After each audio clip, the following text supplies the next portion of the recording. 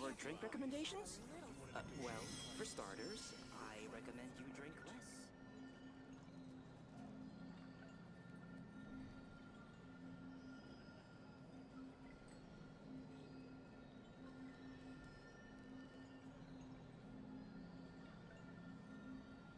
A drink? Or some information? Either way, I'd be happy to oblige. You can't live life without a little sweat. What did I tell you? You are, without a doubt, my best drinking buddy in all of Nogcry. You're too kind, Mr. Varka. Truth is, though, I am but a dabbler when it comes to spirits. Yours, my friend, is a truly superior palate. Ah, Traveler! What impeccable timing. Fancy a drink? I believe something on the milder side would be suitable for you, Miss Traveler. As it happens, Mr. Dimyon is away on business. Allow me to prepare your drink in his stead. What'll it be then? Something sweet? Or perhaps with a little tang to it? Ah, nothing like a bit of indulgence after a busy day on the road. Sweet and creamy ought to hit just right. Something sweet, huh? Hey, how about mixing in that juice we had last time? Now that's what I call hitting the sweet spot. In all our gatherings, Mr. Varka, I don't believe we have ever partaken in what one might call juice. You're referring to the bottle of Sakura sake imported from Inazuma, I presume. If I remember correctly, that tiny vial was the undoing of 4 patrons. Sakura sake? That's odd. I don't recall it having much of a taste at all. But I remember those pickled Sakura were delicious, and they were perfect with alcohol.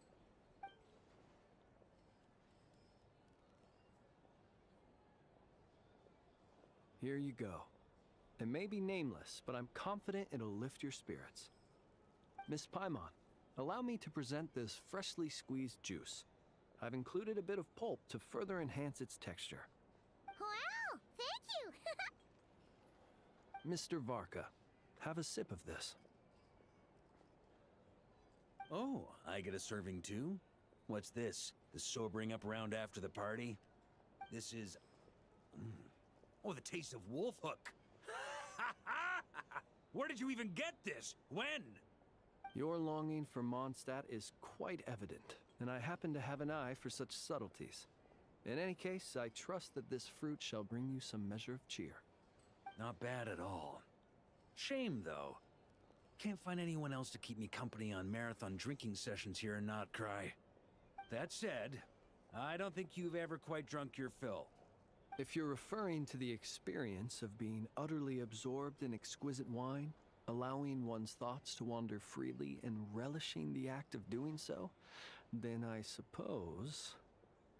vanishes without a trace. But while certain robust spirits may ignite a blaze, I can't say it's ever really made me feel that way. Ha! That's only because the stuff we've got isn't strong enough. Like the fire water from Snezhnaya. You've definitely tried that before, right? Of course.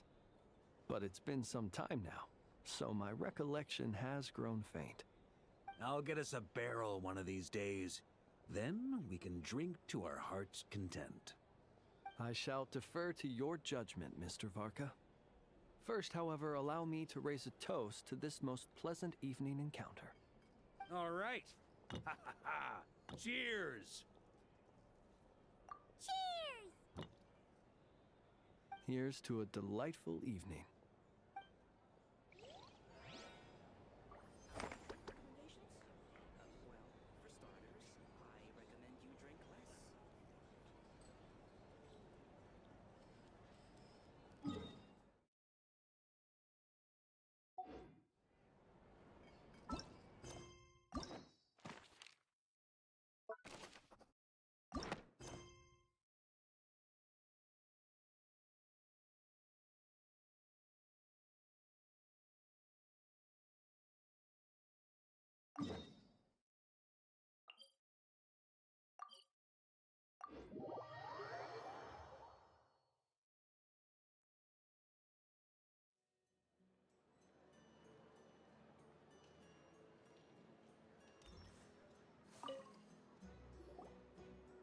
Traveler, Paimon. It's been a while. As it happens, there is a letter here for you. One moment. Here. A letter? From who? Dear Diary, I'm Kale. I work as a trainee forest ranger under my master, Tainari. I'm also studying at the academia. I've been getting better and better at reading lately. Mr. Al-Haytham says that the written word is a crucial medium for exploring the world and understanding oneself. That's why I decided to start this diary. That said, what should I write about? Things are pretty quiet in Sumeria these days. Life is good. Every day is a fulfilling and happy one. When I think back to the days when I suffered from Elazar, or way back to when I was injected with God remains, I'm in a much better place now. I hope it stays that way forever. I'll leave it there for now. Master said he'll take me shopping in Sumeru City today, which is great, because I've been meaning to visit the toy seller at the Grand Bazaar for a while now. Kale, time to go. Yes, Master! Huh?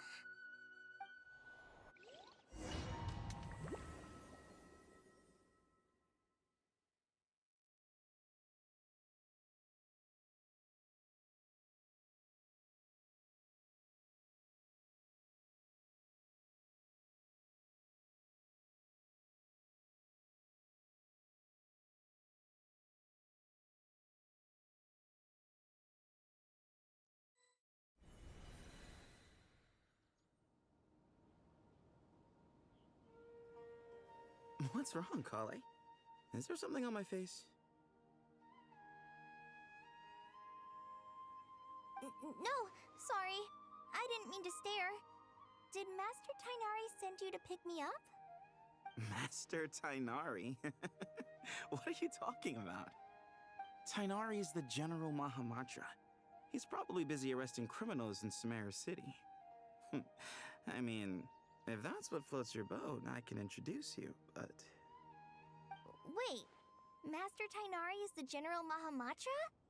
But what about Mr. Sino? Sorry? Oh, you mean that guy who just joined the Vahumana Darshan? Rumor has it he's the leader of the Temple of Silence. If that's true, it's pretty impressive. Sounds like you've been getting to know more and more people since you joined the academia. That's great, but don't let your forest ranger duties fall by the wayside, okay? What's going on? Sethos is acting like he's my master, and Master Tainari has taken over Mr. Sino's job. Is this some kind of prank? If so, it's a weird choice of prank. But anyway, Sethos doesn't look like he's joking. What is this all about? Hey, you're zoning out again. I'm gonna buy some tools for the Rangers. Why don't you stretch your legs a bit? It's been a while since you last visited the city, right? Wait! He's right. It has been a while since I last visited Sumeru City. Was it always like this? I mean, it feels familiar, yet somehow... something seems different. Is this really Sumeru City?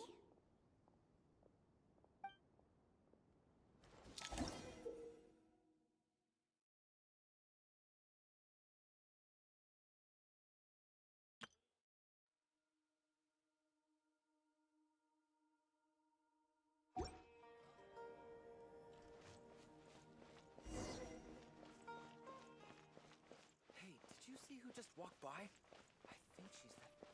Would you like some fruit? How It will I takes ever courage save to enough money maintain to a buy peaceful that life, too. custom-made axe with...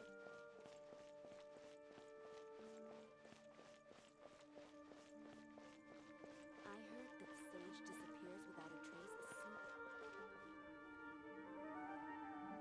Lord Kabe Bay, did you get a chance to review this month's accounts? Any feedback?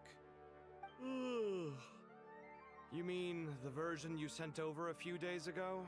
Yeah, I took a look when I received it. I was thinking that maybe our profit margin is a little excessive. I visited some of our commercial partners last month. Their earnings are very slim. Are you suggesting that we give up some of our profits for them? Well, since we have more than we need, yes. Making money for its own sake is pointless. Don't worry, I've already planned for it, and the numbers look fine. We can adjust the rates starting from next month. Also, about that designer you hired, I've had to revise his proposal 3 times now, but he just doesn't seem to... Let's cut our losses. Pay him his fee and send him on his way. I'd like you to get Layla on this instead. She was Cyrus's student, and she designed the Palace of Alcazarzaray. Seems like a much safer choice. Hmm? Who's sneaking around over there?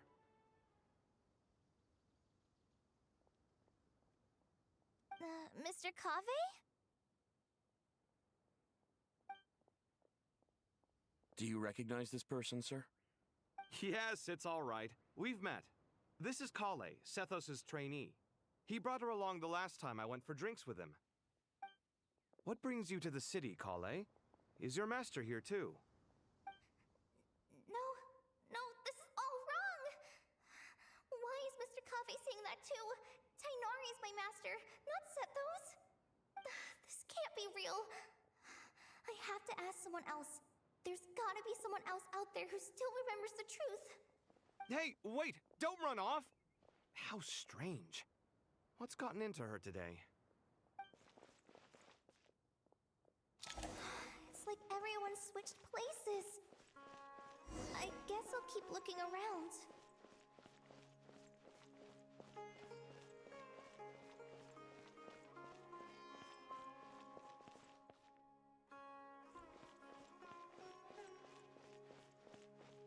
Would you like a cup of coffee? Students are under so much pressure these days.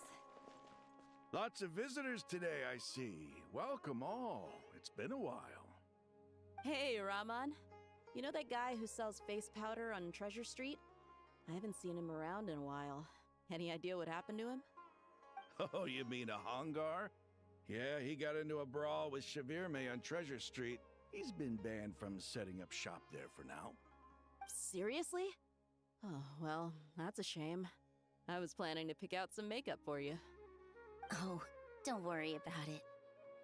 The legendary Flame Mane discussing makeup with the Zubair Theater star dancer. Now there's something you don't see every day. Flame-mane? You know, I'm not actually sure when people started calling me that. Maybe the other Eremites thought I needed a fiercer title to scare people off? To be completely honest, I think the title would fit you better than me, Dia. You think? Can't say I've never imagined myself as a merc. If I ever give up the dancing, maybe I'll head to the desert and give the Eremite life a try. You would? Is that so strange? Oh, not at all. In fact, I've actually had similar thoughts before. If I ever get tired of sleeping out in the wild, I think I might go look for a job at the Zubair Theater. I've adored the dance of Sub-Zeros ever since the first time I saw you perform it. If the chance ever came up, I'd love to try it out on stage for myself. Really? If our manager Sataria heard you say that, she'd hold you to it. Probably grab you by the sleeve and never let you go again. Hey, when that day comes, I'll do your makeup myself. How's that sound? Sure. If the day comes, I'd be honored.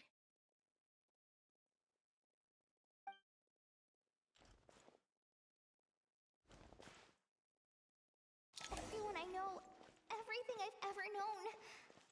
Suddenly it's all a jumbled mess. The question is, who's right? Them or me? My head feels so heavy. I can't think straight. Hi, Mr. Sino.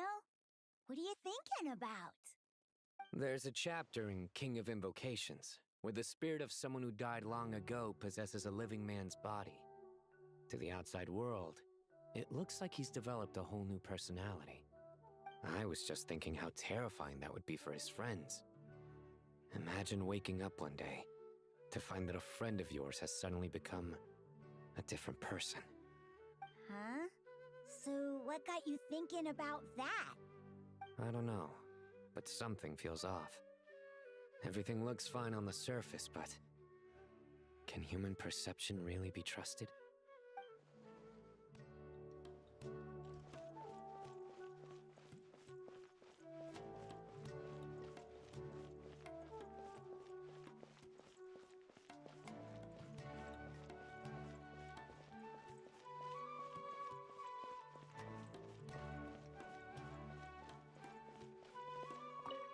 Alright, not a single Mora short. That covers you for this month's rent. What a relief. I was worried the design fees I received this month wouldn't be enough. Well, next time, don't fret. Just let me know and I'll give you a few days' grace. We've known each other long enough for that. Anyway, how are you settling in? I couldn't help but notice that you're staying up late quite often. Yeah, I can't explain it. I just feel more inspired at night. Once I get in the zone, I can race through a whole bunch of drafts, no problem. But what about you? I keep hearing you sighing these days. Is everything okay? Well, it's just... Don't you think this house is a little small? I guess I should be used to it after living here for so many years. But for some reason, I've been feeling claustrophobic recently. I want to move somewhere bigger. Once I've made enough Mora, I'm gonna buy a huge new house. As big as... at least as big as the Palace of Alcazarzaray. That sounds really expensive. True. I'll never be able to afford it on a scribe's salary alone. I need to find another way.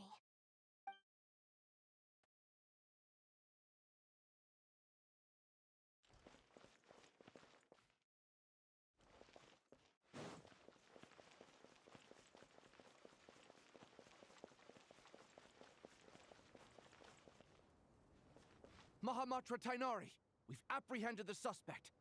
They say that the fool is prone to blind faith, but the wise man is not immune to it either. Siraj, do you have anything to say in your defense? Tainari, you were the one who turned the sages against me. Just a few words of caution from you was all it took to destroy my research. And now you're trying to stop me again? You should know that mechanical life is the future! We must cast aside our useless flesh and... That's enough. I'm not in the mood to listen to your lunacy. Anyone could tell you how amateur your work is. Karina, Ilias, put him somewhere safely out of the way. Yes, sir. Next on the agenda is... Master? What is it? Wait, did Professor Zahahati send you? She's been encouraging me to take on an apprentice. Might be getting a bit ahead of herself there, though. No, Master! It's me! Kale! Listen to me. Something really weird is going on in Sumeru City. It's like everyone's identities have switched around. You're not the General Mahamatra. You're a Forest Watcher. Just yesterday, we agreed to come to Sumeru City today to go shopping together and... All right, there's no rush. Let's back up a little. Your name is Kale, correct? Although this is our first meeting, you do seem strangely familiar somehow. Is there anything I can help you with? No.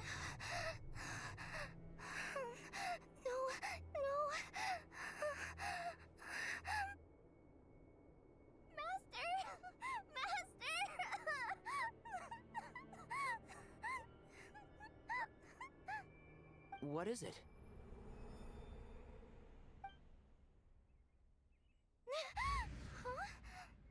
Did you have another nightmare? I've told you before, when you're tired, lay down on your back in bed and get some proper sleep. It's much better for you than napping on your front. Poor posture obstructs your breathing, which can lead to all sorts of weird dreams. Now, we're supposed to go shopping in Sumeru City today, remember? Cheer up. I'll take you to Hushang's. I heard he's got some new toys in stock. Go wash your face, take some deep breaths, and when you're ready, we'll head out. Okay. Thanks, Master Tainari. So it was just a dream. And yet, dreams can sometimes be a warning of things that will soon come to pass. Who said that? That dream felt unusually real, didn't it? Here's my suggestion. Since you're heading into Sumeru City anyway, you may as well tell Lesser Lord Kusanali about everything that happened. And just to be on the safe side, I think you should also inform your 2 traveler friends who once helped save Sumeru. I'd write them a letter if I were you. Time is short. A storm is coming from beyond the bounds of fate.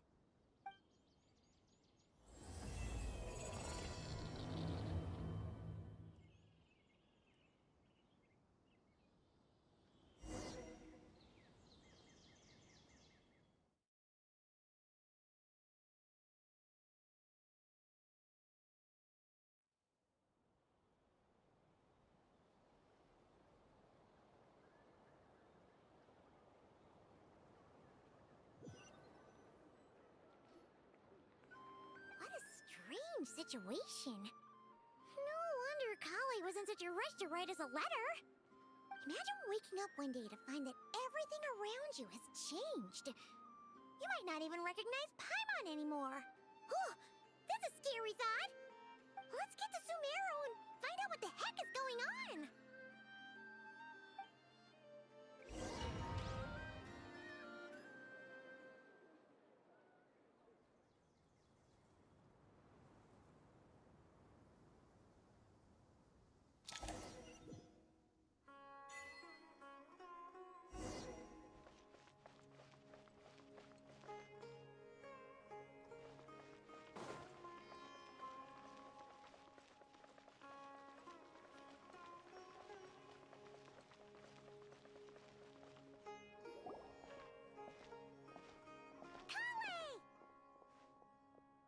Traveler! Paimon! Thank goodness. I'm so glad you made it. Of course. We won't let anything happen to you, Kale. So, what's going on in Sumeru City? Looks like lots of people are moving or something. Yeah, I was just gonna say. After I wrote my letter, Master and I went to Sumeru City and told the Dendro Archon everything that I experienced, from start to finish. She was silent at first. It seemed like she was deep in thought. Then the next day, we got told that she was ordering everyone to leave Sumeru City immediately and move to Caravan Rebot. The entire population of the city has to move? Not just Sumeru City. The evacuation also includes Lokapala Jungle, Avidia Forest, Ashavan Realm, and Ardravi Valley. Basically, everyone living in the rainforest must temporarily relocate to Caravan Rebot. Holy smokes! That's crazy! Yes, it's quite an operation. Even if people only bring the bare essentials, the scale is simply enormous. They've requisitioned almost all the Sumpter Beasts in Sumeru for the task, including the entirety of Dori's Sumpter Beast Park. The Dendro Archon said that what Kale experienced was not a dream, but a warning. After our meeting, she immediately summoned the 6 sages to analyze the situation and discuss countermeasures. They concluded that the events seen in the dream are very likely to become a reality, and that an unknown danger is rapidly approaching. Oh, please keep that to yourself. We don't want to cause widespread panic. The official reason they've given is a large-scale renovation of the rainforest ecosystem. People are skeptical, but there haven't been any major incidents. So far, at least. The Dendro Archon seemed really worried when we spoke to her. She said you can go visit her in the Sanctuary of Surasthana when you arrive. She also said she'd hold out until the very end. Tainari? Kale? You got a minute? I need a hand here. One moment, I'll be right there. As a forest watcher, I've been tasked with assisting with the relocation work. There's a lot to be done, and they need all the help they can get. This will be the final group of evacuees from Sumeru City. While they're away from home, they'll be heavily reliant on outside help. Thank you for coming in our time of need. As you can see, another crisis is upon us. Excuse me, sorry to trouble you, but could you help an old man find his medicine? It's buried somewhere in my luggage. Where's my mom? Where did she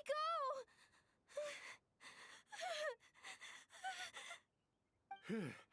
Don't worry, it'll be okay. Those items are worth a small fortune. Make sure you store them somewhere safe. You understand? I bet you thought you'd get away with this in the chaos, huh? Guess again. No petty thief gets past me.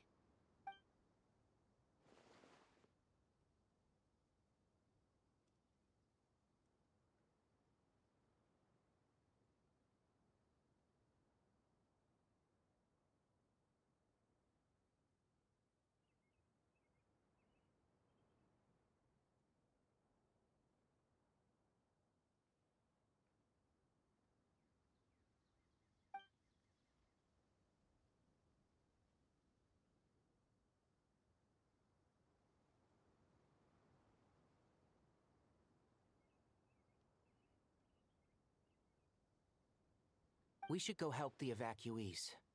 See you around. I'm so glad that you believed me and came all this way to help. It means a lot. Please stay safe.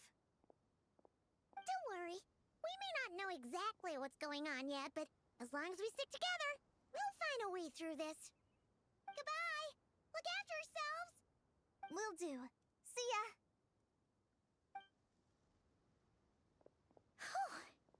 Paimon's not sure how she found the words to comfort Kale because, honestly, she's kind of nervous herself. Let's head to the Sanctuary of Surasana and see Nahida.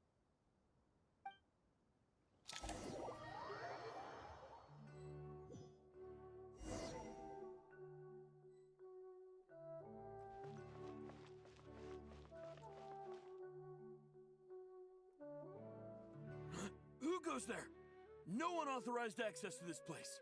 By order of Mahamatra Sino. Are you blind? It's the Traveler and Paimon. Surely you've seen them before. Huh? Oh, so it is. I'm sorry, I haven't been sleeping well lately. My nerves are a little frayed. The Dendro Archon is in a very vulnerable state at the moment. Mahamatra Sino is concerned that our enemies might choose this moment to strike, so he's ordered us to strengthen our defenses. Just seeing you two again already puts our minds at ease. Please, enter. I'm sure everyone's expecting you.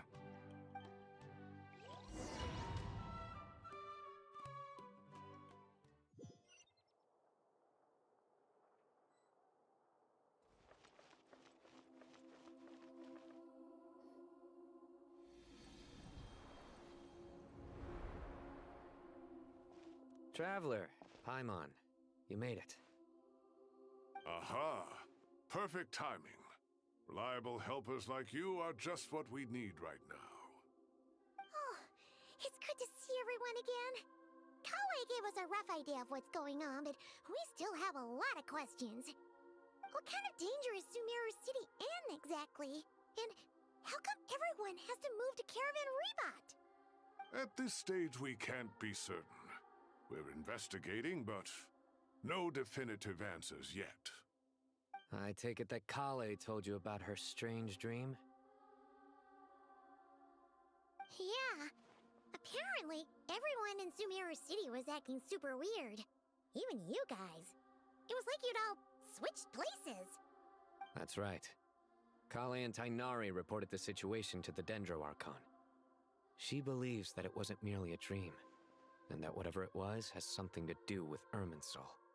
It's a reasonable inference. Only through Irminsul can people's memory and cognition be so significantly modified in such a short time. We don't know why Kale would dream of these things, nor who was trying to warn her. The Dendro Archon decided to connect to Irminsul to investigate more thoroughly. Irminsul is connected directly to the ley lines. The tree serves as a central hub where the ley lines converge, and its core function is to record and store the world's knowledge and memories. But something has gone awry, severely compromising the performance of this core function. Information is bottlenecking inside Irminsul, hampering the ley line's flow. If this continues, new information will languish unrecorded, with existing records thrown into disarray. In short, the souls of the dead will be stranded, while the living have their sense of reality warped. In the long run, Kale's dream could well become a reality. And that's just the beginning. There's no telling what other nightmares could end up coming true.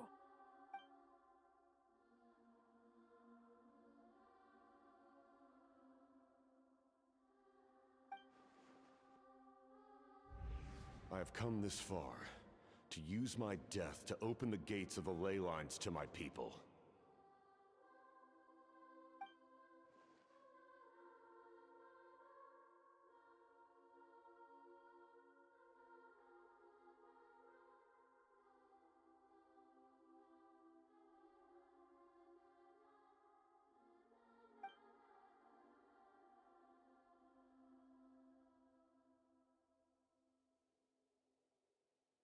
Faced with a growing backlog of information, the Dendro Archon decided to connect herself directly to Irminsul and take over the recording and processing function herself.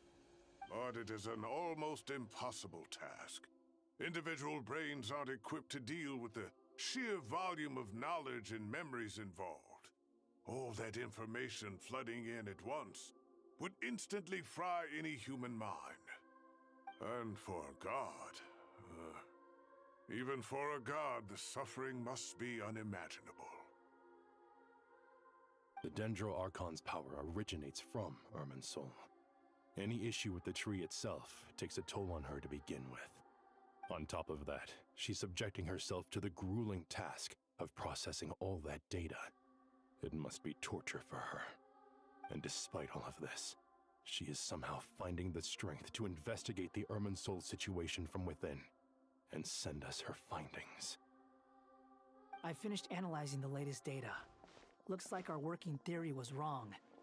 There's no signs of Irminsul having been attacked from the outside. So it's internal then? Some sort of disease, perhaps? No. I've spent half my life studying the ley lines. If Irminsul malfunctioned this easily, the world would have met its end long ago.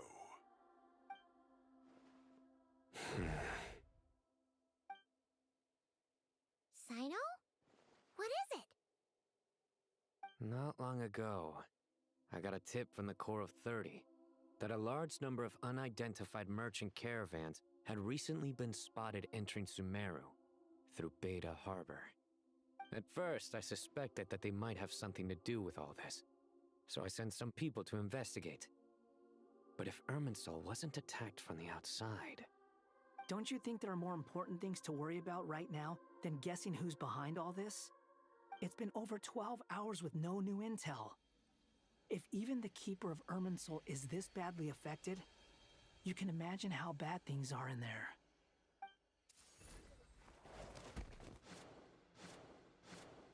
Dendro Archon.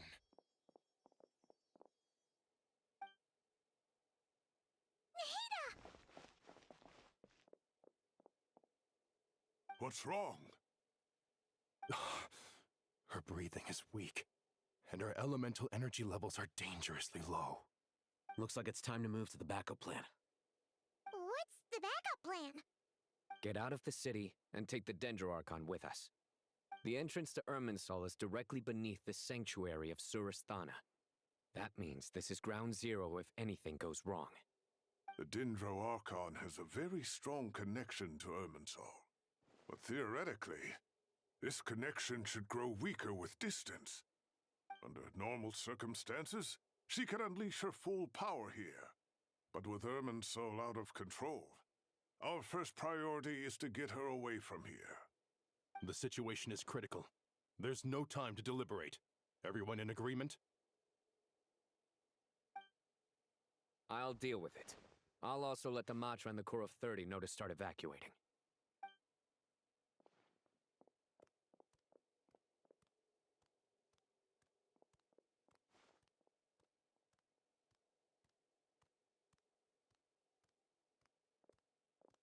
Let's go. No sense grieving when there's nothing more we can do. Agreed. We'll be back as soon as this is over.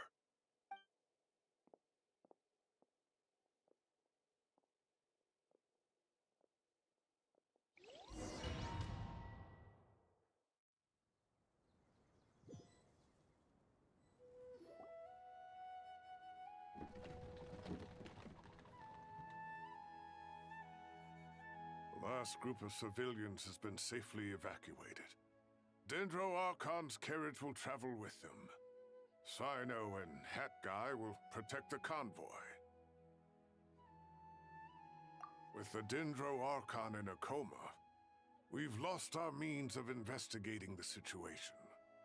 And with Irminsul still deteriorating, we have no choice but to evacuate Sumeru City. Feels as though we're being pushed along by an invisible hand. Stop moaning, Cyrus. We're the teachers here. We should be showing a little more confidence, don't you think? A wise judgment. Let's move out to Caravan Rebot.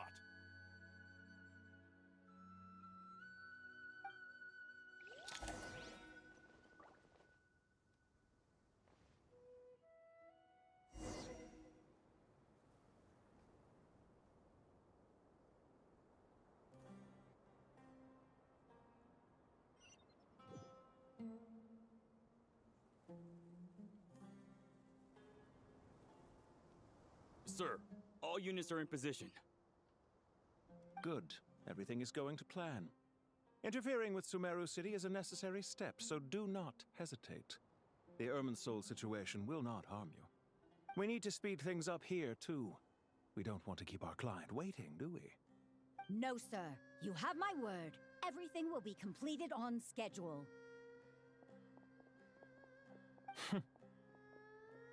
They say that fervent ambition attracts the favor of the gods, and with it, a vision. But we appear to be the exception. So, is our ambition not strong enough? Or does it threaten the very foundations of this world?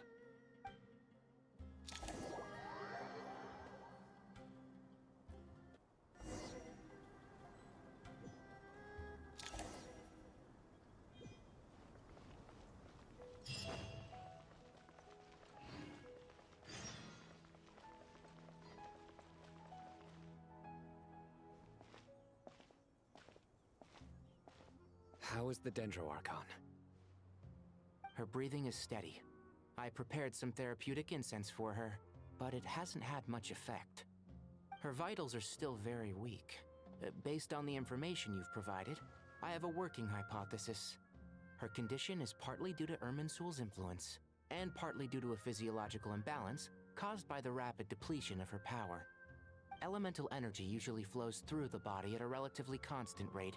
The body grows accustomed to this rhythm, so when it's thrown out of balance, physical symptoms will appear. Is this similar to the ley lines? Overloading and withering both directly affect their vitality, potentially causing irreversible damage. Correct. From a biological perspective, if you overexert yourself, you pay the price with your life. The Dendro Archon is not only drained of power, but her life force is at a critically low level. Is there any way to restore her health? I know the ley lines have strong self-healing abilities. As long as any blockages or pollutions are dealt with, they can quickly regain their vitality. But what about people? Well, gods. What's their capacity for self-healing? Before we think about that, there's a bigger predicament to resolve. Restoring the Dendro Archon's power requires us to heal Irminsul first. But that will be extremely difficult without the Dendro Archon's power.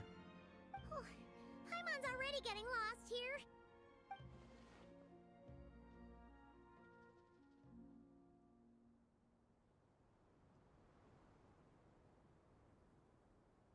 Master Tighnari and Sino look so serious. I've not heard Master speak in this tone for a long time. Tainari.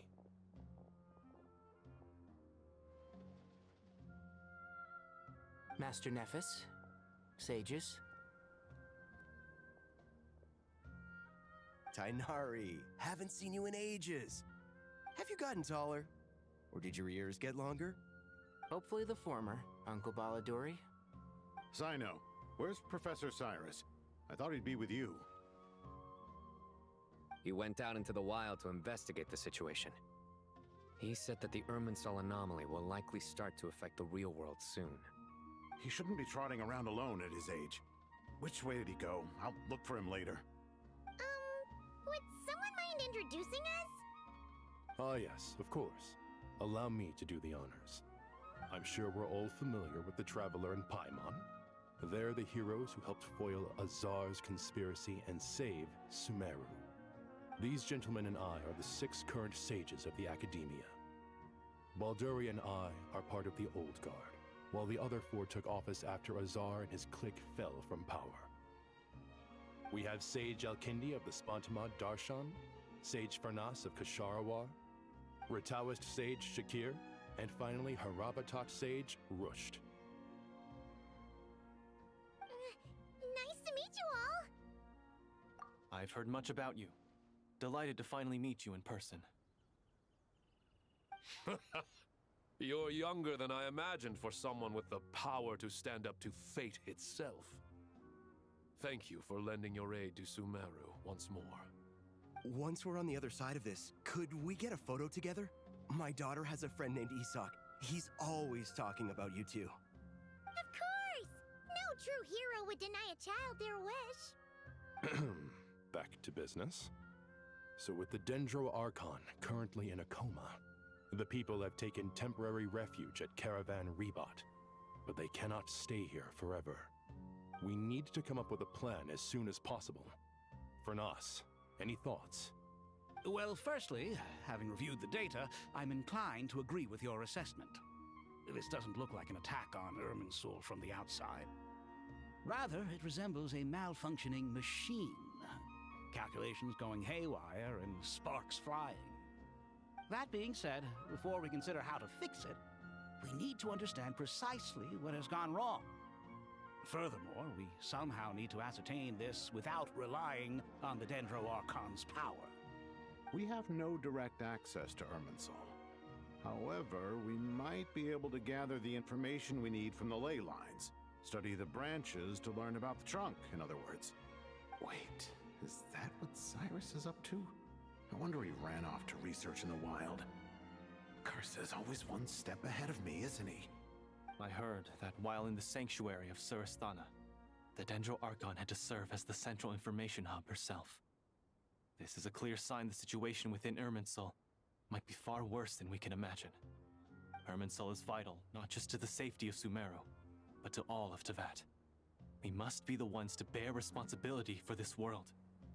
To be on the safe side, I think we need to consider some backup plans. Are you saying we should consider a scenario in which Irminsul is completely destroyed? I'm merely pointing out that the possibility exists. You have a valid point. But until worst comes to worst, I believe we should focus our efforts on resolving the Irminsul anomaly and helping it recover. Kale, I understand that you were the first to foresee this crisis. If it's all right, I'd like to talk with you about it in more detail. Of course! But even I don't know how I came to have that dream. If there are no signs of external damage, could it be a stress fracture? Metals tend to suffer from this issue with long-term use, and Irminsul has existed for centuries, after all. It's possible, but surely a stress fracture would be more likely to cause a complete shutdown rather than chaos. Sages, General Mahamatra, sorry to interrupt, but something has come up. What happened? Some citizens didn't believe that Sumeru City was really in any danger. They slipped away and hid during the relocation, intending to return home. How many people are we talking? About a dozen. Sakura found them while on patrol, but they appeared to be suffering from psychosis. For whatever reason, They were trying to kill each other. By the time we arrived, there were only 2 survivors. One was unconscious from their injuries. The other tried to attack us, but was subdued. Where did this happen? Near Yasna Monument. That's not far from Caravan Rebot. Master. I know. The Irminsul anomaly is beginning to have effects in the world. I didn't expect it to spread to Yasna Monument so soon. It almost feels like we're being chased relentlessly, with no time to catch our breath. Sir Cyrus said the same thing. He sent me back to report in, while he continues investigating. I'll go join him. Count me in too. Don't let my age fool you, I can still fend for myself. Very well. Meanwhile, the rest of us will continue discussing our next steps. Get back soon. Take care of yourselves. It's getting dangerous out there.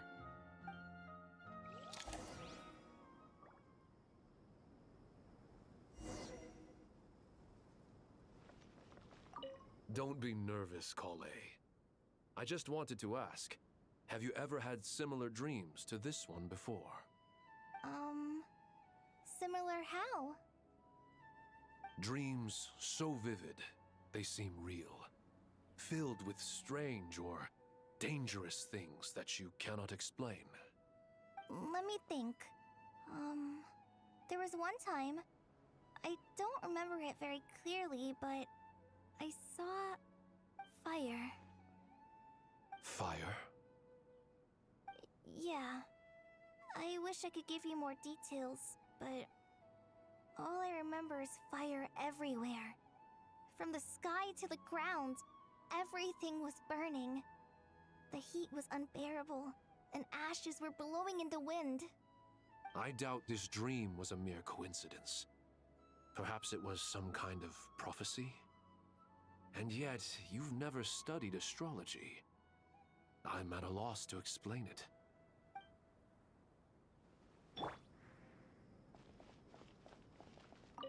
I thought we'd be safer once we got to Caravan Rebot. If the Irminsul anomaly's sphere of influence continues to expand, our only option will be to move into the desert. To Aru village? We should check if they can accommodate so many people. Essential supplies will also become an issue. We were only able to relocate here so quickly because Caravan Rebot is well stocked. If we move to the desert, we'll need to carefully calculate how much food and water to bring.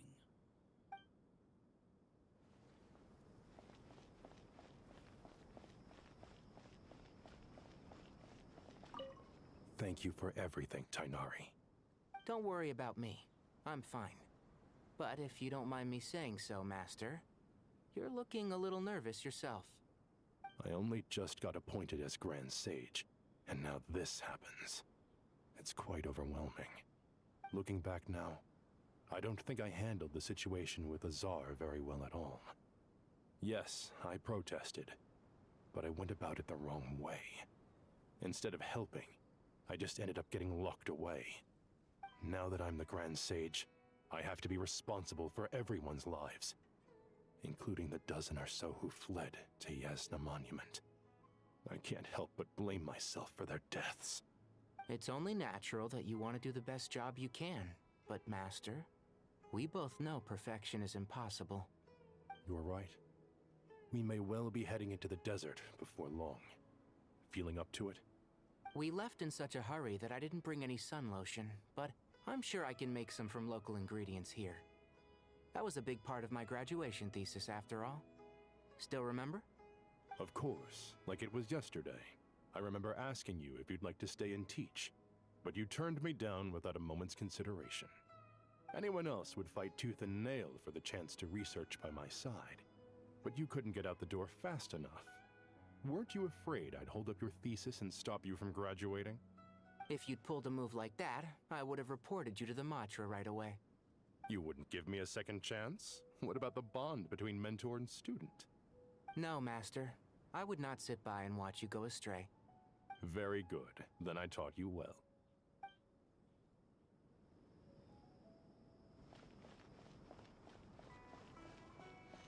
That guy! What? looked like you were lost in thought there. Do you have any ideas about what's going on?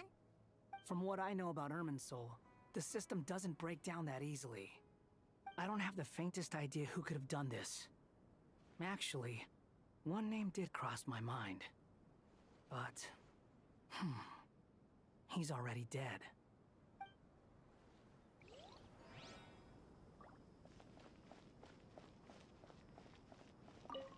So, can I assume that this period of time away won't count as part of the rental period?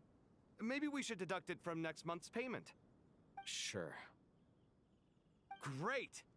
Wait, why are you suddenly being so reasonable? What's the catch? I'm always reasonable with rental payments. Like the time I refused to let you use that wine you brought home as collateral. That was a perfectly fair request, and you know it! Everyone runs low on funds now and then, don't they? And that bottle of wine wasn't cheap. You ought to be thanking me. Anyway, Sumeru City should be empty by now, right? With no one at home, I've been worried about security. I'm worried about burglars. What would they steal? That new scroll you bought? Ah! I'd almost forgotten about that. Oh, I only went and hung it up in the most conspicuous spot in the house. If anyone breaks in, it'll be the first thing they see. Well, no one but you gave it a second look while it was on display in the shop. I doubt anyone would go out of their way to steal it. You say that, but what if there's a thief out there who shares my aesthetic tastes? Then you can only hope he shares your taste in expensive wine as well. Always worth having some collateral. You!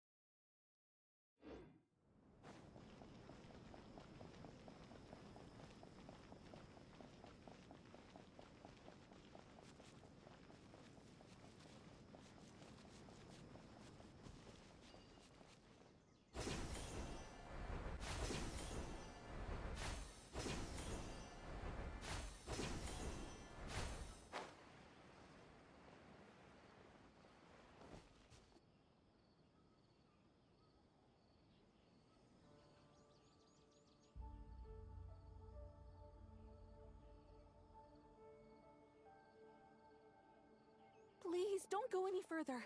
As you get closer to Sumeru City, there's no knowing what dangers you might encounter. So this is our mentally disturbed man? I'm going to gut you all!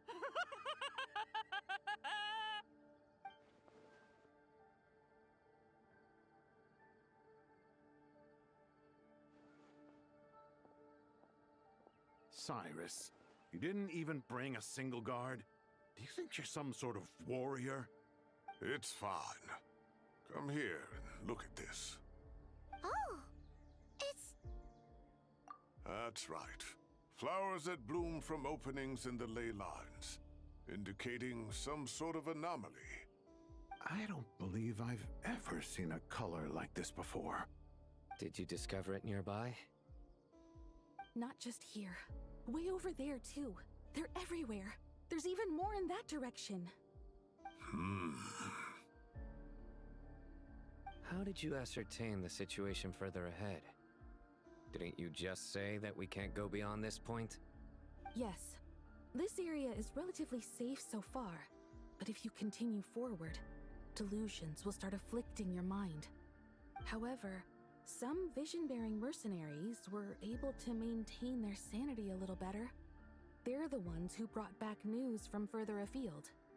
Sino, do you remember the class I taught on dissecting ley line blossoms?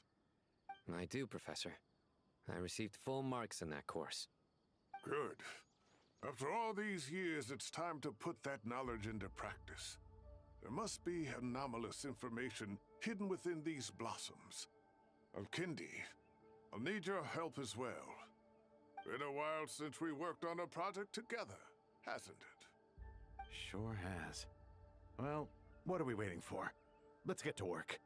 Anything we can do to help?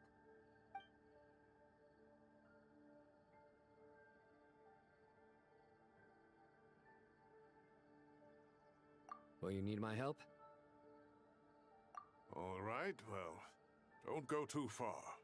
There's too many unknowns at this stage. Let's regroup at Caravan Rebot later.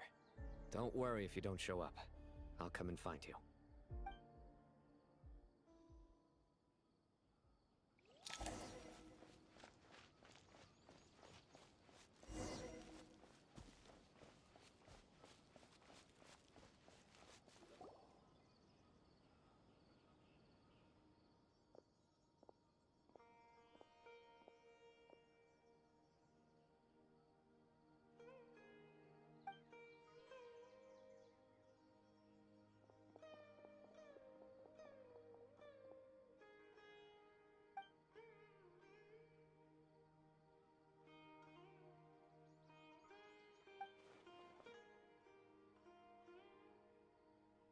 That should be the heart of Oasis.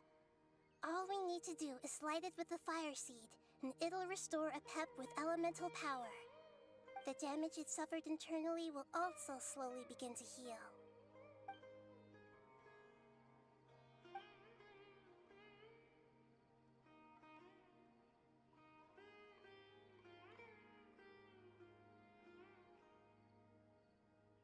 What is it? You thought of something? Really? Then let's get back and tell the others!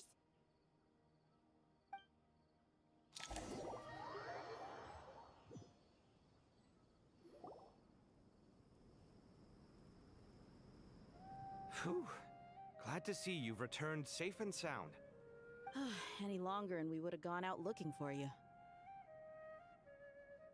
Well, this is a nice surprise. Paimon sure feels better with everyone we know here. We've made some progress, so let's start by giving you and Paimon a quick update. By dissecting the ley line's blossoms, we've been able to deduce that although Irminsul is experiencing an anomaly, it has not completely rejected access from the outside. The Dendro Archon has the power to connect to Irminsul, but there's also another way. I assume you recall the devices everyone was wearing when you first arrived in Sumeru? Devices? Oh, wait. You mean... The Akasha terminals? That's right. Of course! It's been so long, Paimon almost forgot all about the Akasha. Wasn't it shut down, though? Yes, but although the system isn't currently operational, the technological infrastructure is all still there. And it turns out that a certain someone gets so bored at work that he's actually read through every single one of the instruction manuals. No prizes for guessing who that was. If praising others is that embarrassing for you, you can simply spare yourself the ordeal. As much as it pains me to say anything nice about him, there's no denying his intelligence. He rarely forgets anything he's read. The Akasha is exactly what Sumeru needs at this moment. Between us, we should have all the knowledge and expertise we need to get it up and running again. But if I recall correctly, doesn't the Akasha need a Gnosis to function? That's exactly right. The Akasha relies on the Gnosis as a power source, and in its absence, we'll need to find an alternative. To tackle this problem, it looks like we'll be relocating once again. Namely, to the Temple of Silence. Ring any bells? It's the only major institution in Sumeru dedicated to preserving the knowledge of King Deshret's civilization. You might find the answers you're looking for hiding there.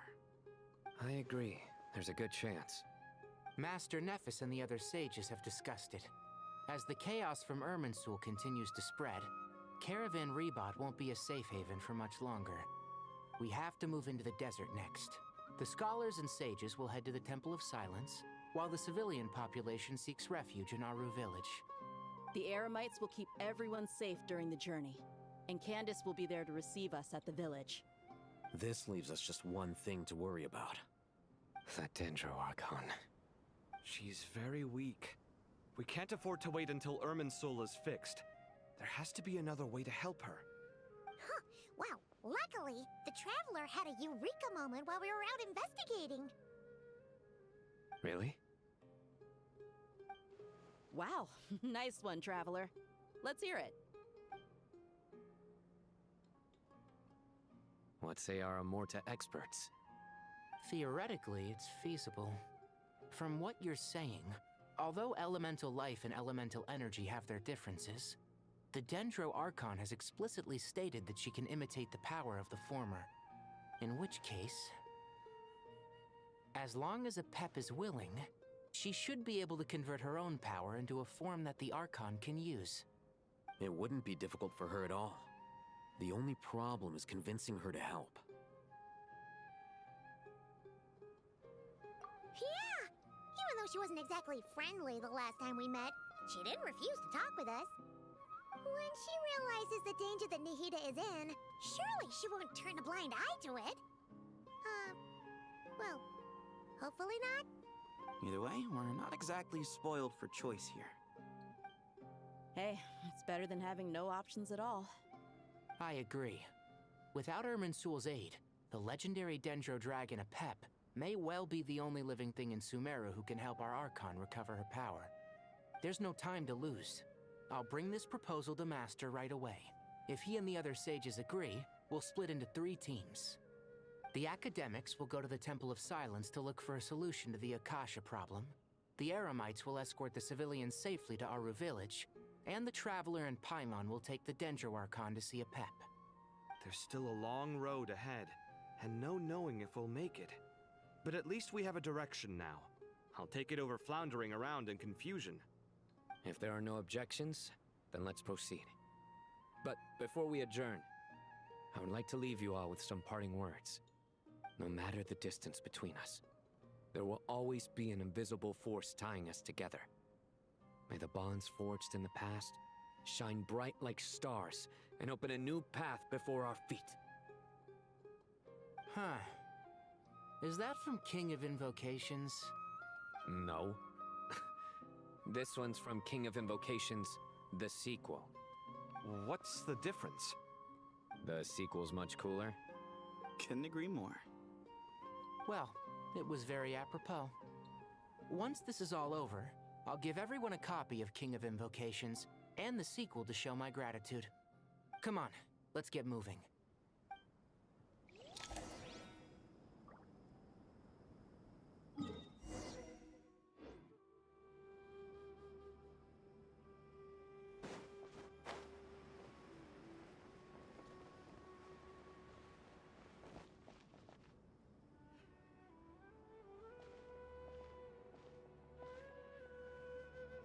Tighnari has brought me up to speed.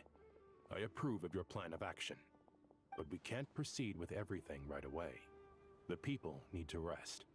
For many of them, this will be their first time in the desert, so we'll need to find additional personnel to help escort them. You two, please go on ahead with the Dendro Archon. Let's rendezvous at the Temple of Silence later. No problem. We got this. Words can't express my gratitude, so let me just say, I hope everything goes smoothly for all of us. Goodbye for now. All right, let's get going. If Paimon remembers correctly, the last time we saw a Pep was in... Traveler, Paimon. Could I borrow you guys for a moment? It'll only take a second. Kale, what's the matter? Well, the thing is, Master Tighnari once told me, after you raise a problem, you should think about how to resolve it. But Ever since I had that dream, I feel like I haven't been of any help at all. I tried my best to keep up with the conversation, but there was so much new information, I couldn't take it all in. So, I just wanted to ask, do you have any tips for me there? Paimon knows exactly how you feel. But fear not, everything you need to know is right here in Paimon's notes. Sumeru chapter! It's got tons of info about all the things we've seen and heard on our adventures. Some parts are a little simplified, but hopefully it all makes sense.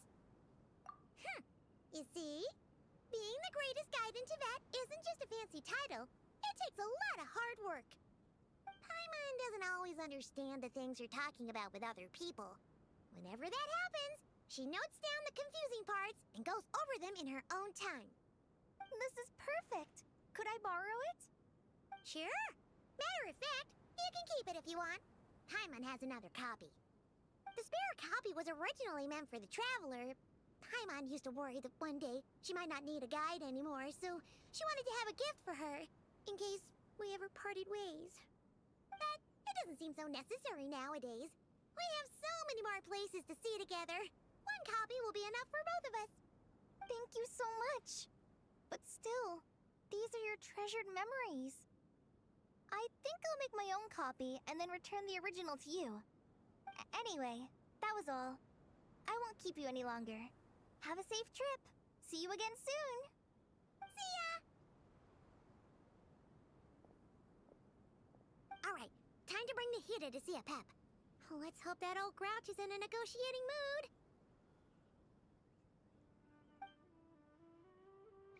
Hey, here's a thought. If we brought Nervalette along, do you think he could help us persuade a pep to help? Actually, never mind. In a pep's eyes, Nervalette's probably one of those dragons who's grown too close to humankind. They might end up fighting for all we know.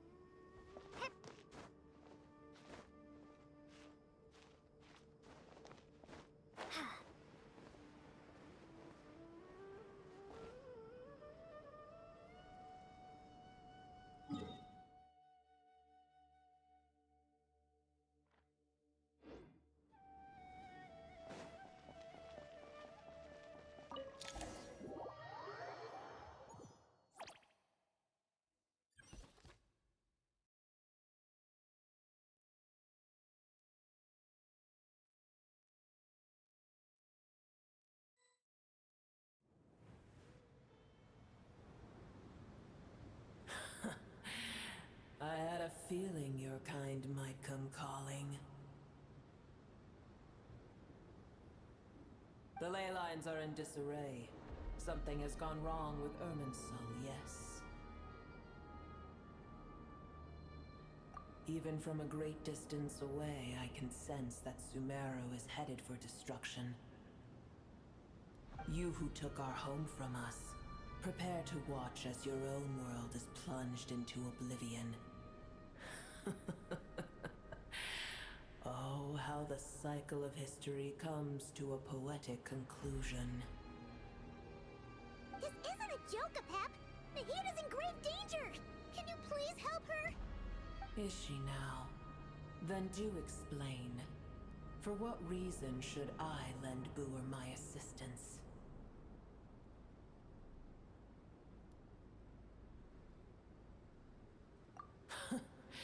The age of the dragons ended long ago, and the world that replaced it is under the dominion of the heavenly principles. In choosing not to side with your enemies when the heavenly principles' rules began to relax, I have been merciful enough. Do not forget that I have no love for this world you hold so dear. Apep, if you truly despise gods and humans so much, well, after the great humiliation of being helped by a god in the past, shouldn't you be jumping at this chance to balance the scales? Now that is a compelling reason. When El Ahmar plotted against me and I was tortured by forbidden knowledge, it was Boer who saved me from agony. And though I regard with shame the pity of my enemies, to receive aid without repaying it would likewise tarnish a dragon's dignity.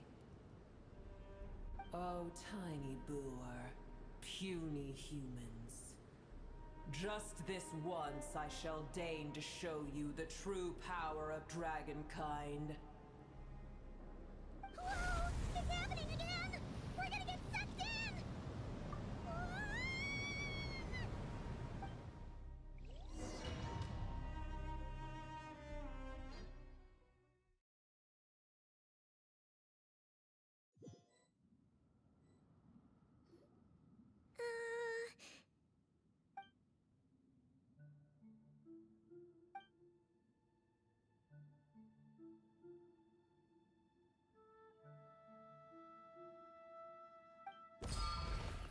It is done.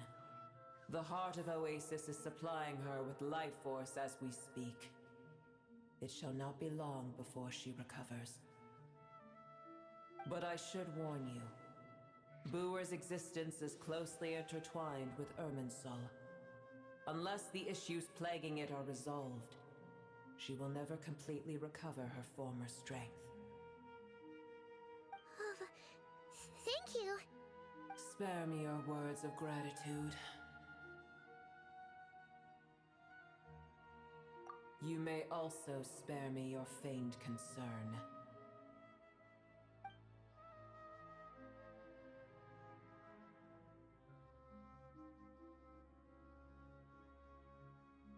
A dragon's sovereign's power is far greater than you can imagine.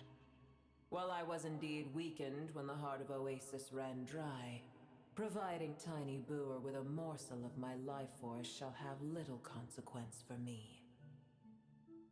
Oh, good to hear.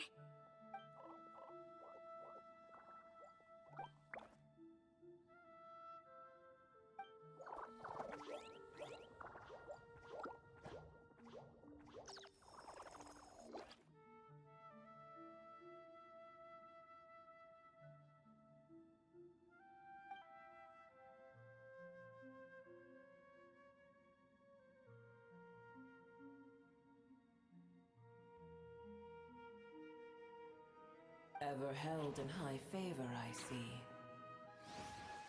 Oh, well, you know. The compliment was sincere. Simply accept it.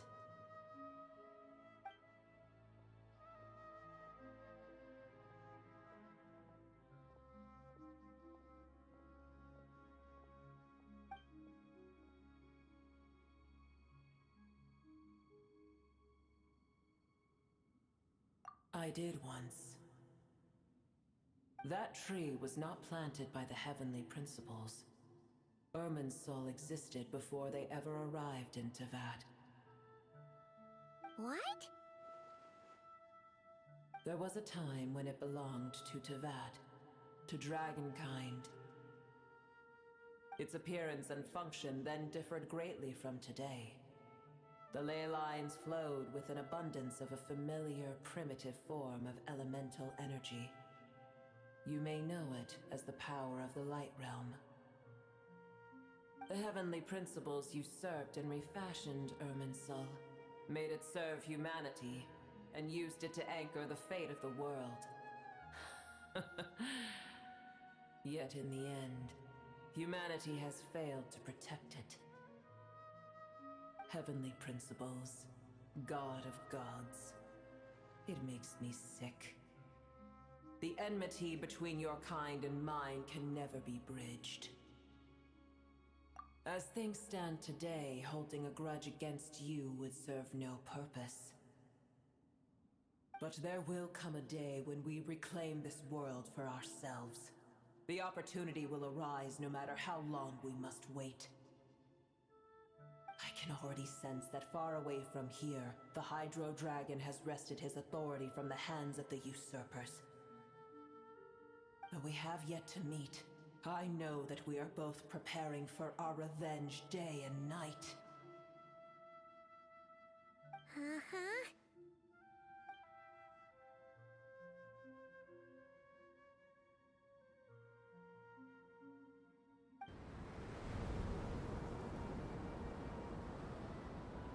I hear a great disturbance out there. Huh? What is it? Sandstorms come. The Jinn. I see. Another calamity approaches. You both seem restless. Let us part ways here. Boer is safe with me. Once she has recovered, I shall return her to your side. Oh, thanks again. Take care, all right? I told you already I have no need of your feigned concern.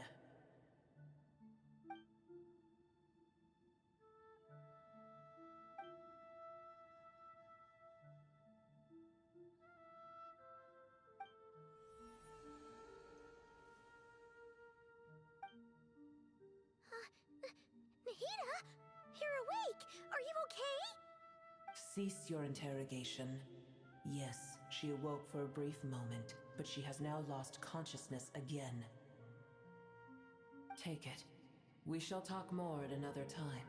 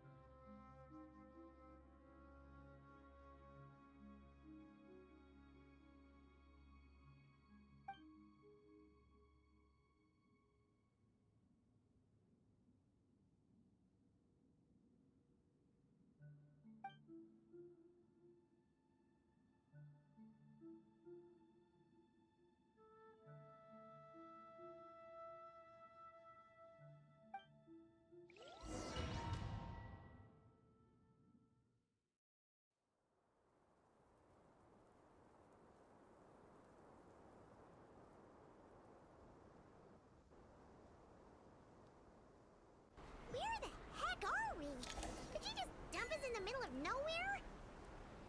Wait. No. Paimon remembers now. The Temple of Silence is over that way. Come on, let's go find the others.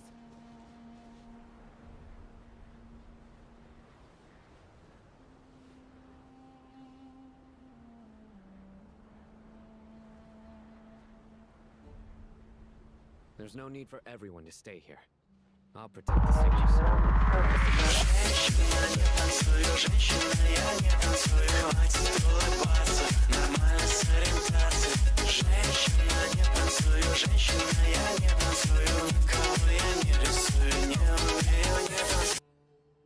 Здорово, Бонни.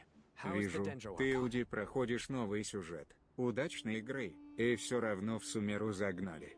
Кстати, а чего чат не работает?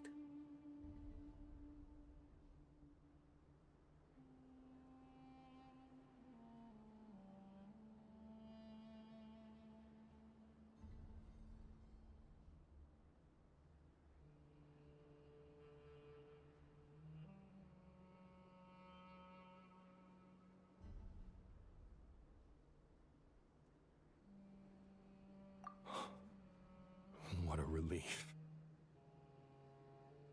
It's the Jinn. Countless Jinn have stirred up violent sandstorms across the desert, blocking our path to the Temple of Silence. Tainari and Kale have returned to Aru village to help. The Jinn are being highly aggressive, so both the village and the merchant caravans require protection. It's just one thing after another. Where did all of them come from anyway? In all my trips to the desert, I've never seen anything like this before. As I see it, the only possible candidate is Gurabad. Gurabad? Baladuri could explain in more detail if he were here. All I know is a rumor I've heard about from previous trips to the desert. Supposedly, a great number of dormant Jinn lie sealed beneath that city.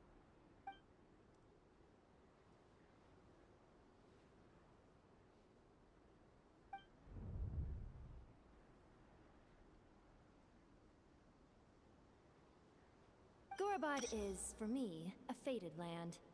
I must therefore return back to this city, where my destiny awaits me still.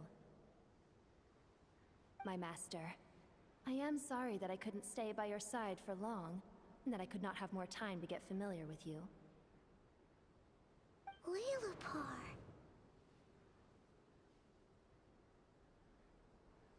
Yeah, we once said goodbye to a friend there. Well, maybe not a friend exactly, but someone we met on the road anyway. She was a strange bottle. If we can find a way to wake her up, maybe she can help solve the situation in Gorobod. Well, be careful. You may find there's more than just the Jinn to worry about. You mean, there are other dangers in Gorobod? It's a sensible assumption to make. The moment we arrived in Caravan Rebod, the Irminsul anomaly started spreading in that direction. Now we've moved to the desert, and suddenly we're plagued by Jinn and sandstorms. To call it a coincidence would be a stretch. Don't worry, we've gotten a lot stronger since our last stint in Sumeru.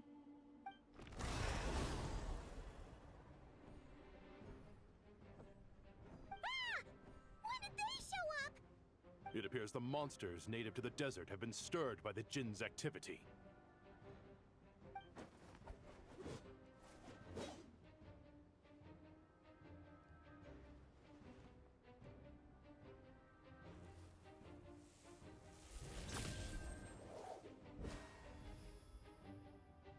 You should get going. We'll take care of things here.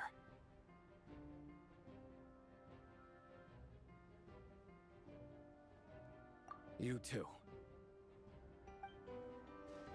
Don't do anything too risky. You got it?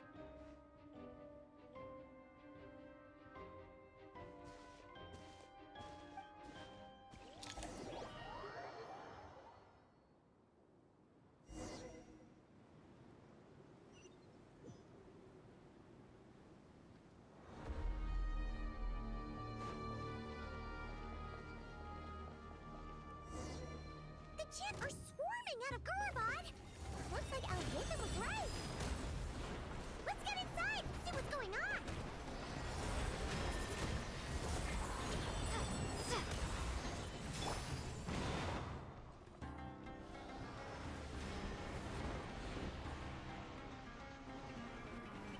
Leave it all to me. Illusion shattered!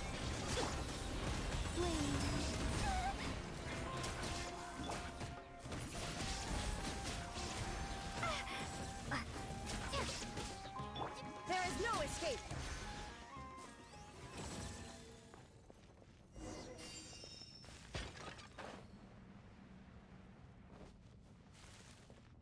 They just keep coming! How many of these things are there? We'll never take them all out! Let's just head further inside for now!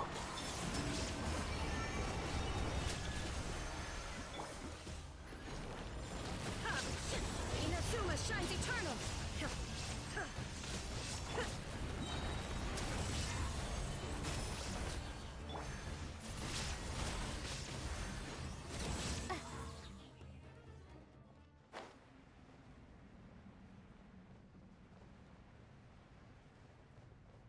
Target spotted! All units at the ready. If it's Chewie! They must be using this place as a stronghold! Are they the ones behind all this?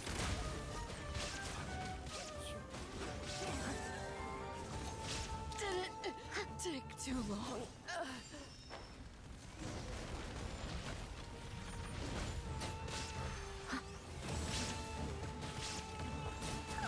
Fighting Jin with one hand and Fatui with the other?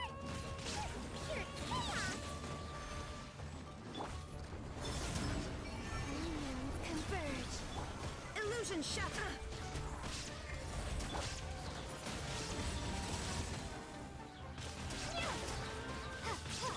I must leave no stone unturned.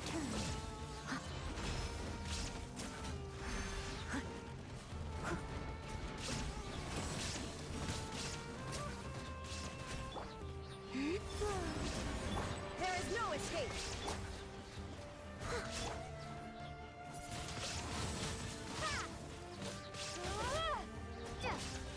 A moonlit night for all.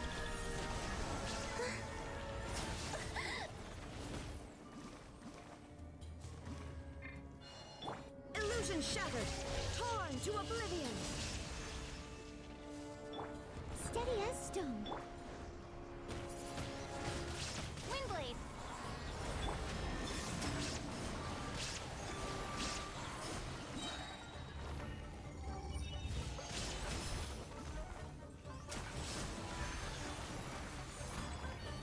A new moon rises.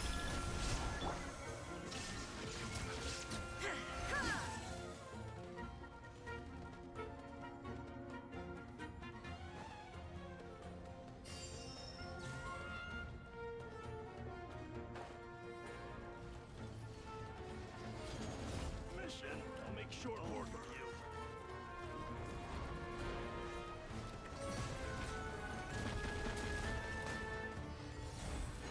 Get crushed!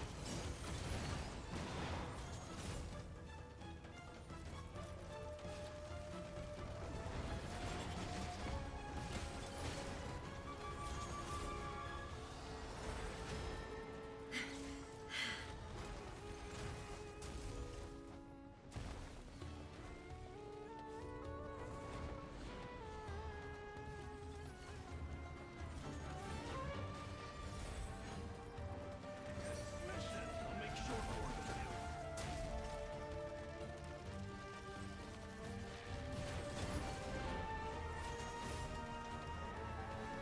Get crushed!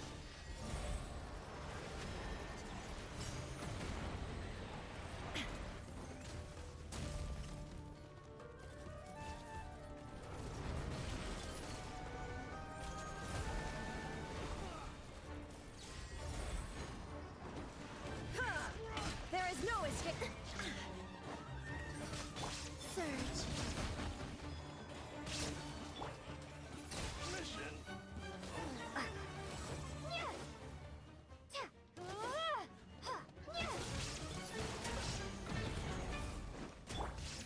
As a good knight should, I must leave no stone unturned.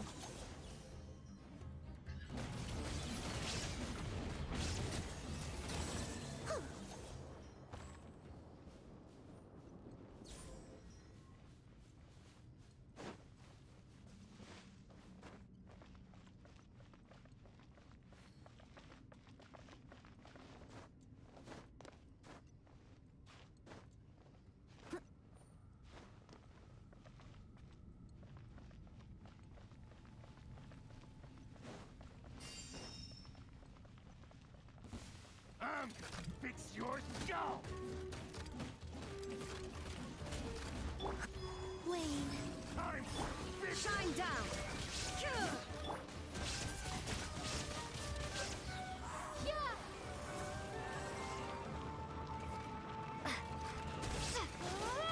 Illusion shattered!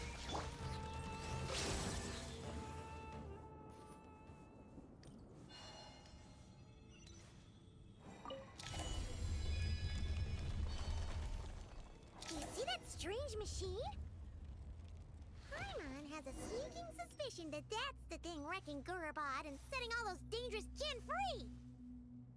The target has reached the core zone. Requesting backup. Repeat, requesting backup. Backup en route! Stop her at all costs!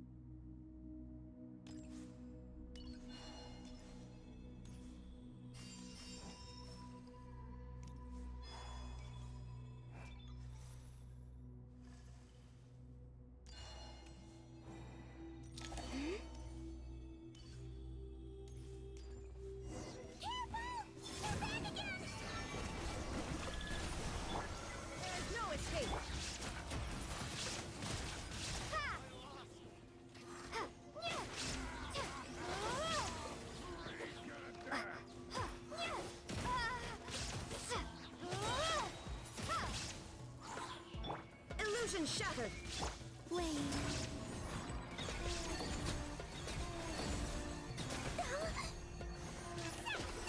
Nice one, Traveler!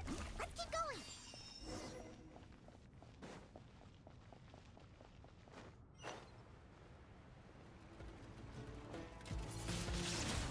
Windblade. Two moons converge. Now you shall perish! Shine down!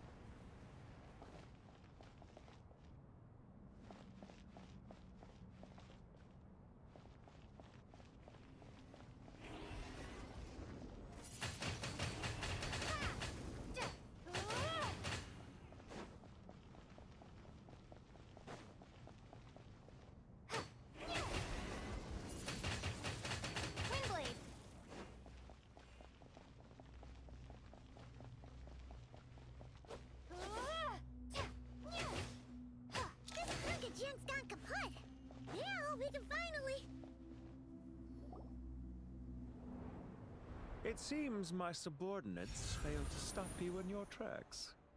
Apologies, sir. There is no need to apologize.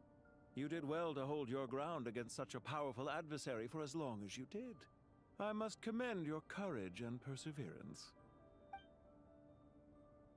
So, you're in charge here, huh? First the problems with Irminsul, now this mess in Gurabad?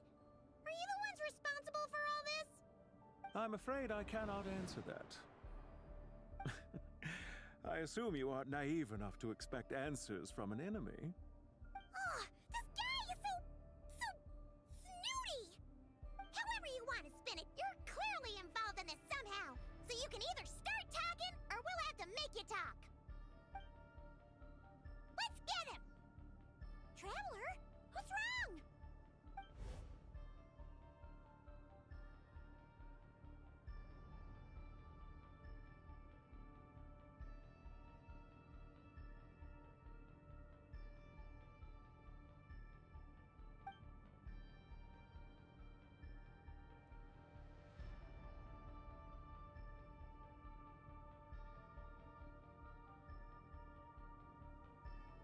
You're remarkably calm.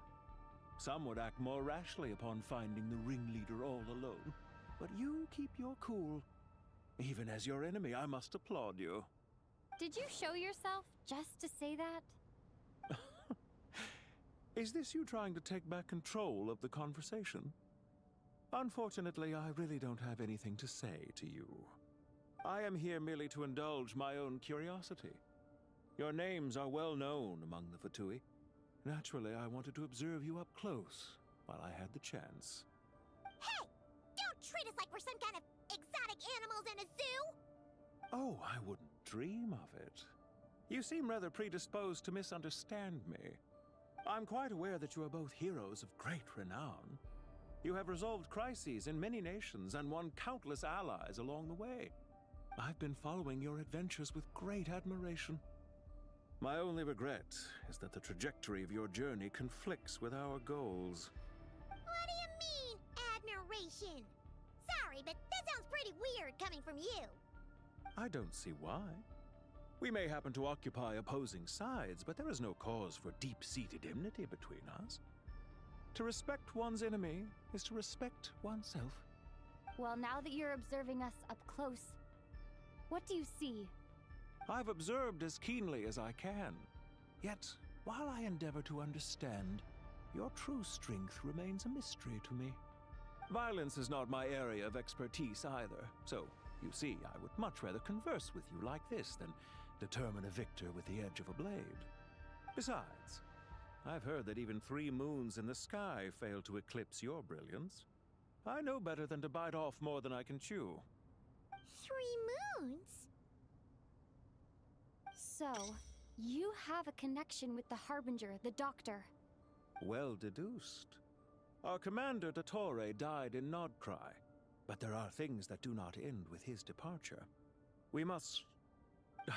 Look at me. I almost divulged more than I should have. What are you after? Revenge for Dottore? Or are you plotting something else? I've said quite enough, I believe. There's no point in continuing this conversation, except to say, I've noticed that you seem to know your way around here quite well. A repeated visitor to Gurabad, are we? Ugh. I'll take that as a yes. Then I'm sure you'll have heard the story of this place. The mother of the Jinn, Lilupar, and the tragic tale of her vengeance that spanned 3 generations. It was right here that Lilupar once helped the wise to ascend to the throne. But from that moment on, every king who sat upon it was corrupted by power. These degenerate rulers lost control over their nation, and with it, the right to occupy that exalted seat. What are you trying to say? I once admired you for your adventures. That is the earnest truth. But it appears to me that your journey serves ultimately to uphold the rules of this world. Are these rules truly just? Does the heavenly principles rule with wisdom or folly? And how can we be sure that the 7 who wield authority over the world will not be corrupted? Do you seriously think you're gonna convince us of anything? Convince you? I'm sure my commander already tried that. Why would I waste my breath doing the same? If a few words from a stranger were enough to make someone completely change their stance, it would only prove that they never had a firm will to begin with. I am merely stating my position, so that we might understand each other better. One's enemy in the present may not necessarily be an enemy for life. As for what game I'm playing here, I'm simply buying some time. But now I must bid you farewell. It was a wise decision not to attack me immediately. Since you did not fall for my ambush, I will now have to ask those in hiding to reveal themselves. Leave this to us, sir. Very well. I trust you to do what is necessary. Stall her while I execute the next step of the plan. Sumeru City, Irminsul. Hey! Stop right there! Don't you dare leave without explaining yourself! All units, stop them! Protect the commander! Did you hear that? He mentioned Sumeru City and Irminsul! He definitely knows something! We can't let him get away! Get rid of these pesky soldiers, quick! I must leave no stone unturned. Rear guard to the front! Don't let them through!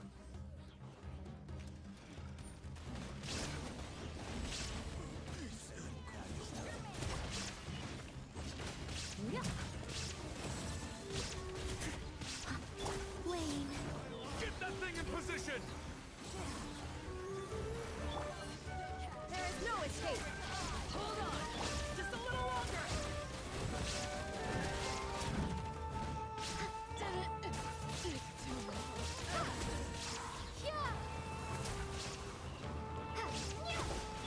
Shine down.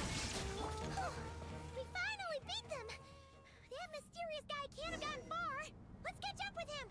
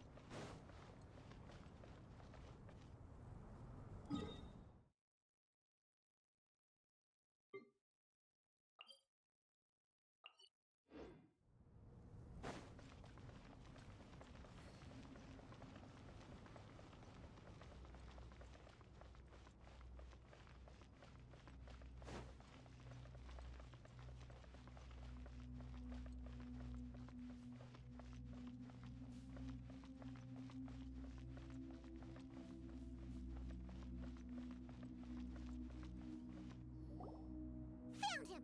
Over here! You're very persistent. Hey, you! Stop running and explain yourself! What are you trying to...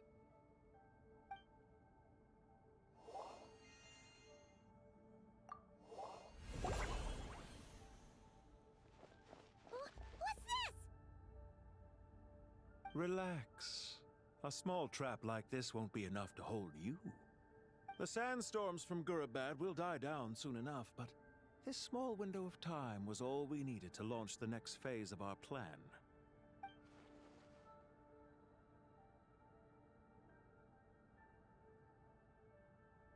Don't be discouraged. I knew that someone would come here eventually, so I planned ahead. Where to chat with you, which door to exit from, even which mechanism to wait by for you. I thought through every detail. You, meanwhile, know nothing of who I am. So far, you've only heard my voice, and for all you know, it may not even be real. But not to worry. This is only our first meeting. It shan't be our last. Just answer me one last question. Why do you continue to follow Dottore? He has conducted countless cruel experiments, even on his subordinates. Follow isn't quite the right word. Let's just say even those you see as villains have their friends, even if they aren't the most sincere of friendships. When any set of rules is established, there will be those who benefit and those who lose out. People will do anything to justify what they have gained or escape from the hardship imposed upon them. Neither he nor I are tolerated by the rules of this world. We were both searching for a new order. Our ideas of the final form that should take may have differed, but our journeys took a shared path. Goodbye, Traveler and Paimon. I wish you a timely escape, albeit not too soon. I will need a little more time to prepare, after all. Hey! Come back! Wait, this dark wall. We've seen these on our adventures before. It swallows people up! Oh, I'm sorry. She shouldn't have jumped the gun! Oh, okay. He may have fooled us this time, but we'll get it back!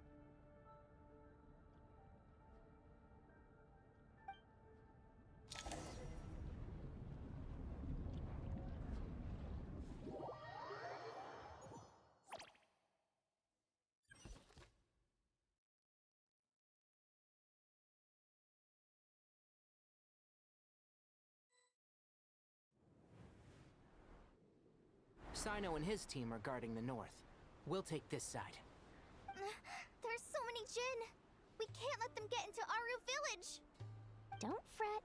I am well prepared for this situation. Huh. So you have a solution?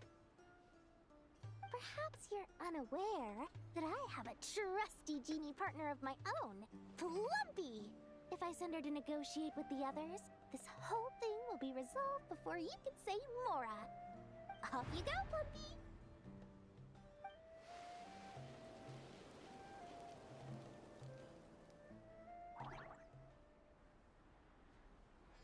Come on, what's the holdup? 5,000 Mora.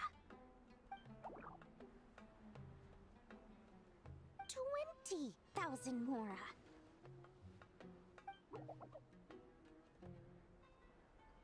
100,000 Mora. Final offer. Ah, so she's a hired partner.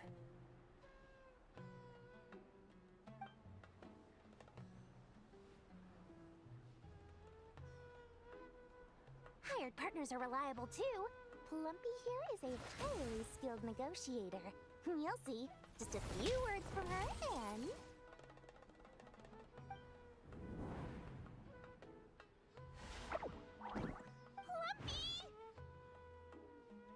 Don't you Jin have any respect for the rules?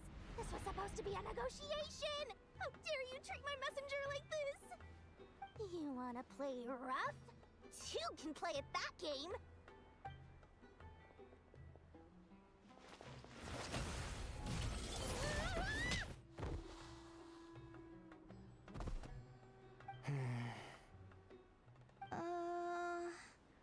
Looks like it's up to us now. Be careful, Kale. Yes, Master.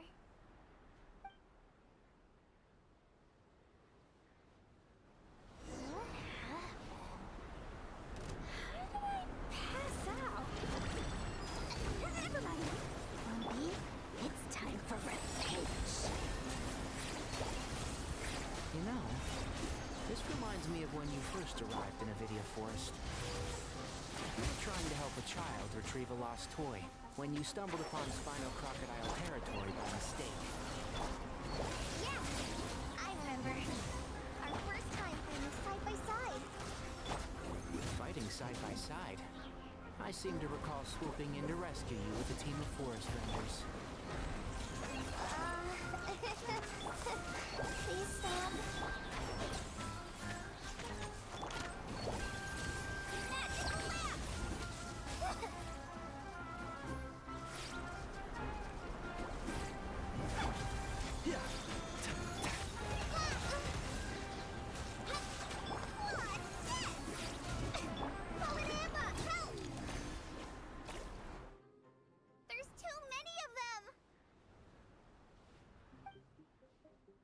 I can't believe I used 12 rare items in one battle! Ugh. I shudder to think how this is going to affect this month's accounts. The sight of that glaring deficit might be more than my poor heart can take. Tighnari, how's the situation on your end? We held the line, though it was a close call. But it looks like they're preparing for another attack. Has something happened? They've breached our defenses in the south. The Jinn are pouring in. We're moving the villagers to the north as we speak. We're hemmed in. This is getting precarious. Our margin for error just got a lot smaller. That's why we wanted to confirm your status. We need to consider our next move carefully. Bad news! Another line of defense has been breached. Kale, go with them and assess the situation. Dory and I will hold the line here. But Master! Even with 3 of us, we barely managed to... This is not a discussion, Kale. Don't worry about us. She clearly still has plenty of tricks left up her sleeve. Wait! You can't pin all your hopes on me? Oh, great.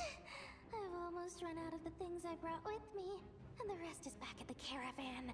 I should be able to hold out for a little longer, but still... Master!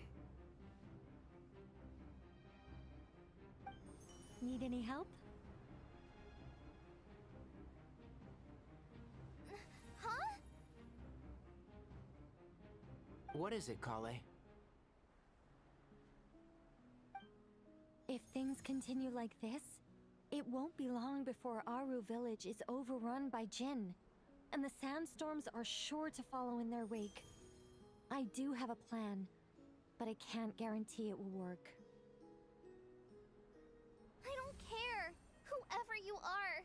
Please just help us. The only one who can help is you. I am merely here to guide you along the correct path. I am a spirit created at the beginning. I am a flickering illusion. I am the shimmering light that flows from the eyes of the Creator. What do you mean? It doesn't matter. You don't need to understand it. Just repeat after me, one line at a time. Watch out! Jinn incoming! I am a spirit created at the beginning. Here goes nothing! I am a spirit created at the beginning.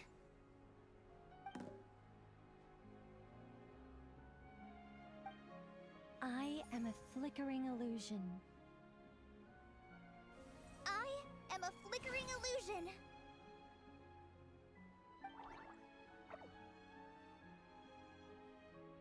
What's wrong, Plumpy?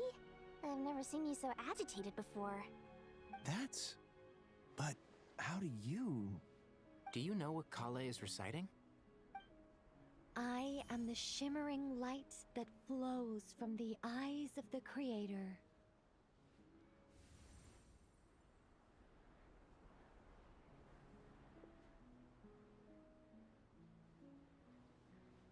I am the shimmering light that flows from the eyes of the Creator!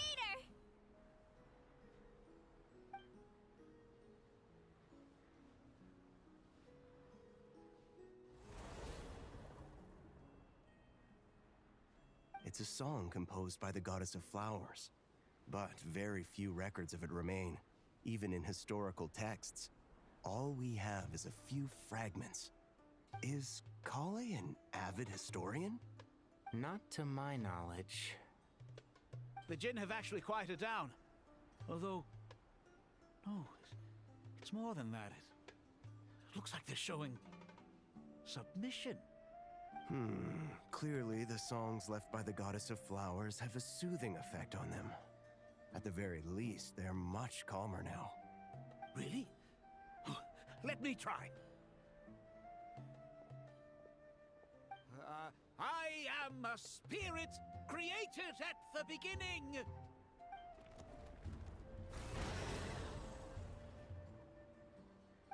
Don't stay away! I'll stop! I'll stop! It seems like the song only works when Kale recites it. But why? Kale.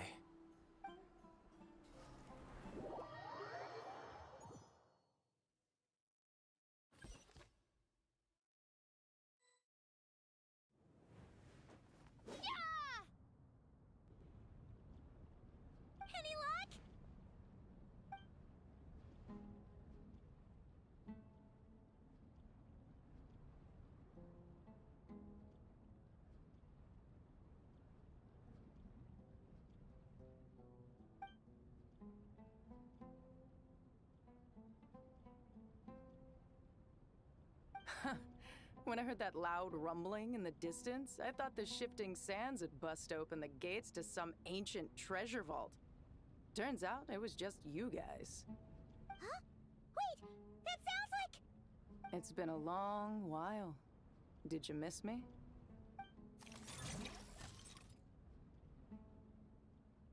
Jet! Ben!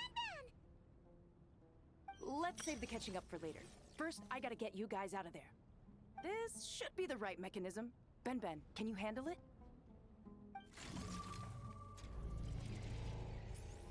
There we go. Come on, let's leave this place.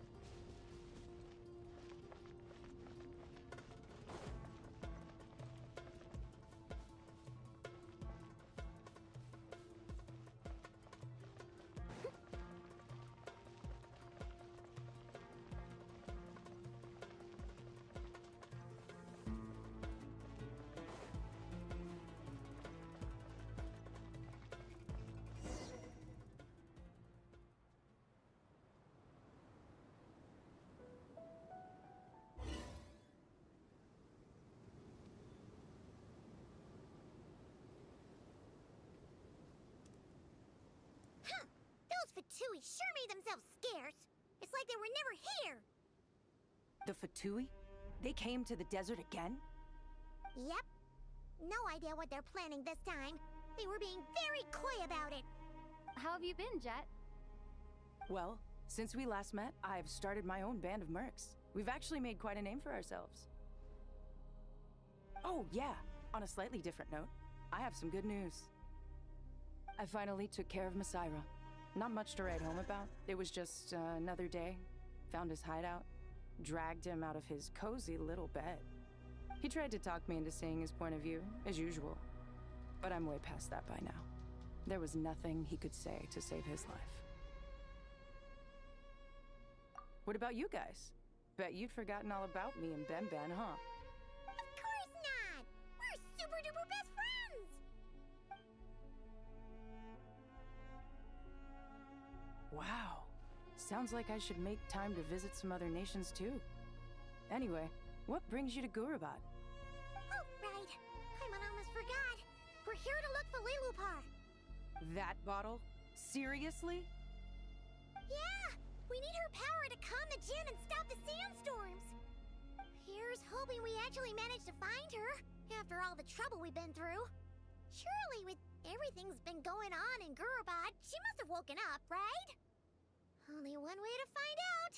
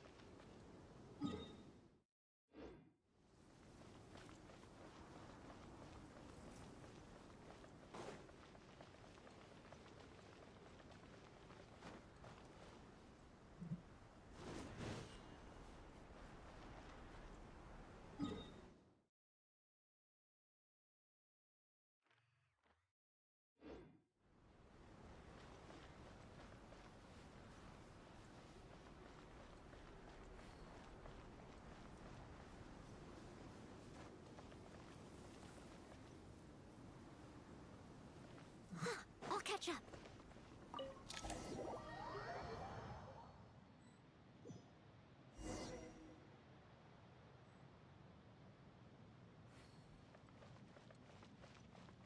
Let's see. She should be around here somewhere. Aha! Found her!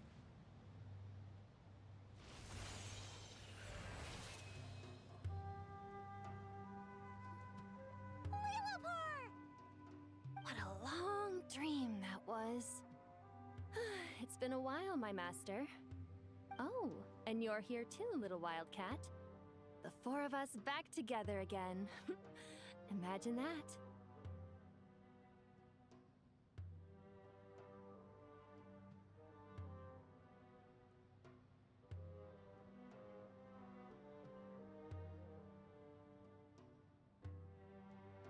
In truth, it was at first.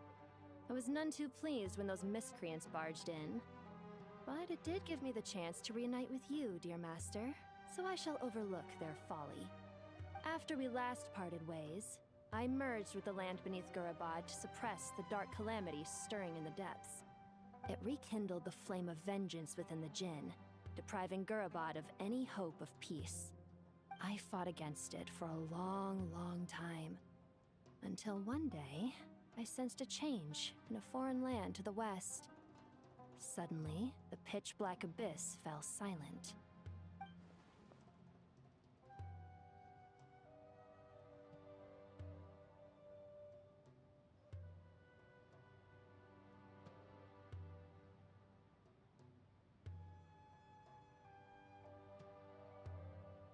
Once satisfied that that dark power could no longer bewitch the Jinn, I too fell into a deep slumber, from which I have only now awoken. Why have you returned to Gurabad, my master? And why is my sand-swept homeland in disarray once more? Well, basically, Sumeru's in danger and a lot of our friends are affected. Some bad guys messed around with Irminsul and now they've released the Jinn in here. We managed to chase off the culprits, but we have no idea how to seal this place back up and stop the sandstorms. Child's play. I shall quell the Jinn and scatter the storms. Thank you, Lilupar. No need to thank me, my master. I have granted many wishes in my time, and this was the most trivial of them all.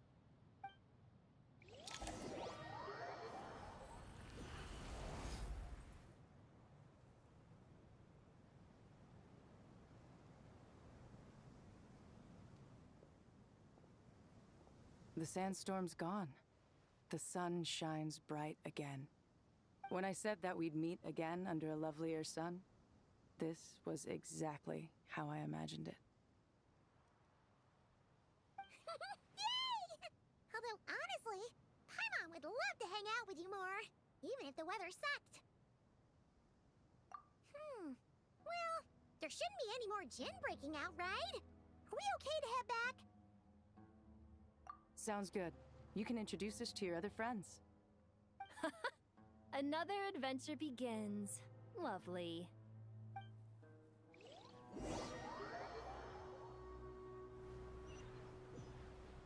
The storms have stopped! We should be able to get to the Temple of Silence without any problems now. Time to regroup!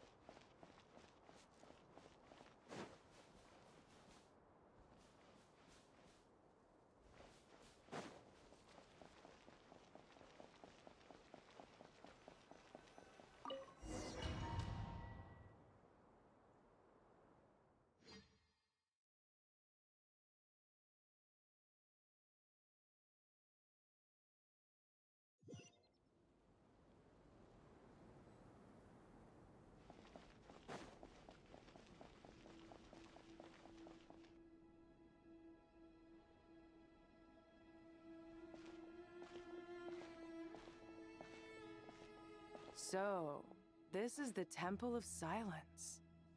I've heard the Nagarjanites mention it in passing, but I never imagined it would be this big. It's colossal. I thought the temple moved to the rainforest ages ago. When did they scamper back into the desert? I don't know. This plan sounds a little too risky for my liking.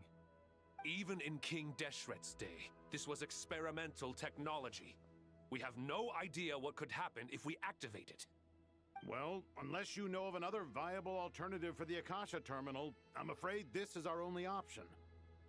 The plan is sound, and the risks are manageable. However, if we are to proceed, we must act quickly. The scale of this project is enormous. Even with Kave, Faruzan, and every other scholar of mechanics working on it full-time, the proposed modifications won't happen overnight.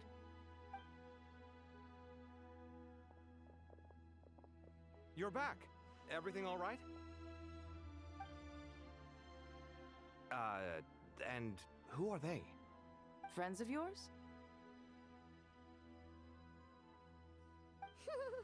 Pretty much everyone in the Temple of Silence is. This guy's Kave, and the one next to him is Alhaitham. Hello, I'm Jet, and this is Lilupar. Oh, a famous name from the history books. Pleased to meet you. A friend of a friend is a friend of mine, as they say. Who's they? Huh? Do people not say that? Not in the desert. Friends you can trust, but friends of friends? Gotta keep an eye on them. Still, I do trust the Traveler's judgment. I'm sure you're good people. The sandstorms have calmed down. I take it the Gurabad problem is resolved? What did you find?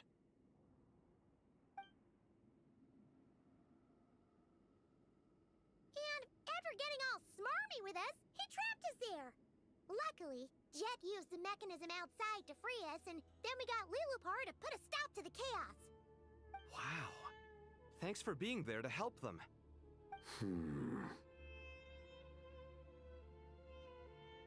So, this mystery man openly admitted that he was merely a Harbinger subordinate.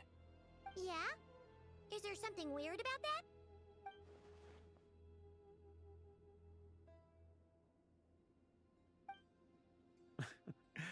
I assume you aren't naive enough to expect answers from an enemy.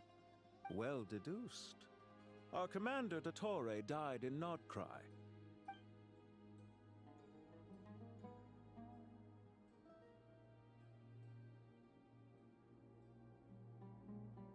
Are you wondering about his true identity?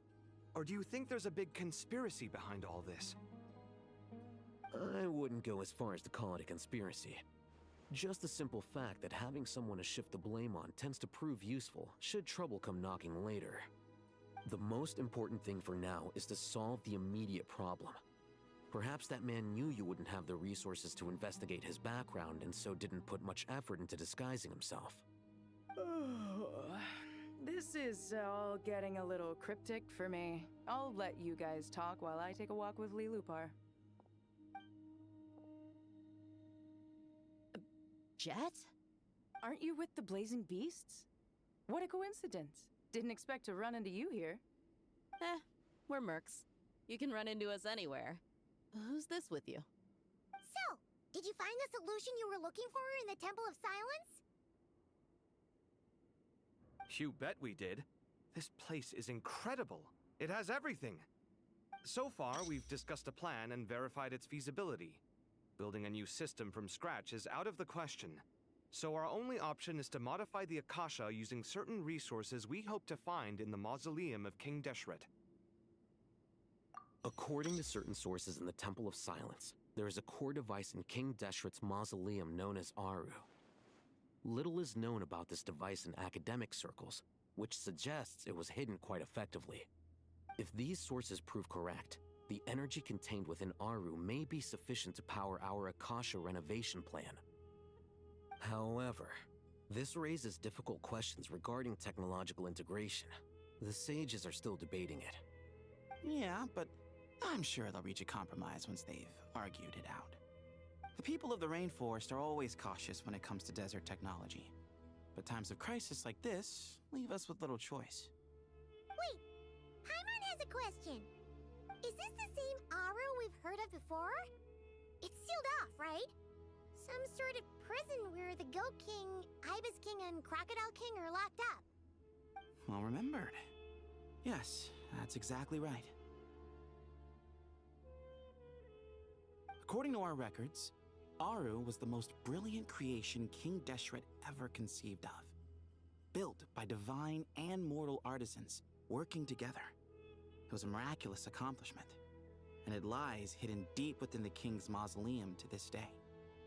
That being said, what Aru actually does and why it was built, those are deep secrets we are not privy to. Until recently, I wouldn't have been optimistic that the place even exists. The only reason I'm inclined to believe it now is because we heard it from the Ibis King Thoth himself at his temple. The tale of how the 3 retainers of Al-Akhmar were imprisoned in Aru. Paimon totally gets that. When Paimon first heard about it, she thought it sounded pretty unbelievable too. Do you guys still remember that? The Ibis King told us they were trapped in Aru and that they had to answer 3 questions to get out. I think I remember. What causes our rise and fall? What obliterates love and hate? And what determines truth and falsehood? Those were the 3 questions, right? Yeah. If only Nefer were here. She's dealt with the Ibis King before, so she might know more. Oh, Nefer is a friend we met in Nodcry. Nodcry? Funny. She showed up here earlier. Huh? Yeah. Had another lady with her too.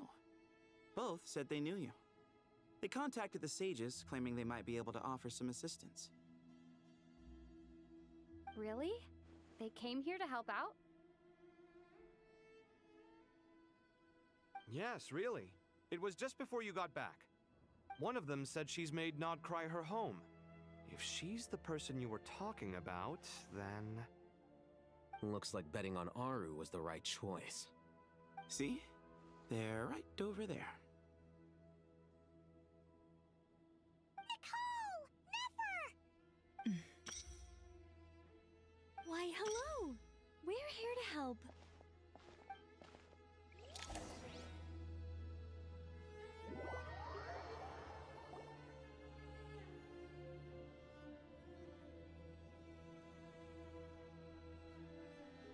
It's a good thing we left early. We almost got locked out. Locked out? What do you mean? Oh, you haven't heard? An invisible barrier has appeared around Sumeru's borders, cutting off all travel in and out. No one can leave and no one can enter. Sumeru has become a lonely island. Are the Fatui behind this too? Actually, no. This has nothing to do with them. I suspect it's a defense mechanism within Irminsul itself. Irminsul is the source of Teyvat's ley lines, after all, and Sumeru is the nation closest to it. I imagine this function was put in place to seal the entire region off in the event of serious damage, preventing the disaster from spreading to the rest of Teyvat. It may have been implemented long ago. But doesn't that mean that the people here won't be able to escape to other nations if the anomaly keeps spreading? Currently, that does appear to be the case, which is precisely why I am here. This is a critical moment for the world, and Sumeru is the eye of the storm. Paimon's surprised you managed to convince her to come back to Sumeru. Indeed. Even for someone of my wisdom and eloquence, this tested my skills to the limit. And why should it concern me that Sumeru's in trouble? Surely you don't think I still have feelings for that place? Judging by your tone, I suppose you don't. Sounds like you don't know much about my past. And here I thought you knew everything. All I know is that the Ibis King is the source of your power. He was quite a prominent moon envoy once upon a time, so I do know a thing or two about him. As for your past, I have ways to learn the full story if I wish to. But everyone has secrets they'd rather keep to themselves, wouldn't you say? I'm glad you see it that way, Miss Nicole. I've chosen to call Nodcry home, which is why I did my part in its hour of need. That doesn't mean world savings become a habit with me.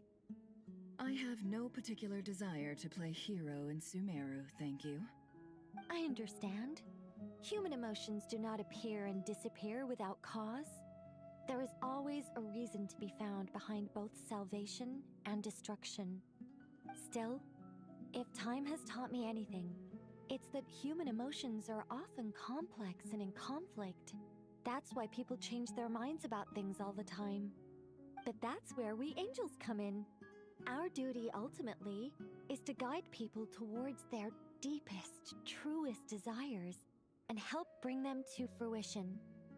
So I wish to hear about your past, because I do not believe you are motivated by hatred alone. And if we still arrive at different conclusions in the end, that's okay.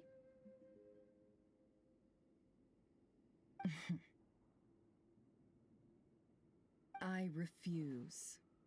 Wait, what? But I set the atmosphere and everything. Isn't this supposed to be the moment when we finally open up to one another? Is it? Maybe I'm not so good at reading the atmosphere. You're right, Nicole. There's more to me than just hatred. Had it consumed me, I'd be left stuck in the past forever, never living in the present. But I don't think that your guidance can change my mind. The all-consuming sands, the bloodshed, both deserved and undeserved. Those old emotions cling to me like a shadow. Do you wish to shake them off? No. I hope to remember them forever. Those emotions and memories shaped me into the person I am today. They'll always be a part of me. In that case, would you like to hear my perspective, at least? Sure. It's not every day you get to hear an angel's opinion.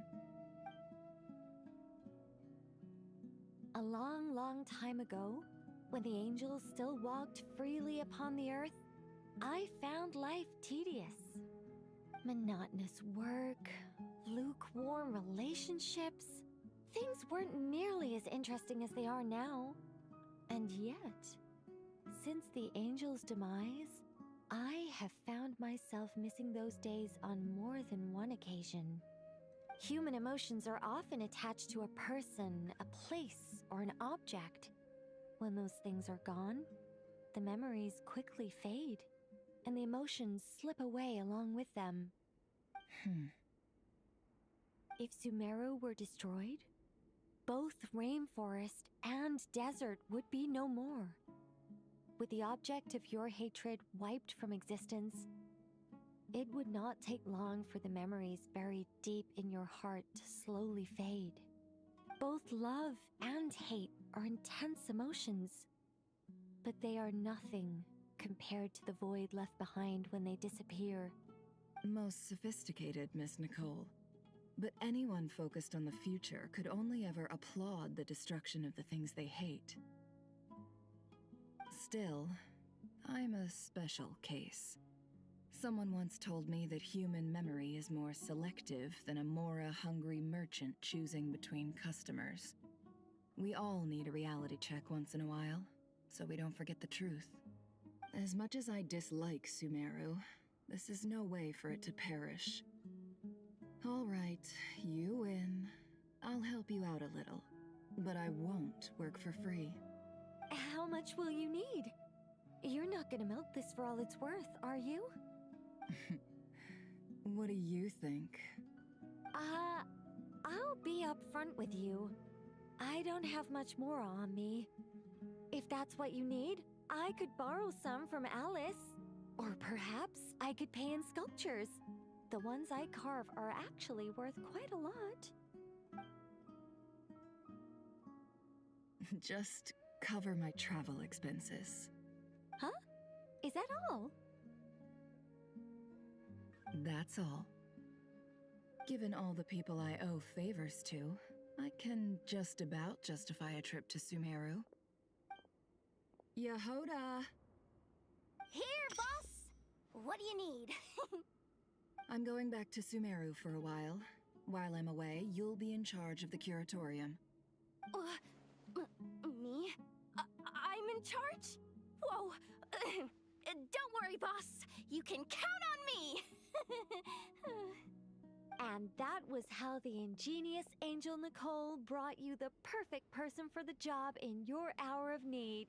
Hip hip hooray! That was far more detailed than necessary. Not lacking in embellishment either. I never thought I'd return. Especially not the desert. But life doesn't always go as planned, I suppose. What's Candace up to? I don't think I've seen her yet. She is still taking care of things in our village. Should be joining us before too long.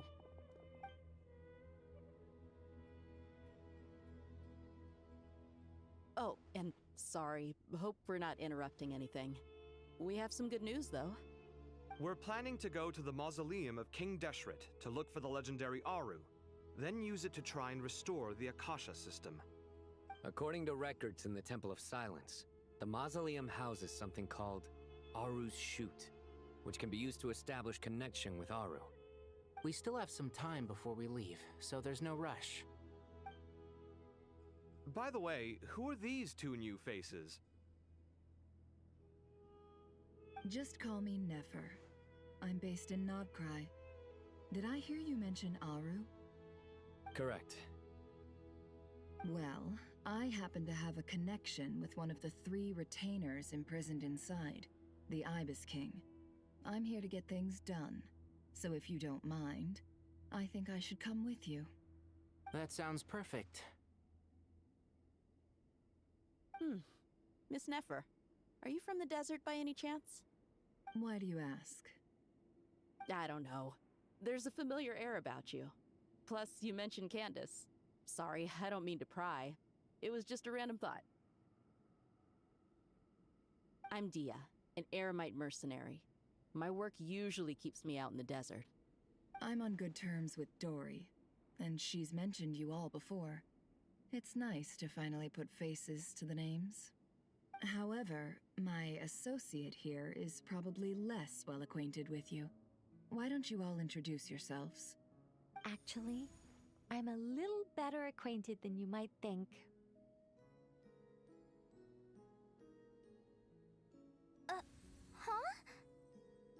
Huh. Are my eyes playing tricks on me?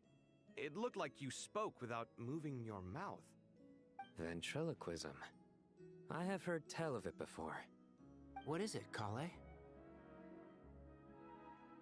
It's you! You're the voice who's been speaking in my head, aren't you? You encouraged me to report my dreams to the Dendro Archon, and got me to recite that magic prayer. Mm-hmm. I have many titles, but let's go with the most pertinent one. I am Nicole Rain, an angel who has lived since ancient times. An angel? Sounds like a big deal, but, what exactly is an angel? Oh, Well, we're a rather long-living race of beings. Not gods, technically, but we can still tell you a lot of stories from ancient history.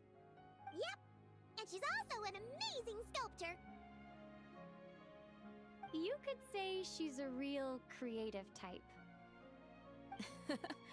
Well, ma'am, if both the Traveler and Paimon give you rave reviews, you must be pretty impressive. Oh, please don't call me ma'am. I find it so awkward when people get too formal with me. Just relax and be yourselves. No need to be nervous. Miss Nicole, if it's okay, could I ask you a few questions? Yes, you may. I can see your heart is filled with confusion, and you are desperate for answers. I also know which questions you want to ask me. Why did you dream of Sumeru City in disarray? Why did those verses soothe the Jinn only when recited by you? I can guide you to the truth, but it involves a personal secret of yours. I'd prefer to speak with you alone, if possible.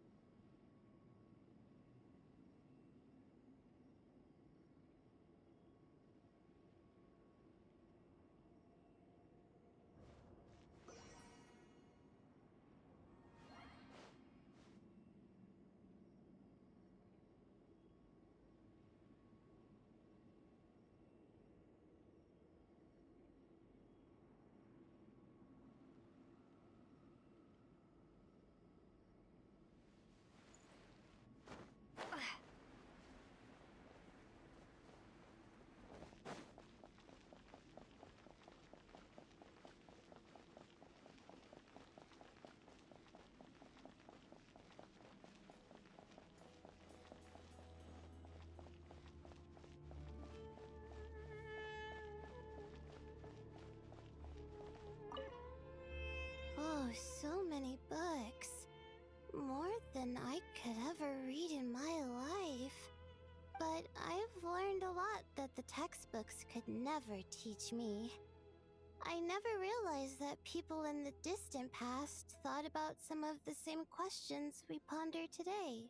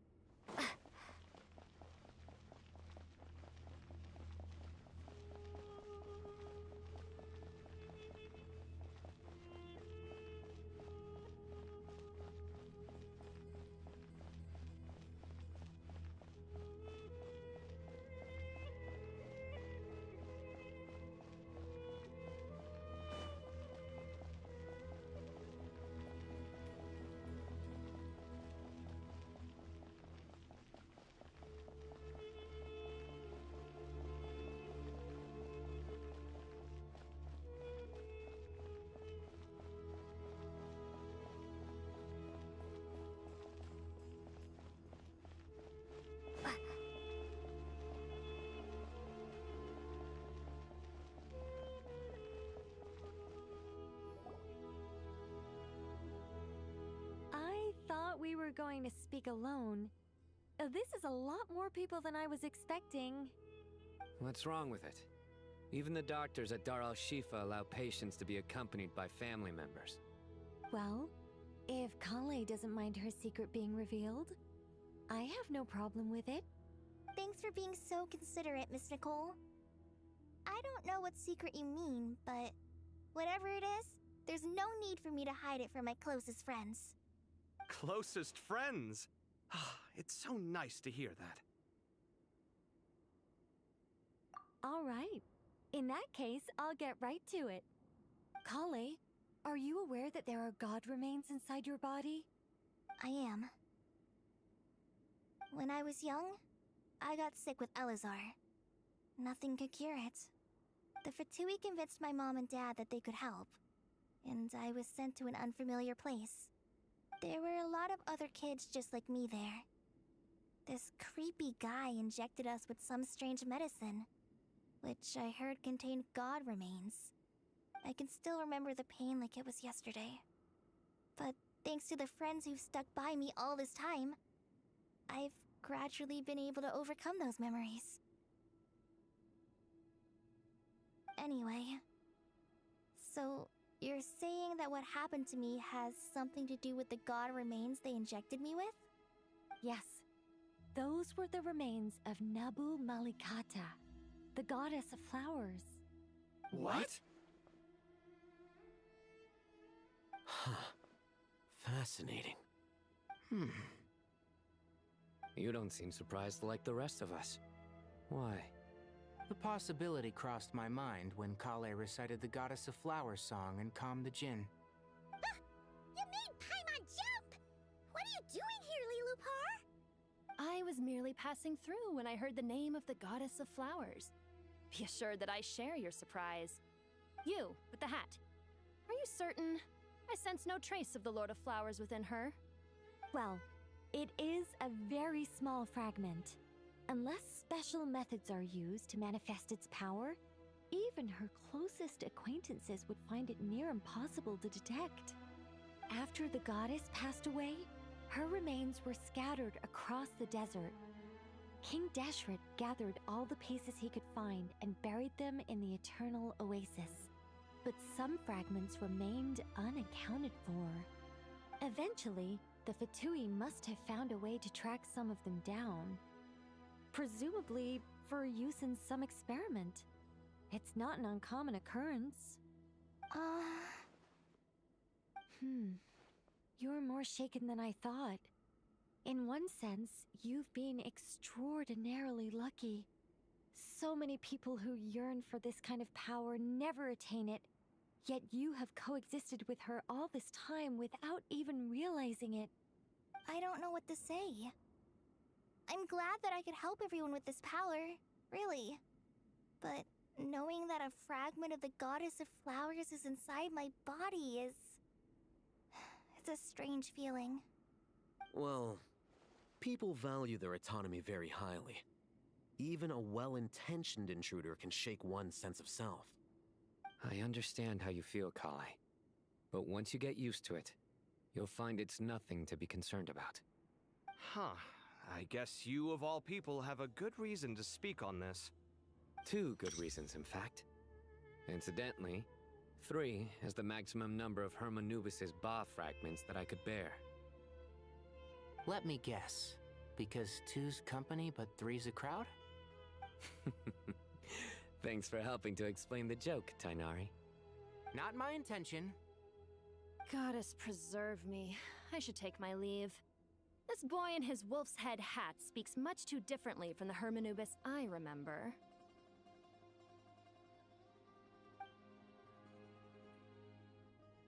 Kale, all I'm trying to say is, no matter how many Hermanubis fragments there are within me, you wouldn't think of me as Hermanubis.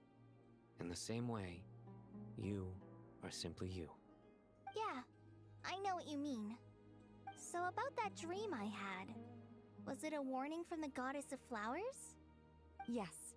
Just like me, she was an angel created by the primordial humans, born with the instinct to guide living beings. Though her body and soul have perished, Her essence retains its natural instincts. Even her smallest remaining fragments would do their utmost to send you that warning. The mother of dreams? Lord of flowers and oases? She must have had a premonition. That is why she gave that dream to you. We won't let our efforts go to waste. But I still don't understand. Why me? Yes. Why indeed? You weren't the only one injected with God remains, but only in you have her fragments persisted. I suspect it may be because of the firm will you showed in the face of suffering. She was likely assimilated by that will. Of course, this doesn't mean you have to shoulder any extra responsibility. As this young man said, you are who you are, and that will not change. All right. Any further questions from the family members of the patient? If not, we should head to the mausoleum of King Deshret. Let's move out. Time to put our plan into action. We all hope it'll work. But will we really be able to open Aru? And even if all 7 pillars of King Deshret agree to let us proceed, the scale of the work to follow is daunting to say the least. Haven't you handled other big projects before? I mean, the biggest project I've worked on to date is probably the Palace of Alcazarzaray, I guess? But this is orders of magnitude beyond that. It's a total nightmare. Look on the bright side. At least this time you're actually here when Sumeru needs you most. You won't have to come asking me for details after the fact. Mock me all you want. But now that I'm here, things will be resolved far more quickly and smoothly than last time. Kave's self-doubt disappeared in an instant. Like magic. Well, this confidence is most gladdening. Now, go and pack your things. We'll head to the mausoleum as soon as you're ready.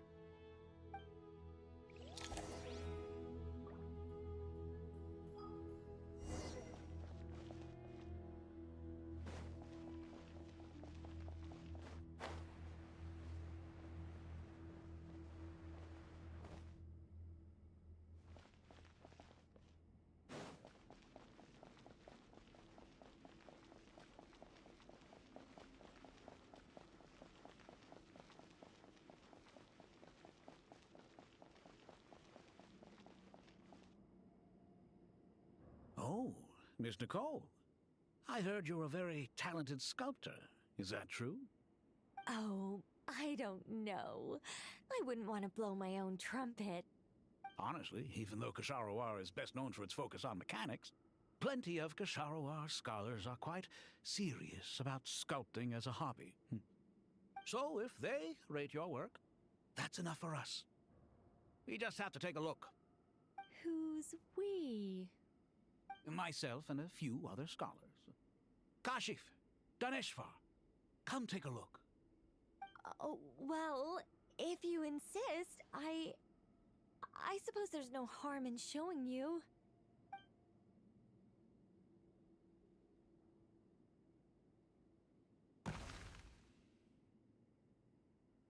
Whoa! Where did that come from? Look at the level of detail. It's so lifelike. The squirrel descends from the heavens like a champion, and the earth trembles beneath its feet. What do you think? Striking, isn't it? Kave? Kave, come here for a sec. Oh, and Madame Faruzan, didn't you used to study in our darshan? Come take a look. All right, but hang on a moment. I have to finish reviewing this proposal first. You called? What is it, youngster? This squirrel statue. Isn't it cute? Oh, a squirrel. I wouldn't say cute per se. The realism is what stands out to me. Were you trying to carve a statue of a hero, young lady? Oh, a hero? I suppose so. Actually, I didn't really have a specific theme in mind. I just started working on it, and this is how it turned out. I see. Well, do you tend to read novels about heroes in your spare time? As a matter of fact, I do quite enjoy those. Everyone loves a good tale of daring do, right? Then perhaps the statue represents the heroic tale you long to see deep down inside.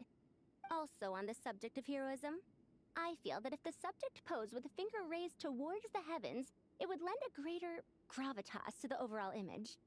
I'm sure some would call it cliché or old-fashioned, but not me. I think it would be a perfect fit.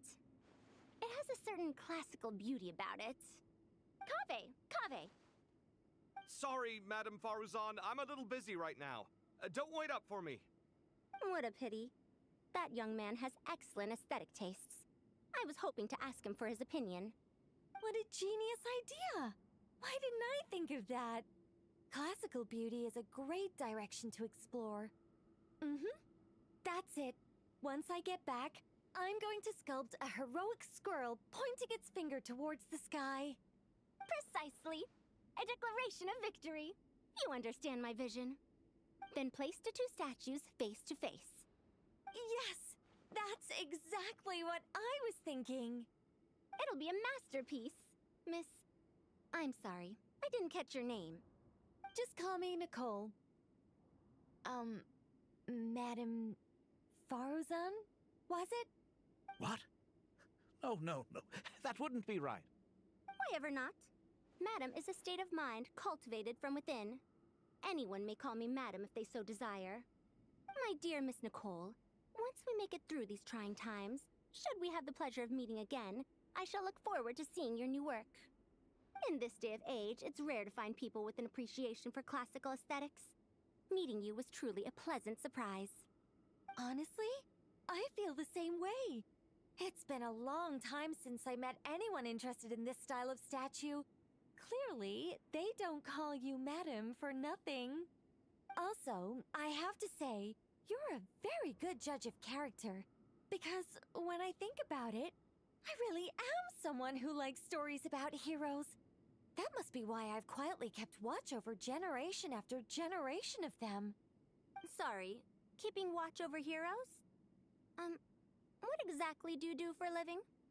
Oh, never mind that. Let's not tell Madame Faruzan about Miss Nicole's true identity for now. Good idea. Let's limit the conversation to aesthetics.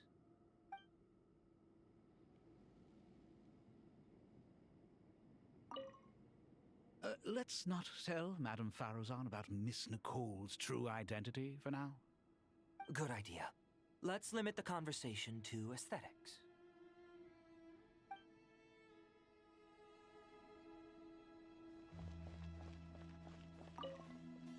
What's wrong? You look a little depressed.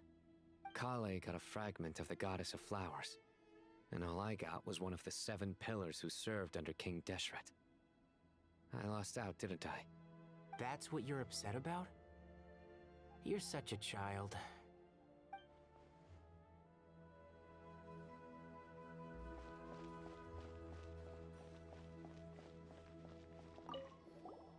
Paimon! Thanks again for your notes. I'm done copying them, so here you go. You're welcome. Just let Paimon know if you ever need help again.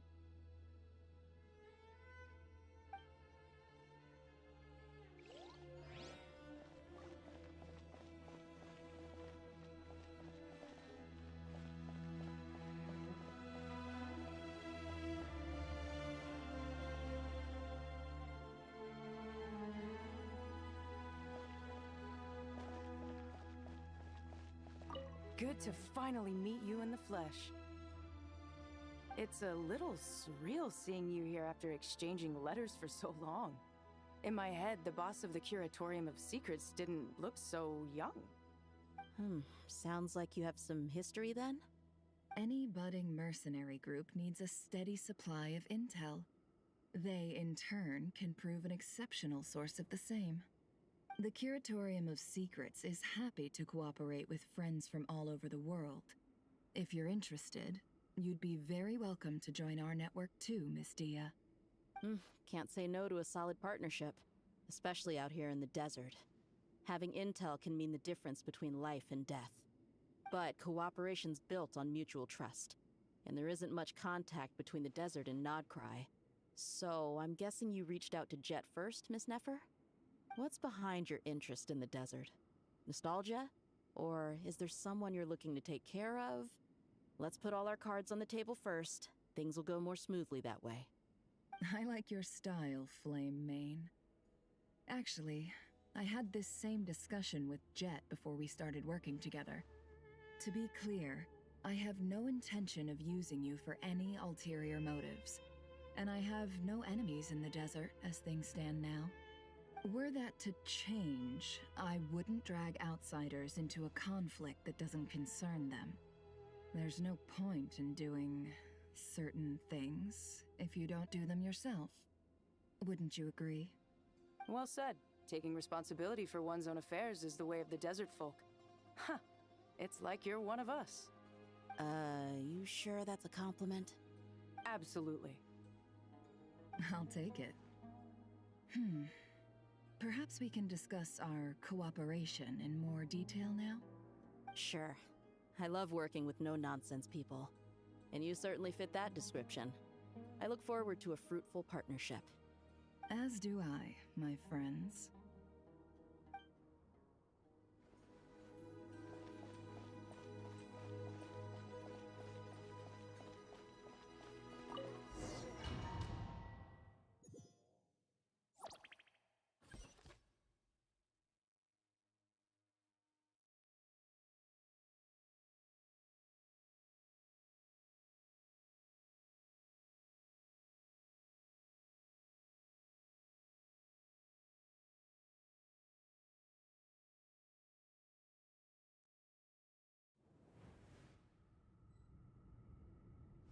I hope everyone's ready. We'll be arriving at our destination very shortly.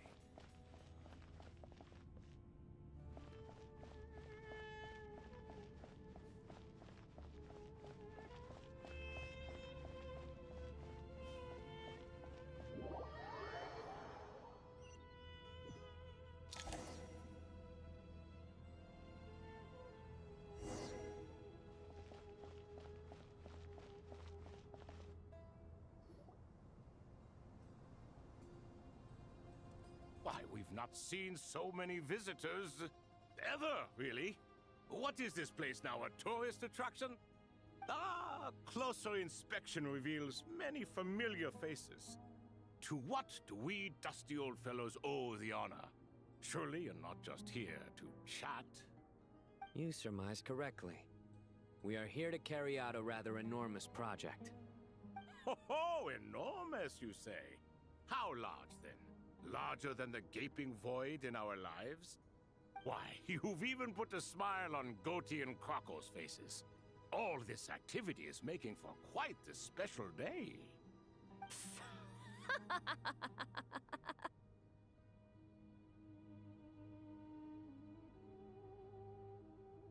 I know that laugh. Lilipar? What on earth are you doing here? Oh, this is hilarious. Turns out good things really do come to those who wait. As long as you stay alive long enough.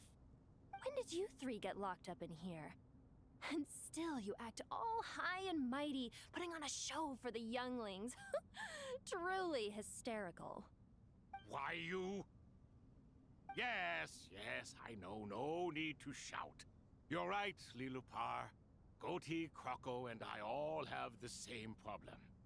But didn't King Deshret seal you away? How did you break free, and how did you get in here? Who knows? Perhaps you can ask my master one day, should you ever get the chance. Behold, the executioners of old. Some have turned into fragments residing in human bodies, and others are imprisoned eternally, leaving not a single shard behind. It's almost tragic, watching lowly prisoners like you act all self-important. Curiosity gnaws at you, doesn't it? Your interest in the outside world threatens to burst you at the seams. I'm starting to take a liking to this magic bottle lady. Time is of the essence. Let's get down to business. We come to you, O three ancient lords, to request your assistance on behalf of the Academia. If we can help you regain your freedom, then please consider lending us your aid. As for precisely what we need your help with, it's a long story. So, to demonstrate our sincerity, we are prepared to first resolve the problems that plague the three of you. All right, stop arguing, Croco. And Goatee, don't you start. What's the harm in letting her speak? It's not worth getting so angry about. Forget about her. The three questions are the crucial thing here. But do you really have a way to answer them? You once answered the final question, Nefer, but the seal did not open. Unless, with the passage of time, you have found a new answer? You could say so. When you first asked me what determines truth and falsehood, my answer was a liar's soul. Liars are the best at seeing through the falsehoods of the world. But if you want them to tell you the truth, you have to reach their soul. I think that makes sense. I found it quite compelling myself, and I told Nefer so. Unfortunately, it brought us no closer to liberation. Well, that's simply because it was my answer, not the one King Deshret was looking for. Can you guess which answer Al-Ahmar wanted then? Time. And that's not only the answer to the final question, it's the answer to all three of them. All things wax and wane with the passage of time. Love and hate eventually fade into nothing. Current affairs are always fraught with conflict and controversy. Only time can distinguish between right and wrong. You once described King Deshret as a proud man. I'd say that the prouder someone is, the more inclined they are to believe that only time is qualified to be their judge. Time. Well. Indeed. Perhaps in building Aru, our king was in fact attempting to reverse time, to bring love and hate, right and wrong, the rise and fall of all things back to their point of origin.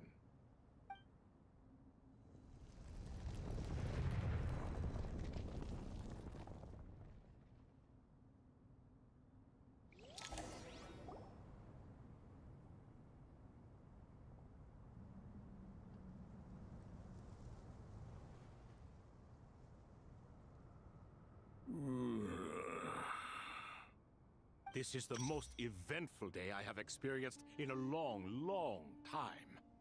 You have my sincere gratitude. Are those 3 of the 7 pillars? Turns out the statues were quite faithful to the source. You three seem to be in good spirits. Prison can help a person grow and learn to cherish what they have. Nevertheless, after everything you've done for me, I sincerely hope you never have to experience it for yourself. Hello, Nefer.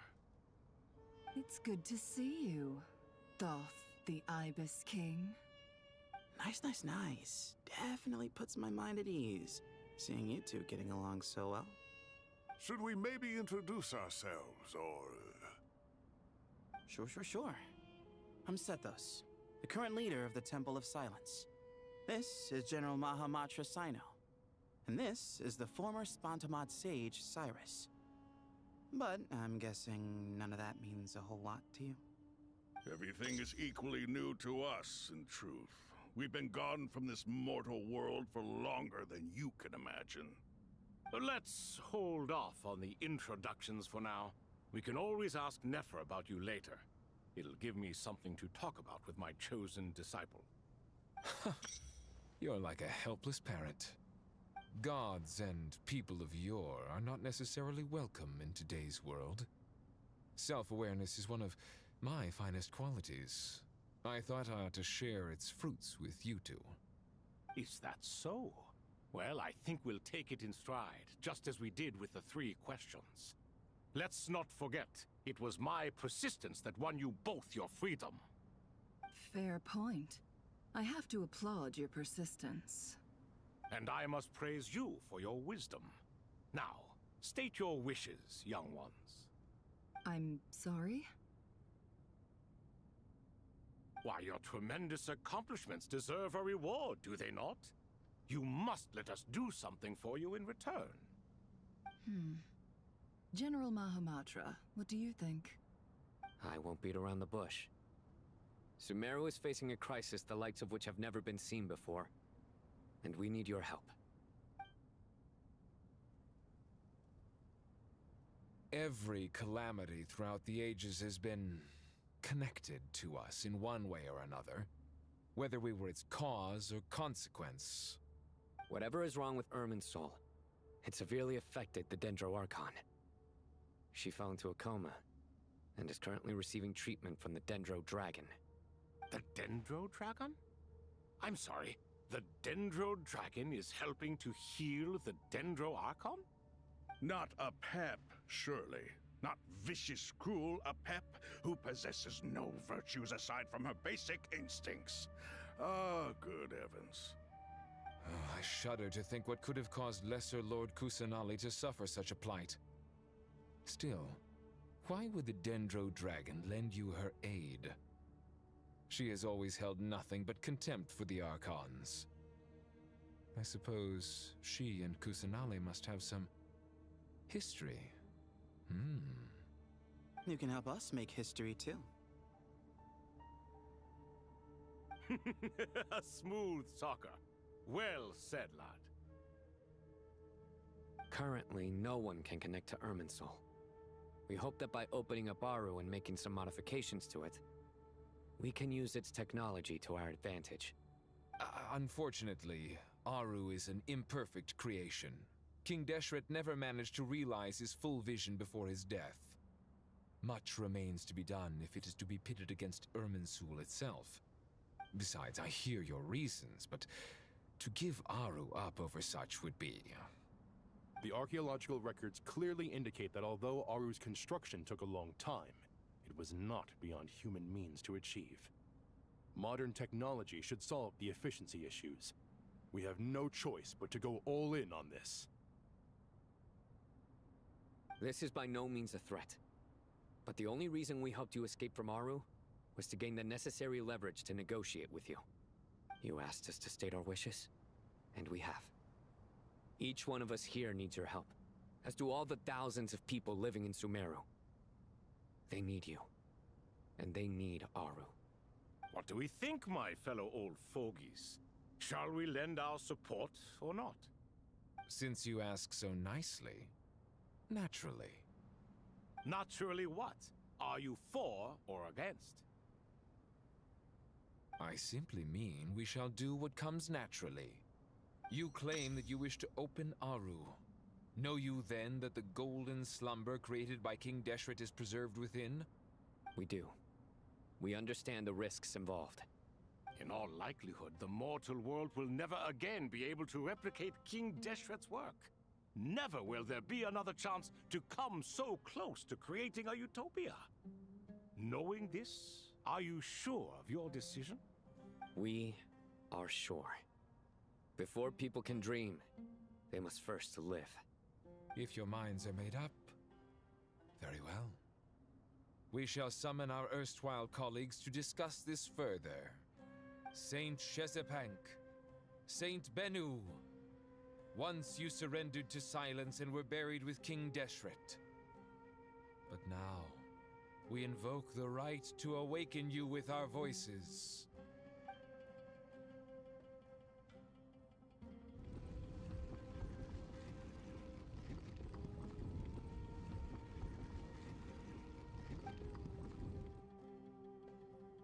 Saint Bennu, responding to your call. 3 kings detected. Initiating autonomous will. Saint Shezbank, responding to your call. 3 kings detected. Initiating autonomous will. Ah, Lord Herreshoff. What a long time it has been. I trust you are keeping well. Then your trust in my well-being has long outlived your physical body. You have always opened with that same phrase, in life, death, and now even beyond. Al-Akmar is long gone. What is the reason for this meeting? You're awake? Good. We are voting on whether to give the people of present-day Sumeru access to Aru and permit them to perform technological renovations. You have the right to support or oppose the motion. Aru is the pride of Al-Ahmar. Opening Aru requires the unanimous consent of the 7 pillars. I hope you have a convincing reason to present to us. Sumeru is currently in the midst of a major calamity. Let us not forget that while Al-Ahmar was a stern ruler, he was also a teacher of wisdom. A god without his people shall cease to exist, and King Deshret's greatest wish was to provide protection for his people. Let us then honor our God King's wishes as we consider our decision. I do not mean to mock these proceedings, but what is the point of a unanimous vote when we know that the last of the 7 pillars, the Dendro Dragon Apep, will never communicate with us? This will no doubt surprise your mechanical mind, and I have no intention of trying to persuade you it is true. But Apep is, in fact, healing the Dendro Archon as we speak. Huh? Can someone attest to this? Do we have any proof? I ask the 3 kings, can any of you vouch for the truth of this claim? Naturally, the Ibis King, Thoth. What? It was Thoth's disciples who revealed the truth to us. We need not debate its veracity. Simply let Thoth bear accountability. That way the rest of us may have a clear conscience. Perish, you diabolical fiend! I awakened our former colleagues for you, supported your opinion, and backed your decision. What sort of fiend would do that? I miss the days when Hermanubis was still around. At times like this, he would offer to take accountability. What are you trying to say? Is my word worth less to you than Hermanubis's? Hypocrite though you are, Lord Thoth, you are humorous in equal measure. How could we bear not to associate with a character such as you? I, Saint Shezpank, approve the Goat King's proposal. Since King Deshret is no more, we shall receive no reprimand for acting beyond our remit. Nevertheless, I sincerely hope that those before us understand the significance of what they intend to do. Remember, the moment that Aru is liberated, the myriad souls residing within the Golden Slumber will return to the ley lines. And once the ley lines flow again, these souls shall in turn be received by Irminsul. To take this step is to bring the perfect afterlife created by our king to a permanent end. We understand that well, and we have decided to proceed regardless. Furthermore, the contemporary human perspective would contend that confining souls in this way is no act of benevolence. The deceased have a right to rest in peace. King Deshret's creation is clearly a place of rest and peace. It is just that many do not see it this way. But no matter. Saint Binu approves. Hermanubis' representative and the Dendro Dragon Apep voice ahead of time, while the Goat King, Ibis King, and Crocodile King have also granted permission to liberate Aru.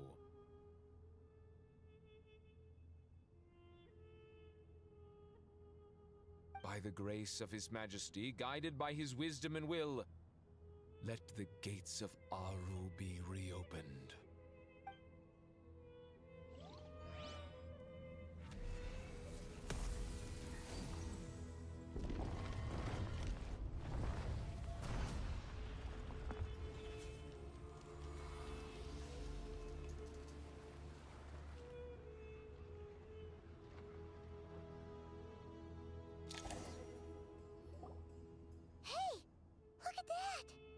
What's this? Are we under attack? No. Wait, it's...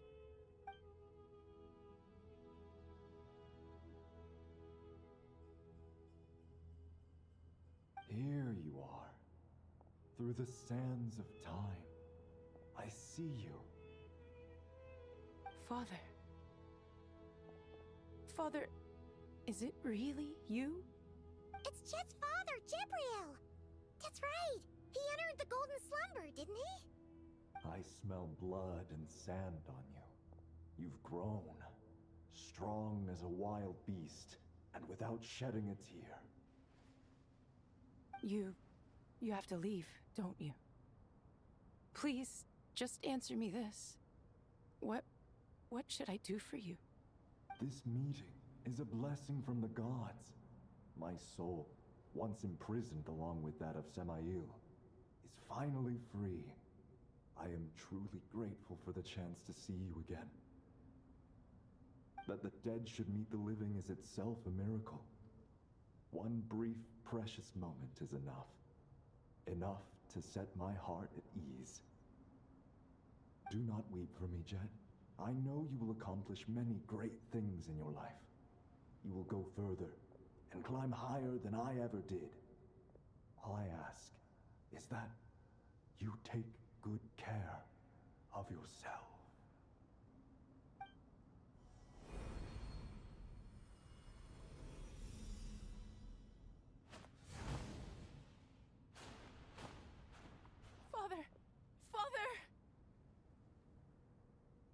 Father. Hey, Jet. Do you want something to eat? Maybe it'll help you feel better. I'm fine. Thanks, Paimon. It was just a little sudden. The chance to see my father again meant the world to me. He was trapped in the golden slumber for our sake. And now, after all this time, he can finally rest in peace. I'm glad. It's a huge relief. You've grown strong, Jet. More than enough to fend for yourself. Yeah. I'll leave the past in my memory where it belongs. My family, the good times and the bad. Goodbye, Father.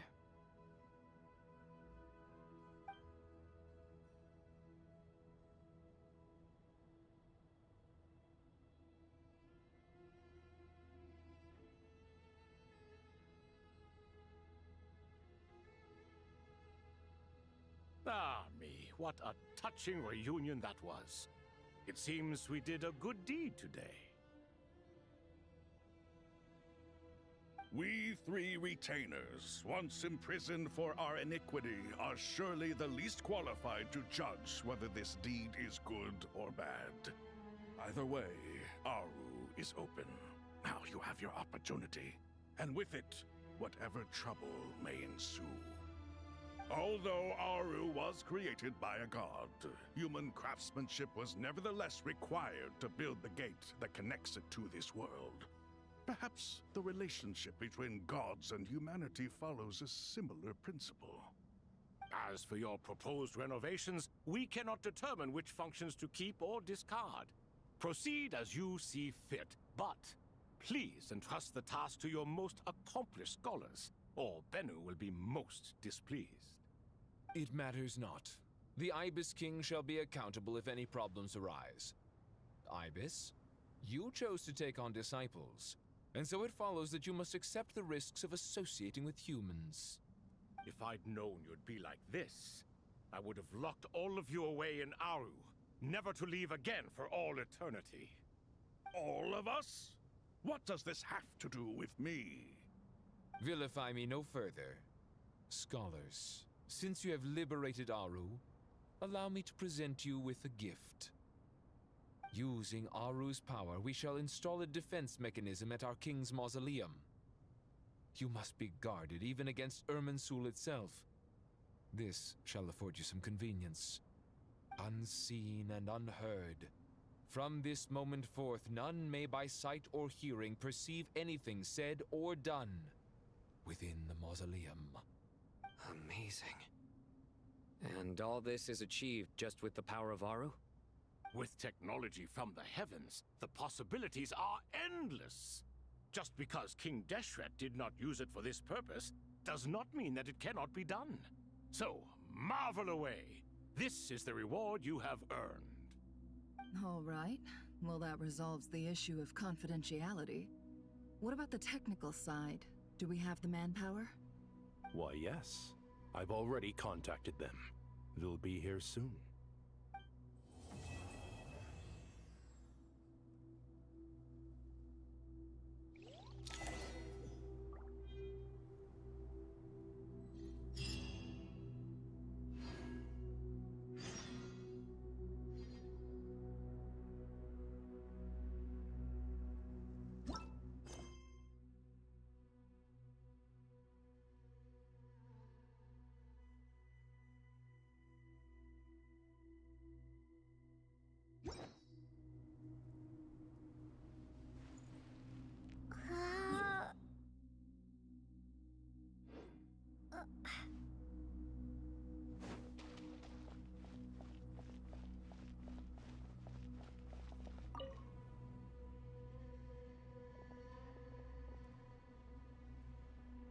must be the ones tasked by the Academia with renovating Aru?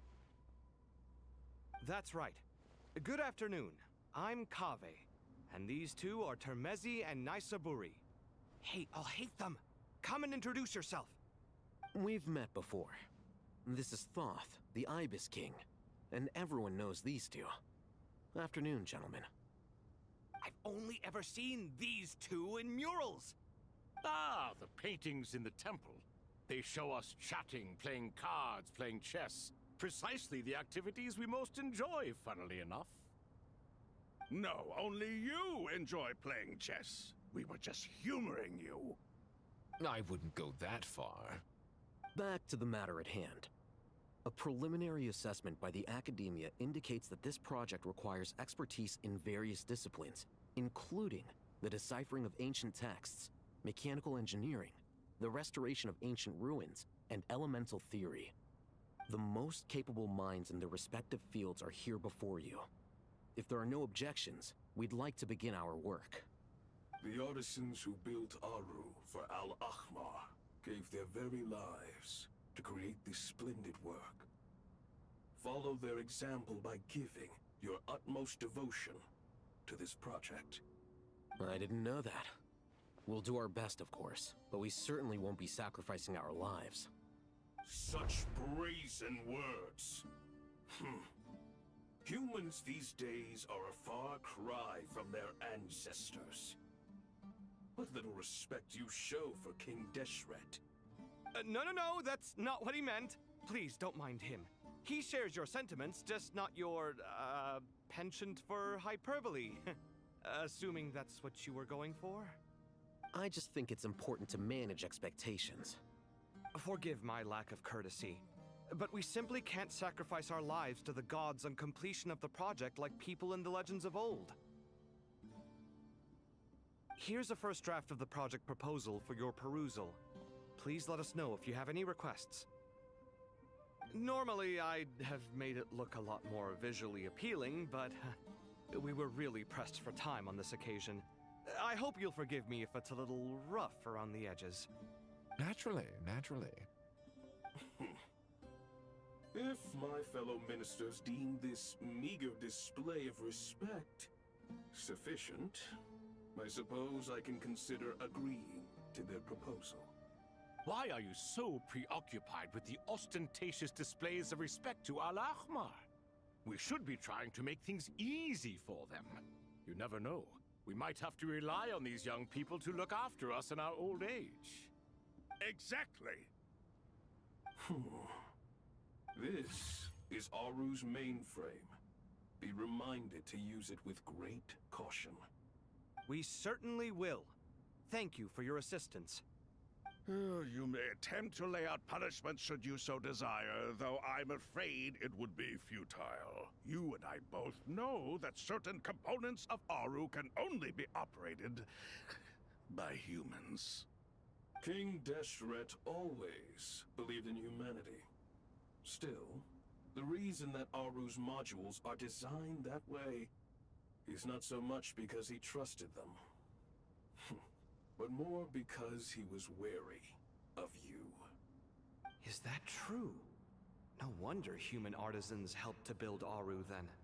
He actually required human assistance to create his greatest work. Naturally. Have you noticed that the Goat King keeps giving superficial responses?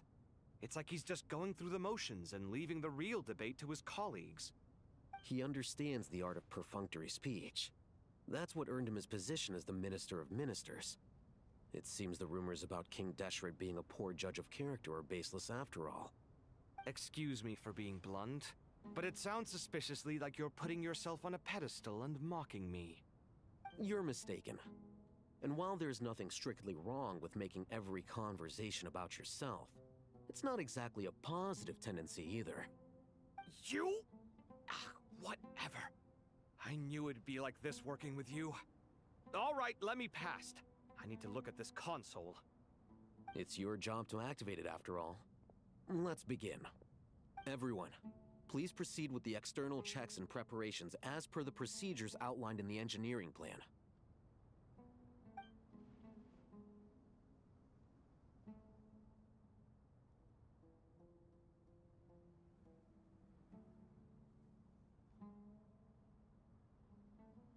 Hello there, youngsters. Whoa, the Ibis King came to life. What do you mean, came to life? I've been alive the whole time. You did say we could start our research, right? Are you having second thoughts now? I've reviewed the proposal. The work you're planning to carry out on this grand device is ambitious in its scope. You have ample confidence in your abilities, I take it? I wouldn't say I'm feeling hugely confident, but given how bad things are, I'd rather at least try something than sit around waiting to die. You are the top scholars of your day. I trust you are aware that there are countless links between Aru and the Akasha? Aru and the Akasha? But... I thought the Akasha was the Academia's greatest technological accomplishment, created years ago by the Dendro Archon to help her people access knowledge. And you too? Do you not know either? You've read the instruction manual, right? You tell them. An instruction manual? The Akasha has an instruction manual? The Dendro Archon is a kind and thoughtful god indeed. It used to sit on a shelf in the corner at the House of Dana. Not the most popular read. If the manual is to be believed, Aru was in fact the original inspiration for the Akasha system. What? But there are so few records about Aru anywhere. And practically none of these scientific expeditions into the desert had anything to do with it. Ah, but this is something you could not possibly have known. You may have heard many stories about the desert, but what is the most important aspect of history? Consider this a quiz. Anyone from Vahumana present? I'm from Vahumana. It's, well, veracity. Precisely. And a large part of veracity is the chronological order in which events occur. I may as well tell you. In the beginning, Nabu Malikata, the goddess of flowers, descended upon Sumeru. The glory of the heaven was within her. She brought life, oases, and knowledge to this land. Then she created the Jinn, enlightened them, and ordered them to serve her. Two other gods also walked upon this land where wisdom flowed in abundance, and the three met beneath the great green trees. It was the first and greatest alliance. We should speak with reverence of this covenant between the three, which transcended both time and life. For they promised that in Sumeru, wisdom would be shared with all. All the great changes in Sumeru's history began with the goddess of flowers. For King Deshret's sake, she pried into the secrets of Celestia, and for this was burned to ashes by the flames of wrath. So grieved was King Deshret by her passing that he lost all interest in state affairs and devoted himself instead to the knowledge that she had brought back. It was after learning of the technology from that floating island in the sky that he first conceived of Aru. And so, the Akasha was inspired by Aru, while the basis for Aru itself came from Celestia's technology. Well, if the two share a common technological origin, then connecting one system to the other is an entirely feasible idea.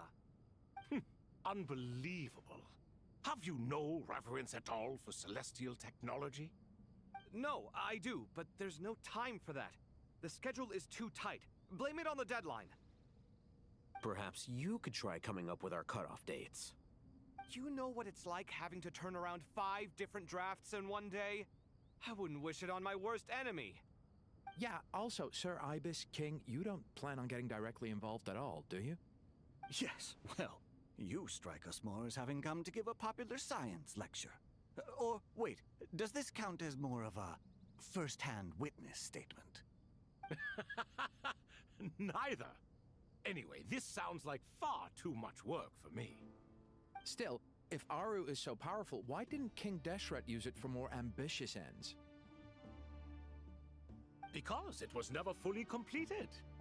King Deshret had grand plans, but he perished before they could come to fruition.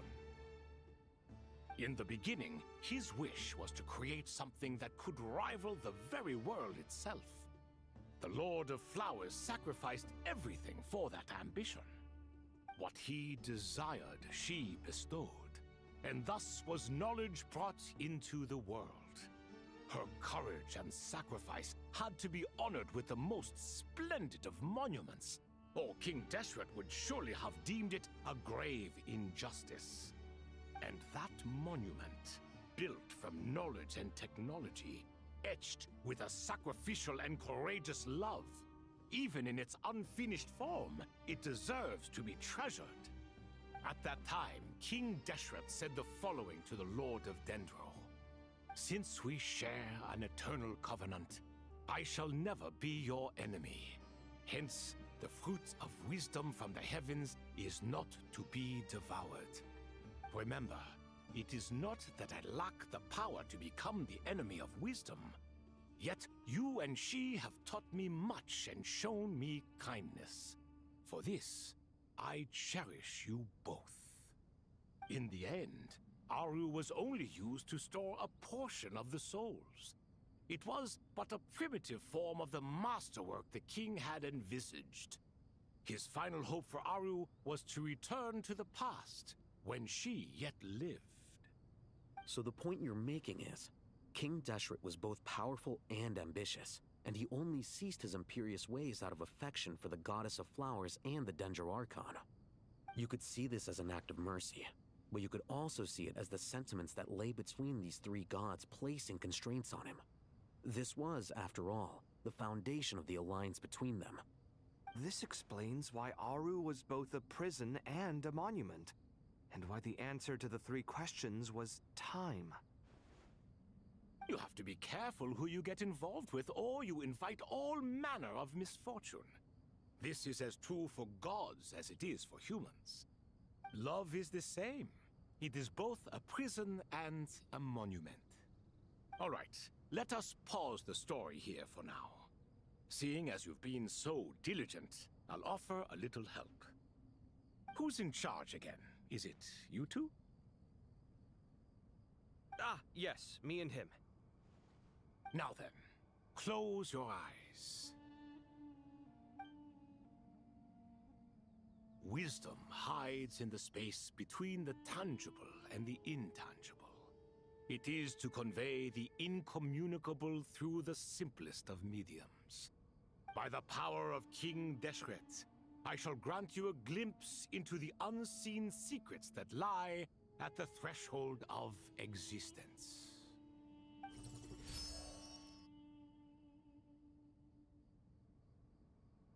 Where did this come from? Is it a new mechanism? It looks more like some form of externalized information. You've rendered it visible?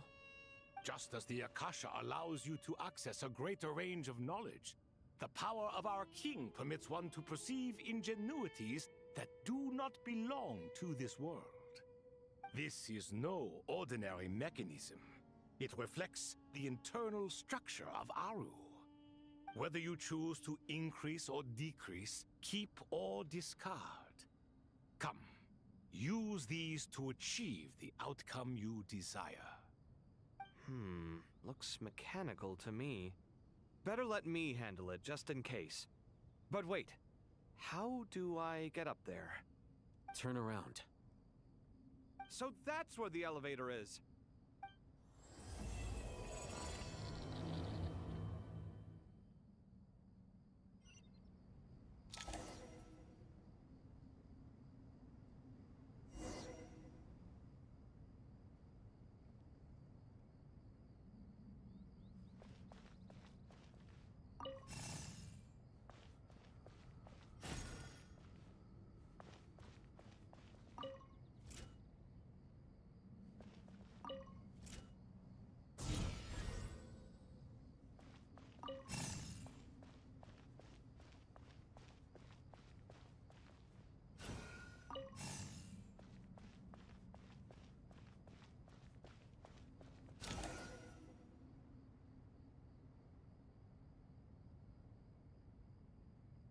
Obelisks were used to record important information in the ancient desert civilization.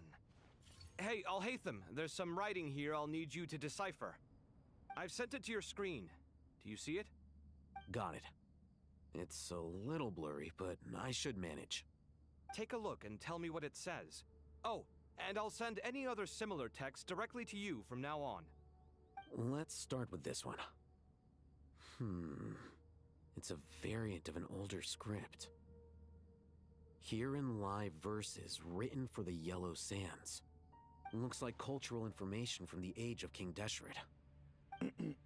If so, I suggest you delete it. Words thrown together merely for fun. I had no idea Aru kept a record of this. Well, as long as you're certain that this is strictly private information, that's fine. It is unimportant. All right, well, I guess I'll start now.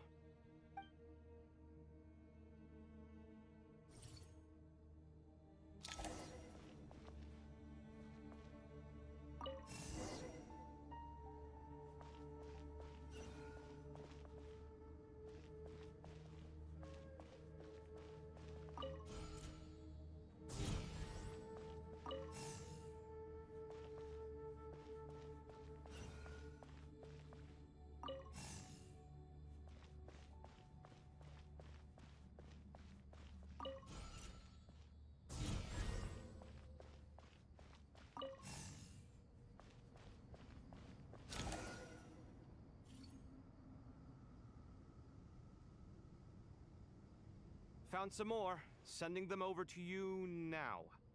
These are all reports about the Gurubad conflict. Can we delete them? I'd say so. Most of this information has already been archived anyway. What if there are details in there that Vahumana missed? What are we supposed to do if they come after us in the future? They'll just have to live with it. If we don't resolve these issues now, there won't even be an academia in the future, let alone a Vahumana Darshan. Yeah, you're right. Okay, done. There's some other similar monuments nearby. I'll check them out.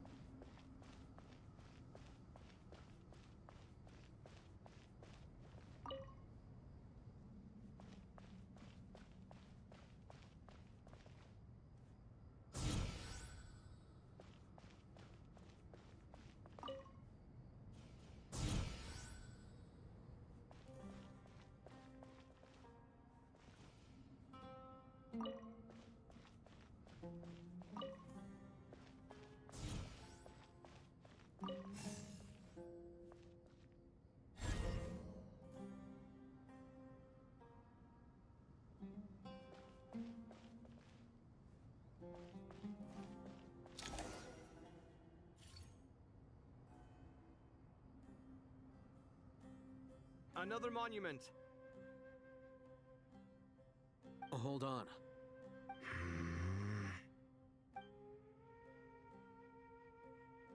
You're still reading it? How long is it? It records the development and governance of the Oasis civilization. Most of it concerns the Jinn, but it also contains records left by the artisans who built Aru. Is it important? Some of it. There was no way for me to read the whole thing in its entirety, so I had to rely on my intuition to pick the parts worth keeping. What about the artisans' records? What do they mention? They're speculations, mostly. For instance, they were wondering how to protect themselves if King Deshret decided to silence them after the construction of Aru was complete. Sounds like pure mythology to me. Surely that kind of thing didn't really happen. The records do emphasize that this was merely their conjecture based on various myths. Still, the artisans did leave details of their plans to survive, including blueprints for their escape route. Even that got recorded? Okay, well, I'll make a copy of this first before I delete it. Is that truly necessary? You won't be needing those. No, the blueprints are important. I want to keep them as a memento.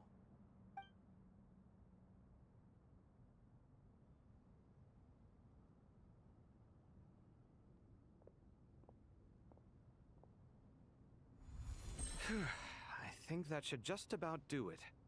It meets the requirements of the contingency plans, so we should be good. I gotta say, it's the strangest feeling, this cross between reality and the intangible. It's like drifting between life and death, or in and out of a dream, using my own hands to manipulate illusions that are forever out of reach. Chasing dreams in the most literal sense. Definitely a novel experience. What happens if my spirit just floats away? That won't happen. Anyway, I wouldn't celebrate just yet if I were you. There's likely to be a phase 2 of this project. All right. I'd better keep my wits about me then.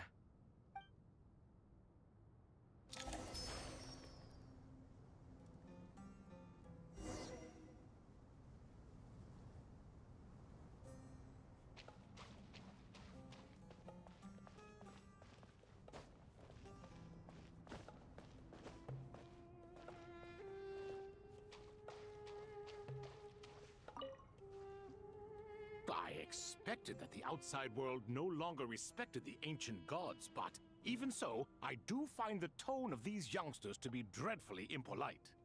It should hardly come as a surprise to you. I remember you saying the same thing last time. I assumed that was just a one-off. I did not realize it was the norm. Don't you think that young lad's matter-of-fact tone sounds familiar? It bears a rather uncanny resemblance to you, Goatee. Surely a sign that he is a man of rare intelligence. Oh. The rest of them, though, much better. The blonde-haired one, for instance. So sincere. That's the kind of kid I can respect. Oh, really? Well, what about your disciple, Nefer? She's about the furthest from sincerity that a person can get. Ah, and now you hit the crux of the issue. Thoth is spouting lies again. He cares nothing for sincerity. He likes Nefer simply because her personality is just like his. Thus, in giving his approval to Nefer, Thoth is simply validating himself. The rest is but smoke and mirrors. You have some nerve saying that. There really is no helping you two. Shut up, chess rookie. What nonsense is this? How dare you tell me to shut up? How can you engage in such banal chitter-chatter at a time like this? Aru has been opened. The glory and splendor of a bygone age is about to sweep over the earth like a flood. And you're here squabbling like petulant children. All three of you are insufferable. King Deshret was merciful, indeed, giving you a chance to be released from prison. I say, you should have been locked up for good. Ah, but Bennu, look on the bright side. Had they not been released, we would not have been awoken. Oh. You've been here this whole time. You should be scolding them along with me. I miss Hermanubis. It's not a real reunion without him here. And now you're avoiding the topic and talking to yourself. Why King Deshret designed your personality like this, I will never understand. Isn't this simply proof that our king supports my free will? Oh, look at those two rust buckets. Suddenly, you two do not seem so bad after all. Here, here. If being stuck together for thousands of years fosters no friendship, I cannot say what would. Naturally.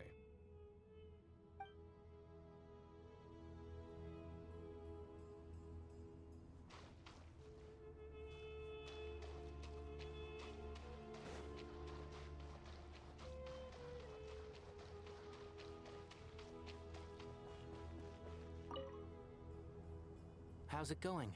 Are things progressing smoothly? Well enough, I suppose. You know how it is. The work itself is only half the problem. The other half is having to work with Al-Haytham. I'm sure the feeling is mutual. Honestly, though, I thought you two had already worked things out. As if! Turns out working closely together is the best way to expose any tensions lurking beneath the surface. Besides, I just think that some people never change. Agreed. Case in point, you didn't make sure I was out of earshot before you started complaining about me. Old habits die hard. Actually, this is for your own good. Maybe if you spend a little more time listening to what other people have to say, you might actually realize that you're the problem. Naivete is another old habit of yours. I had assumed that you both volunteered for this project, like us forest rangers. But now I'm getting the sense that wasn't the case. Definitely not. We were assigned to it by Lesser Lord Kusanali and Nephis. As much as I'd love to be doing normal work for normal clients, these Titan projects are all that's on offer right now. Though I'm sure they wouldn't be roping us in if they had any better options. Just goes to show how short-staffed the academia really is. I'm sure you've prepared yourself mentally, but I still feel the need to advise you to lower your expectations. It might make the process of working together a little less intolerable. I know! Same to you! But if you already understood that, you should also know not to say the quiet part out loud. Why don't you come help me with my forest patrols? Might help you avoid any further disagreements. Good suggestion, but unfortunately, differences of opinion will always exist. Changing the nature of the work won't get rid of them. For once, I actually agree. There is zero chance of us ever resolving our differences. Zero! But even so, the work must be done. Care for some coffee? I'm glad to see you making progress. Don't act so smug! It'd be nice if you made some too! I feel like even I've made some progress today. In the past, I never would have dared to try and mediate a conflict between you two while you're both right there in front of me. Apologizing probably makes it sound like I'm in the wrong, but I'm sorry. I was just kidding. Truth be told, I don't have any work to do at the moment, so I'm just here to kill some time. How's Kale? She's studying with Nicole. I'm not sure how she's getting along, but she seems to be in good spirits at least. I wouldn't worry.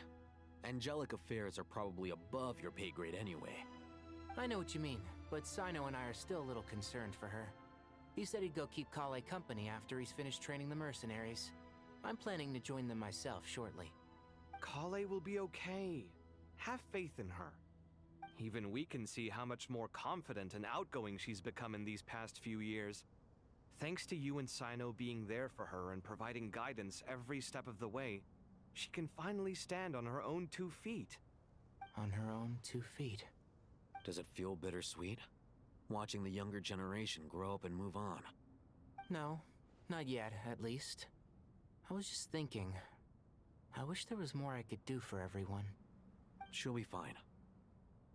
Yeah, she will. Just try to relax.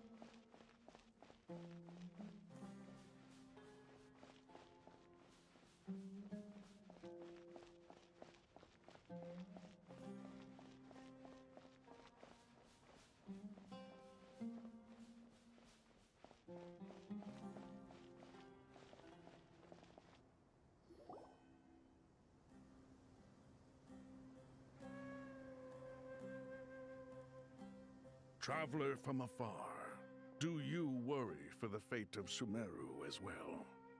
Whoa! It's Sobek the Crocodile King! Greetings, Crocodile King. Please be at ease. I'm just here to chat with you about Lesser Lord Kusanali. Sounds like you really care about her. Yes, although to be exact, it is a mixture of both concern and curiosity that I feel. Speaking of Nihida, Paimon was wondering how she's doing. Wait a moment.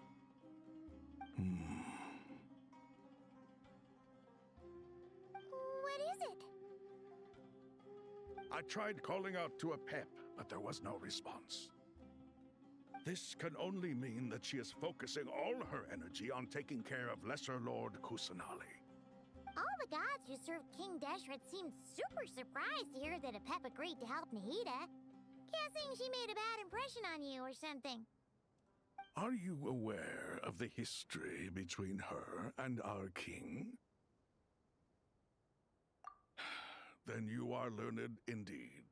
I'm glad to know that Sumeru has the support of someone like you. At the end of his life, King Deshret tricked the Dendro Dragon into swallowing him whole, leaving her to bear the torment of his sins. The Dendro Dragon despised King Deshret, yet he outwitted her. Rather than bringing disaster to the land, he chose to deceive her and thereby ensure his annihilation. An act that surely displays his love for humanity. The Dendro Dragon stands for the glory of a bygone era. She hated Al-Ahmar and what he represented. All the gods, all the power they wielded. And so, her willingness to help the Dendro Archon through this crisis comes as a great surprise indeed. It makes one wonder whether, perhaps, the Dendro Archon assisted her in the past. Yep, Nahida did her a huge favor.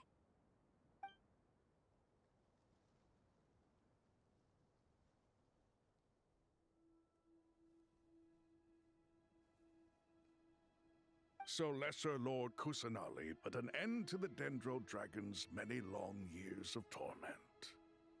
As much as she loathes the Seven, a pep knows kindness when she sees it. No wonder she was willing to make an exception. Yeah, that's the sense we got from dealing with her too. She is not incapable of coexisting with other living things. Rather, she actively chooses to avoid coexistence. And this despite the fact that she symbolizes life itself. How ironic. All of this being said, I wouldn't expect too much from her if I were you. Nothing will change her hatred towards humanity and gods. We'll keep that in mind. Anyway, how much longer do you think Nahida needs to stay with the pep? For all we know, the Fatui might still be in the desert. Just to be on the safe side, why don't we grab anyone who isn't busy right now and go look for her?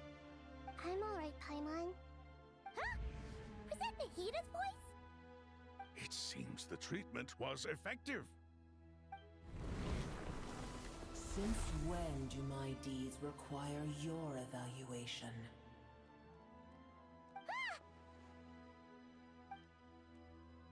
Here will do just fine. I had no intention of taking you any further. One ought not expect greater generosity than they have earned. You always hide your kindness away like an oasis within a sandstorm. Only those who make it through the swirling winds can know just how beautiful that oasis is, and how much hope it brings. You dare appraise my being? No, I'm expressing my gratitude. I want to thank you for sharing your precious life force with me.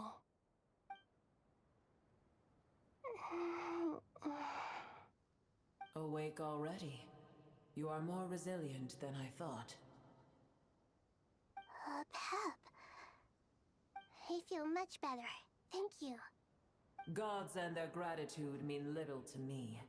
I would rather you give me your assurance that the situation with Irminsul and Sumeru's ley lines will be competently managed. If I suffer any ill effects from the ley lines, you, as the god of this land, will be held responsible.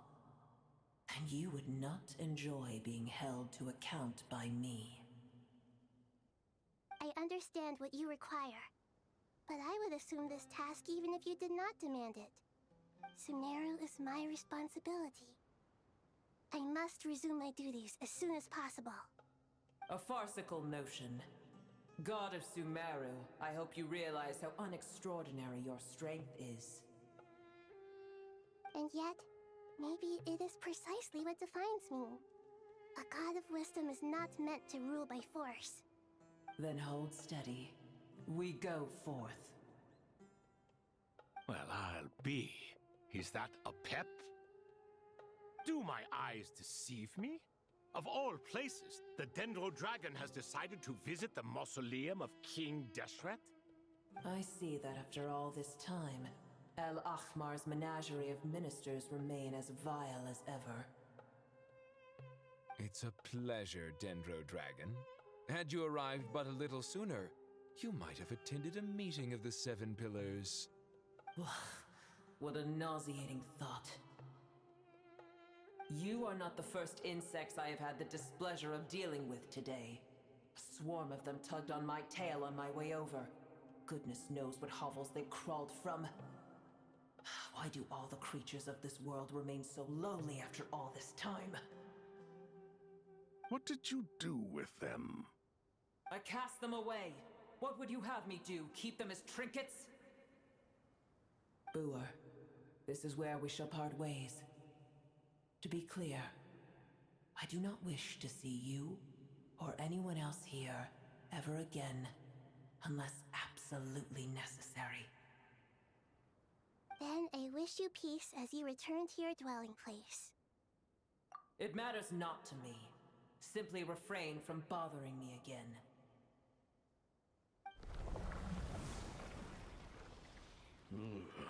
A force to be reckoned with. At times like this, I feel glad that she has no interest in any of this. Hold on, just hold on, okay? We're almost there. We made it. Huh? Wait, that voice! It's... Uh-oh, I'm gonna fall.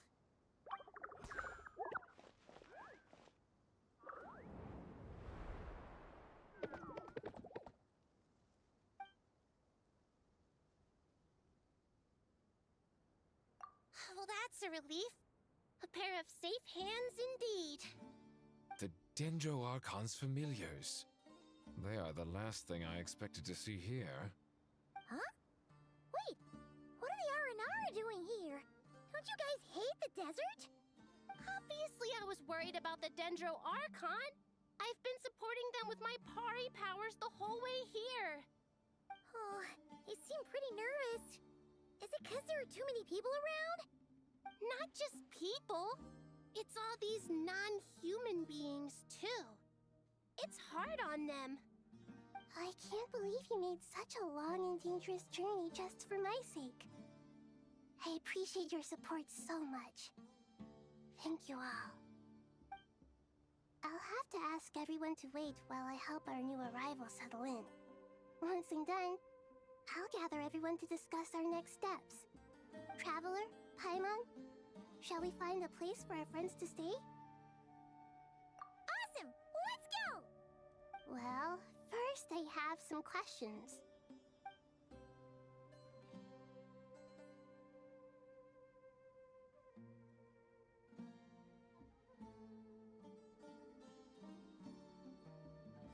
Okay, I think that covers everything. Thank you. We can get going now.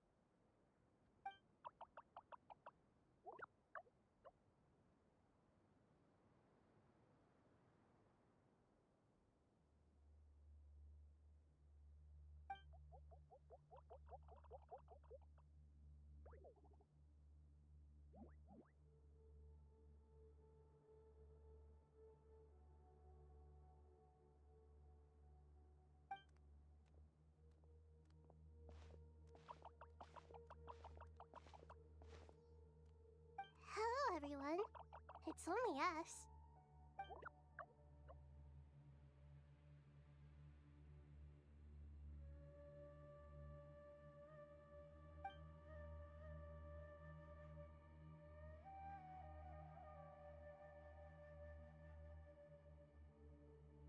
It must be very tough for you coming all the way out here, especially since you don't like the Veluca. Is everyone back in Vanarana doing well?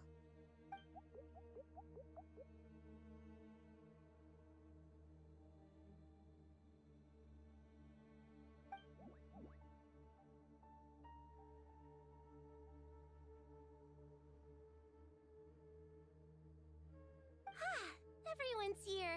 Good. Are you okay? You look like you were about to pass out back there. Then you're forgetting who I am. Don't underestimate me.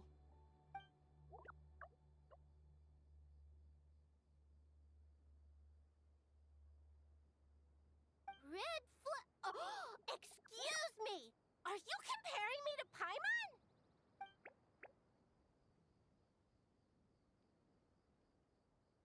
I suppose everyone is gathered here because of me.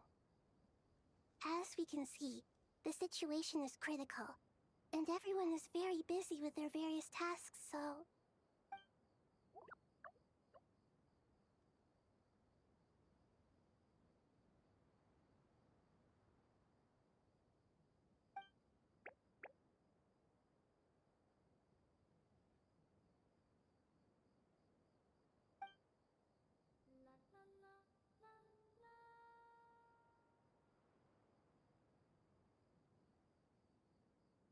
I can't thank you enough. Right now, we're focused on restructuring Aru, processing excess information, and helping restore everyone's confidence. I'm sure you'll find it all very straightforward. I can help too! Just let me know where I'm needed.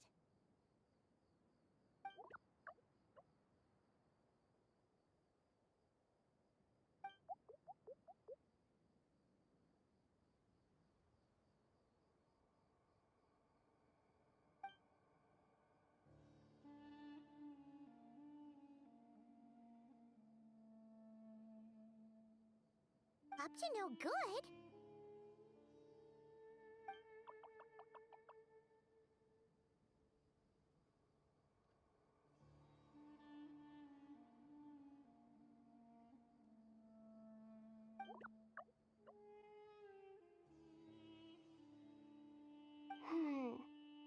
That definitely sounds suspicious.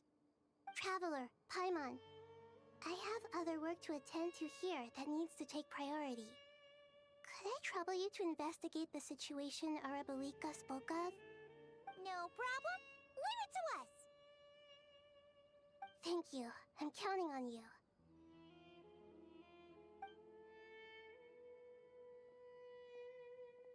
There's one other thing. If you are to work alongside the people of Sumeru, you will need to make yourselves visible to them. Is that acceptable to everyone?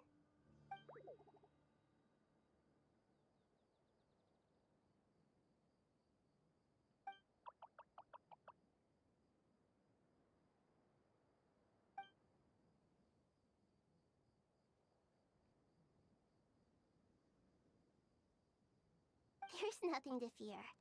No one here will hurt you. But if you do feel afraid, don't worry. Just call my name, and I'll be there.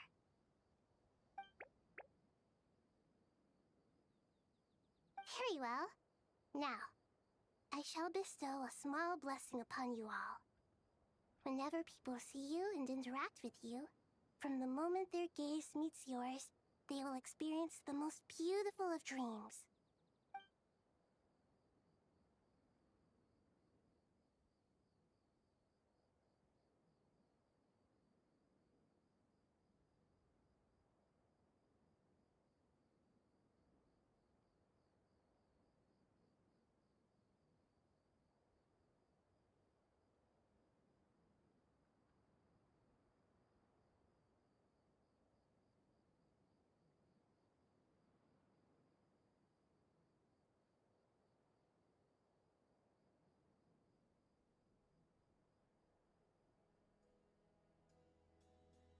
Do not fear.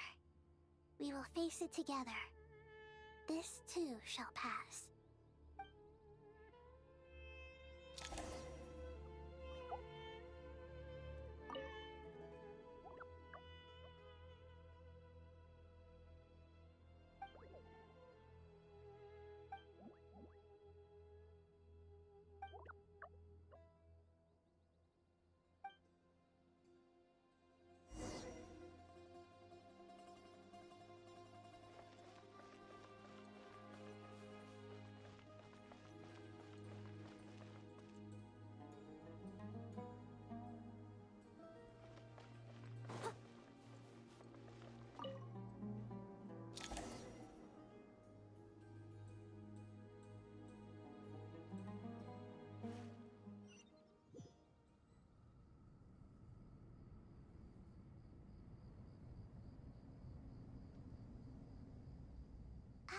Everyone's here. Wonderful. Dendro Archon, you're back. Are you recovering all right? You mustn't push yourself too hard.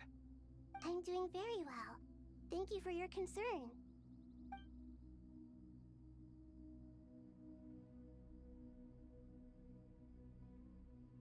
I see. Using the power of Aru to reboot the Akasha and gain access to Irminsul. It's a sound plan, although... I regret to be the bearer of bad news, but with the state that Irminsul is currently in, it's impossible to access via traditional means. Even the Akasha won't change that. Alas, we had feared this may be the case. And what about non-traditional means? Non-traditional means? Are you saying... Desperate times call for new measures.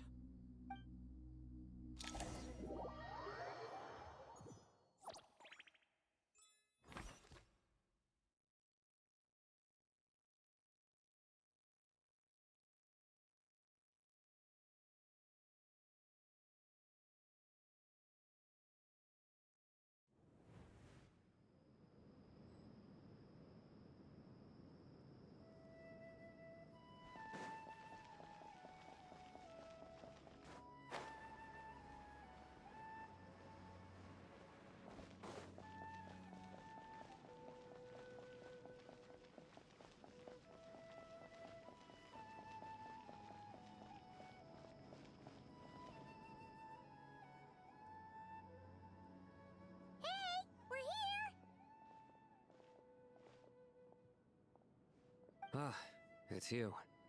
Is there a situation?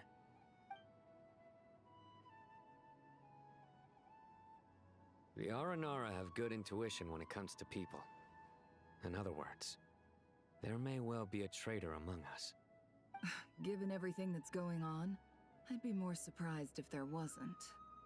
Miss Nefer, as a professional intelligence broker, I trust you have a solution? Not one that I'm willing to volunteer. What's in it for me? Let's say I'll treat this as a pilot project aimed at expanding your intelligence operations. Whatever business you're in, an avenue to demonstrate your abilities could never hurt. I like the sound of that. Glad we're on the same page. Given that you rarely set foot in Sumeru, practically no one at Caravan Rebot knows who you are. I take it you've read the files on everyone in the area? Yes. I also skimmed the list of evacuees, and am more or less up to date on where everyone stands. Any initial suspects? Limiting the scopes to males whose recent activity could be viewed as suspicious. I've identified 3 names. The Aranara saw 2 people talking, but currently we only have 1 suspect. The other person was probably just a messenger, and in all likelihood has already left Caravan Rebot. Everyone is heading for the desert per the evacuation order. Anyone willing to turn back at this stage is almost certainly with the Fatui.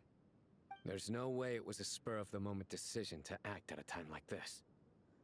This spy must have been planted long ago. We need to smoke him out from wherever he's hiding. Sounds like you have the beginnings of a plan.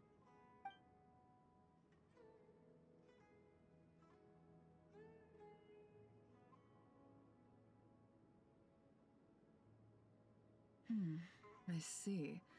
Your suspicions are well-founded. I'd be watching him too if I were you. So far, we still lack solid evidence that he's been bribed. He hasn't made any recent purchases that would indicate he came into some cash. Then let's get closer to him to confirm before we make our move. I can handle it. I'm not based in Sumeru, so barely anyone at Caravan Rebot knows who I am. And you're certain you've never encountered this person in Nodcry? I'm certain. Besides, it's extremely rare for me to have had any direct contact with Sumeru mercenaries besides Jet.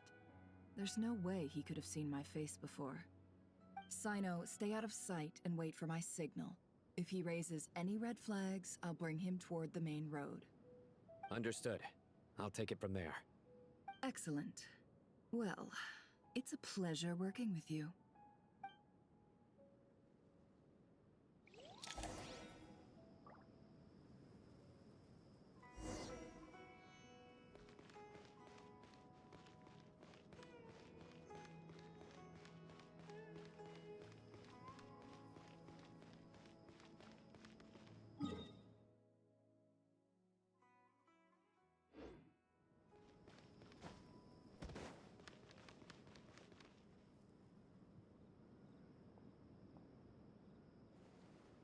Darker skin, scars, frequents the desert and has ample combat experience.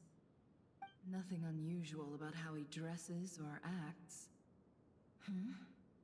What's that he's looking at? A coin. Interesting. Could that be how his contact paid him? Conveniently discreet for someone trying to hide any unexplained income. And yet it could be highly valuable. Sorry to bother you. Has everyone here already left? I don't suppose you happen to see a lady wearing a hat? Ma'am, what are you doing in Caravan Rebot all by yourself? The main group evacuated some time ago. Didn't you pass them on the road? My friend and I lost some of our cargo along the way. I didn't want to miss out on potential business, so I told her to go on ahead and meet the client while I retraced our steps. I didn't think it would be so late by the time I found it. And then there was a terrible sandstorm. I guess I must have taken a wrong turn, because I didn't see any large groups on my way here. Forgive me for asking, but just to be on the safe side, could you describe this friend of yours? Sure. She has blonde hair, and she was wearing a hat and a white dress. You'd definitely know if you'd seen her. Yes, I think that does ring a bell. Ah, my apologies. During this exceptional time, the Core of 30 are under orders to be extra cautious when dealing with unknown people, whoever they might be. I understand. Well, sir, is there anything else you need to know?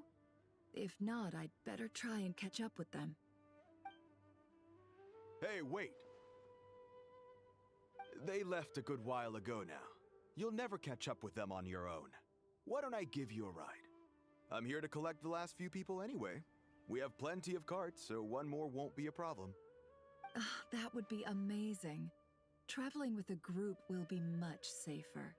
I'll have to pay you for your trouble. Hey, let's not worry about the money for now. Wait here a moment. Once I'm done packing up, I'll take you to join the rest of the group. All right, thanks. Let me know if you need a hand carrying anything. No need for that. I'm strong enough for both of us. Okay. Well, I wish there was some way I could repay you. Guess it's my lucky day, running into someone who knows what they're doing here. You might have just saved my life, you know? You're not wrong there. I mean, what kind of cargo is so important that it's worth risking your life to get back? I hope for your sake that it's priceless. Actually, I suppose I can tell you, since you've been such a big help. But be sure to keep it to yourself, or we could both be in big trouble. Oh, really? Sounds mysterious. We're in the antiques business. You understand? Some of our goods aren't acquired through the most legitimate means. We have to be very discreet when we're selling them. That's why I had to go looking for the missing cargo alone. Ah, no wonder. Well, ma'am, in that case, it turns out that maybe there is something you could do for me. I'm all ears. But to be clear, our commission isn't cheap. Think carefully before you ask. We don't want to ruin our relationship before we even hit the road. I'm sure that won't be a problem. My issue is, I have something that's a little difficult to sell on as well. Take a look at this.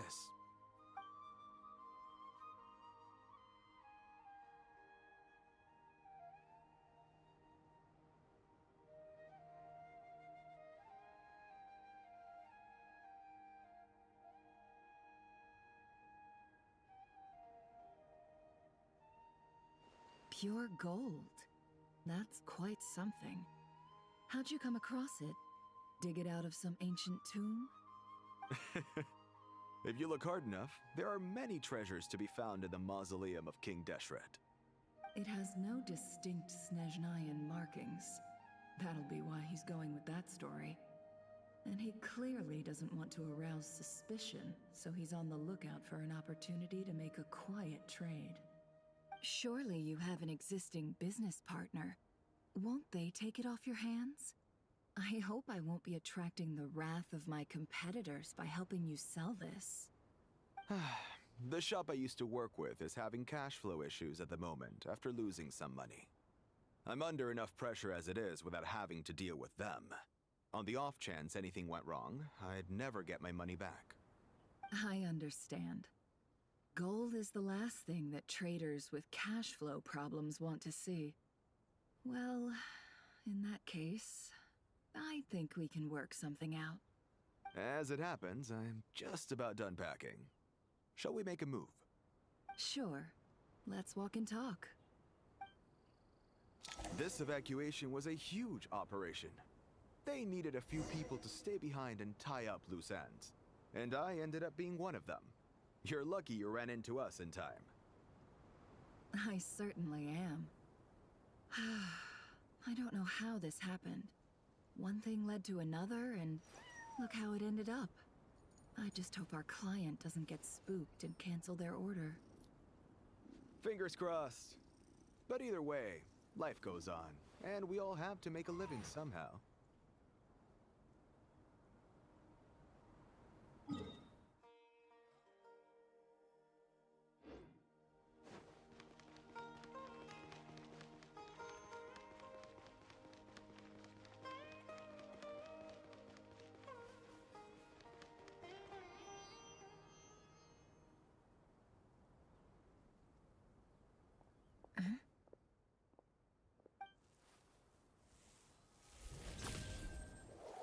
Hands where I can see them.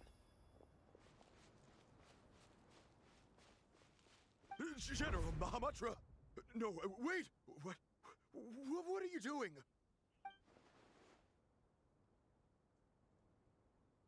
This is the coin? Good. Sadly, you won't have the chance to spend it. Nicely done. Looks like Sumeru's Matra are a well-oiled machine nowadays. Unmarked gold coins are quite difficult to trace. Thanks to you, we have secured the evidence.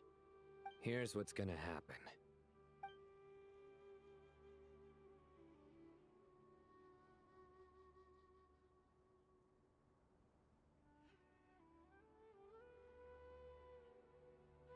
Southeast from here, leeward side of the hill. That's where he's meeting his contact. Great work. Candace tells me your interrogation skills are highly effective. Hers are quickly catching up.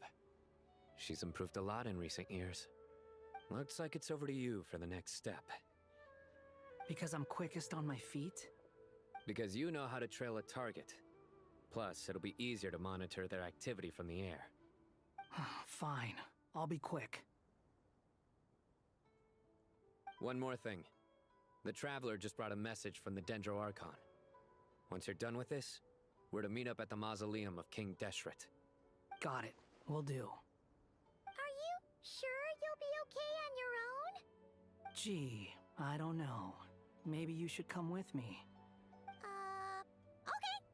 Then Paimon's coming with you. Really? You do know this is a stealth operation, right? Meaning, you have to be quiet? Paimon? Are you sure about this? Well, Paimon at least wants to give it a shot. Like everyone says, if you never try, you'll never know. Besides, being the best guide into that has to count for something. This should be a piece of cake. Fine. Join me if you want. But be warned, if anything goes wrong, I'll have to gag you and shove you into a bush. No need! Paimon will be super careful. Promise! Good. Then what are we waiting for? Let's go. Ah! Coming! Coming!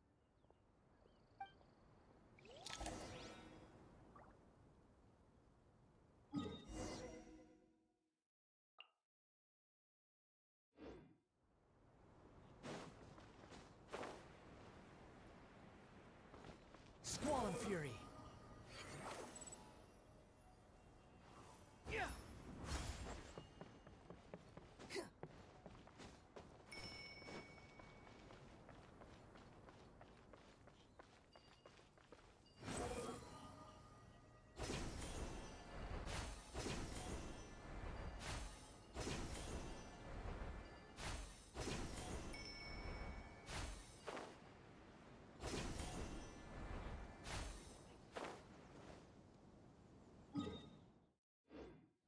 Quit following me.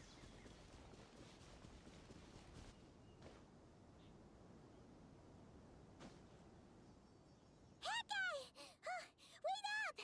Hey, slow down, will ya? We're here. Now we wait. Okay, yeah, cool. Cool. What's on your mind, Paimon? Huh? Oh, nothing? I thought all you cared about besides being a guide was food and sleep. Why the sudden urge to go on a dangerous mission? What's that supposed to mean? Paimon's been on plenty of dangerous missions before. But never on your own. You hardly ever leave the Traveler's side. Just saying, I'm kind of at loose ends right now. So if you did want to share, I suppose I'd have to listen. If not, suit yourself. Makes no difference to me. Hat guy? Do you think Paimon is useless? What? Where's that coming from? When we were in Notcry, Paimon suddenly realized something. Even though Paimon's with the Traveler every single day, whenever we face real danger, she can't do anything to help. Paimon doesn't get like this very often.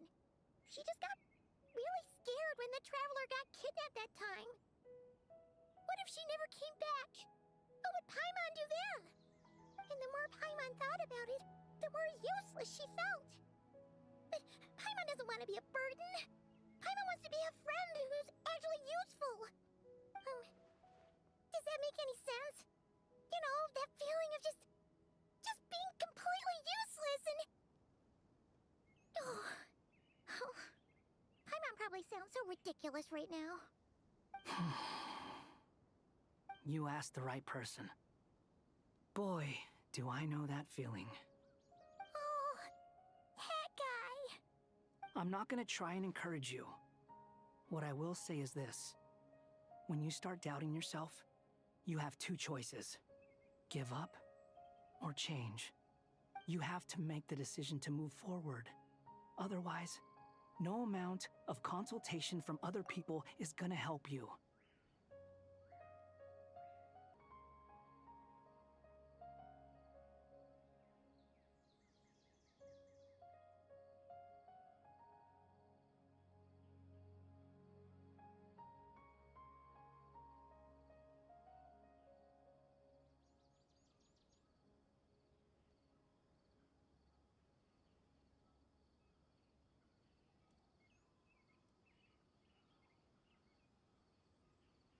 So ask yourself, what do you want? To get stronger? To learn more? Whatever it is, go do it. You won't have any regrets if you can at least say that you tried.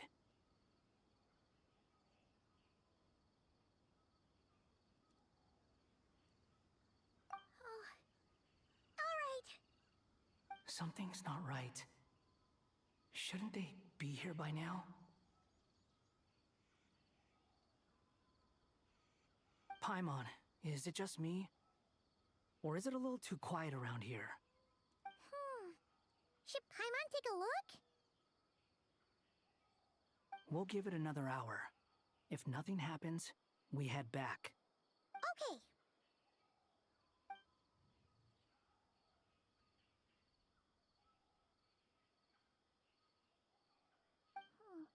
How strange. We've been here for ages. Where the heck are they? Have we been stood up? What is it?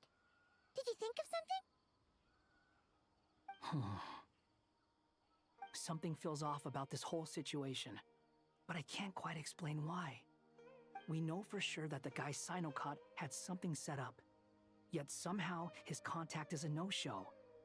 So, either the handler got caught, or, more likely, they decided to cut our guy loose. Then how would they know to do that? Wouldn't they at least send someone here to check things out? That's the problem. They couldn't possibly know what's happening here. Unless... This feels all too familiar. Come on, let's head back.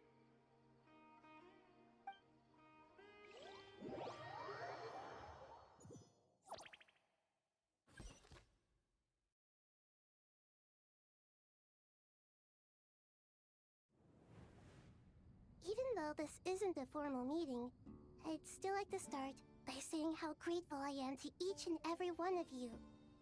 Thank you all for coming here and standing by our side. Shesipank and Bennu are currently assisting the scholars with the maintenance of Aru. Please forgive their absence. As for Hermanubis, may he rest in peace. We remember him with great fondness. There have been times when I imagined what it might be like to meet you all. Now that it's really happening, I feel quite emotional. Time has taken many things away, but that which remains is all the more resilient. I must say, there is one thing that rather surprises me. You appear to be in good spirits, Lesser Lord Kusanali. But even so, I can sense that the life force given to you by the Dendral Dragon has far from fully resolved the problem of your vitality. Oh no! So even Apep's power didn't work? Don't worry, Paimon. It worked very well indeed. The issue is how closely I am tied to Irminsul. Until the problem with it is resolved, there is no way I can fully recover. Sumeru has undergone tremendous changes during your absence. When gods pass away, inevitably, people's faith in them grows weaker. You must have sensed it already. Your power is not what it once was. Regrettably, this is true. I too have grown weaker due to the effects of Irminsul. Right now, we're all in quite a sorry state. Then what do you suggest? We take all the help we can get. Sumeru is our shared home. You and I, gods and humans alike. We must unite all our strength in this moment. Though Al-Ahmar is no longer with us, the alliance between the three gods remains in force. Regardless, as subjects of our king, we have a responsibility to support Sumeru through this catastrophe. Not to mention that it was the people of Sumeru who released us from this prison of Aru. Times have changed, and the people of today possess greater wisdom than those of the past. You really know how to give a rousing speech, Goti. Now then, let us learn more about your plan. The brightest minds of the Sumeru Academia are busy opening and renovating Aru. They claim it has something to do with Irminsul? Correct. Irminsul has existed in Teyvat since the very beginning. But during the Age of the Dragons, it did not possess the significance it holds today. After the heavenly principles arrived, the power of the Light Realm was divided into elemental energy, and Irminsul was refashioned as a device that records and preserves all information. Since then, everything in this world has been inextricably linked to it. As the Dendro Archon, I have a duty to protect Irminsul. To Sumeru, it is both a national treasure and undeniably a major threat. Teyvat has seen many upheavals in the last few years. The most recent of these was a major crisis in Notcry, which forced Sumeru to be even more vigilant than usual. I made sure to monitor all the pathways through which an outsider could potentially transmit themselves into Irminsul. But despite my efforts, a major problem still arose within. I still believe that someone has actively invaded Irminsul. But rather than taking any of the pathways I referred to, the intruder chose instead to utilize the most direct route, and the only one that cannot be protected against, by entering Irminsul through death. I see what you mean. You cannot simply stop all deceased souls from returning to the ley lines because of a potential invasion that could occur at any time. That's right. As important as it is to guard against external threats, I couldn't allow myself to stop the souls of the departed from finding peace. Please, understand how difficult this predicament was for the Dendro Archon. Defense has never been an easy task. After Irminsul was invaded, my authority was quickly restricted. Soon after that, the tree began denying access to any connections. I'm sure you feel responsible, but you are not to blame. No one can predict every possible disaster. There will always be trials and tribulations for the world to endure. But the people of Sumeru should not have to endure this. We must find a way to break through the lockdown and connect to Irminsul. And this is why you need Aru. Yes. The only thing in Sumeru capable of rivaling Irminsul in terms of overall function and performance is Al-Akhmar's legacy, Aru. All I managed to do before falling into a coma was make some minor adjustments to Irminsul. Using Aru is a last resort, and a move that comes with enormous risks. The Scholar's initial plan was to borrow Aru's power to reboot the Akasha, then use the Akasha to connect to Irminsul and investigate.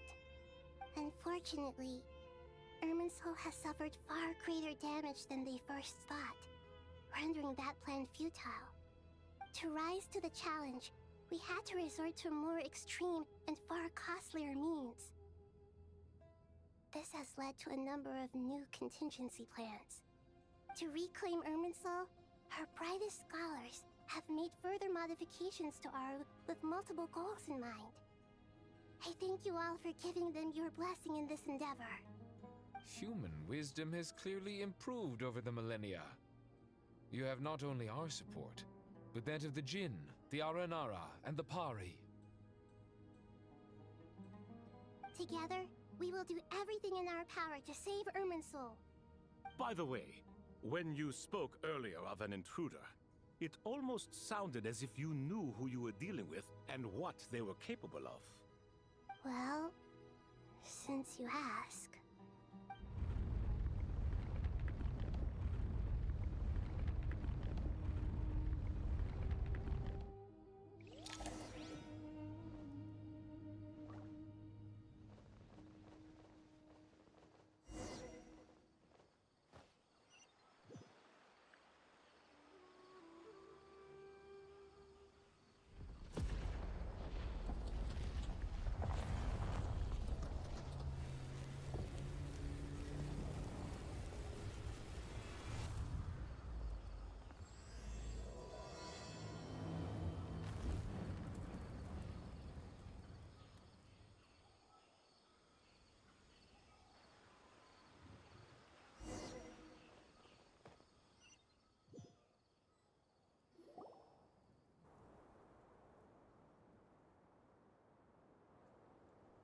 Mr. Tainari! What is that? Is this Irminsul? How did this happen? What's going on inside? Luckily, we managed to evacuate everyone. What in the world was that? That was terrifying!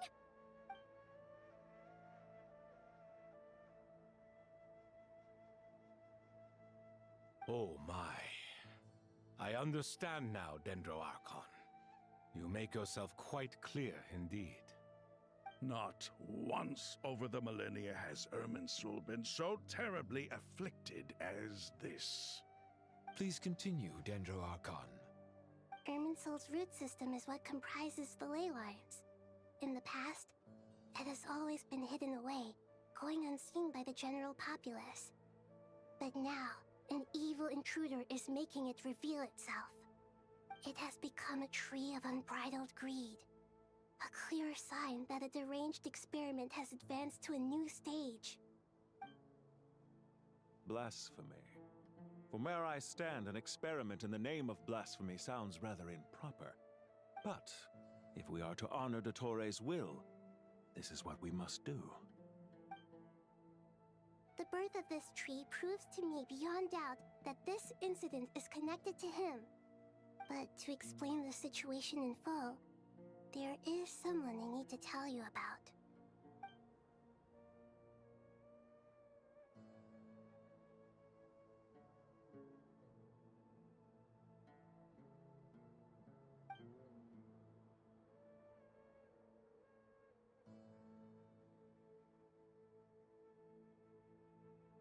Zandik.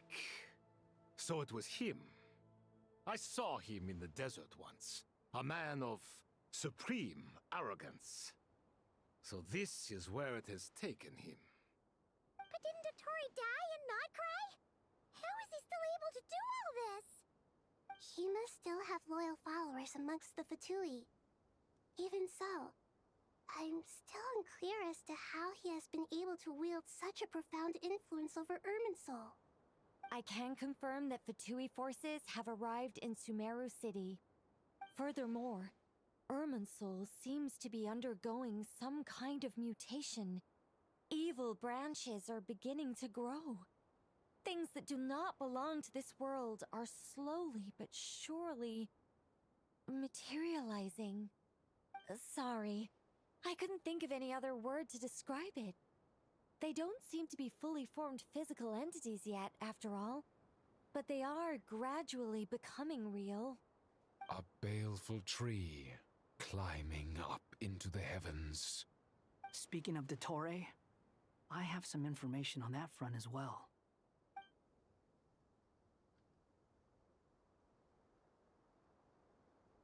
I didn't think it was wise to state this out in the open. But my theory is, the mole wasn't cut off after he was caught. They wrote him off from the beginning. You mean, the Fatui never intended to follow through with him? Then why plant a mole at all? It's hardly a conventional strategy, and the rationale behind it is pretty twisted. But as it happens, I know someone who works exactly this way. And when it comes down to it, his goals are very simple. He just wants to confuse people, so they can't figure out what he's up to. He's been a collaborator of Dottore's from the outset. That fact alone confirms that Dottore is involved with this somehow.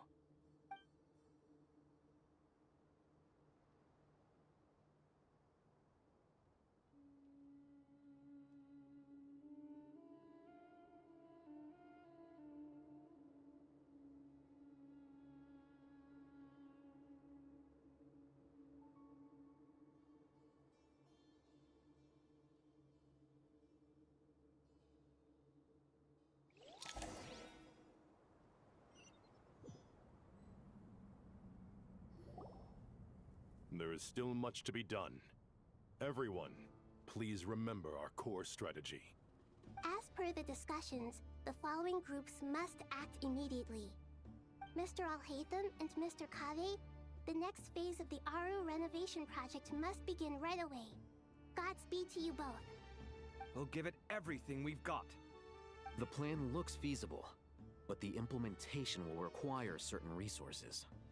General Mahamatra Sino and his team will help to procure the materials required for modifying the terminal. No problem. I've already spoken with Sethos and Hat Guy, and they've agreed to assist me. This kind of thing is best left to the fleet-footed, right? Hat Guy? If it's efficiency you're after, we're the right people for the job. Following up on the elemental energy amplifier we discussed, Ms. Dory, I assume you're the one most familiar with the status of this project. Aside from the Dendro Archon, of course. Yep, that's right. Leave it to Lord Sangama Bay. Got it. Well, I'd like Madame Farazan, Kale, and Nicole to support Dory on the technical side. You can count on us. Will do.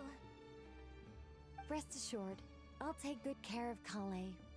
Dia, Candace, and Nefer, you'll be in charge of negotiating between the various parties. I trust you remember our goal. You bet. We can handle it. Good. I believe that covers everything. Tainari will provide ad hoc support as needed, if that's okay. Poor Tainari. Must be tough being Nephis' student. Getting bossed around all day, every day. Hey, don't try and drive a wedge between us, you old rascal. All it says to me is that Master Nephis has faith in everyone's abilities.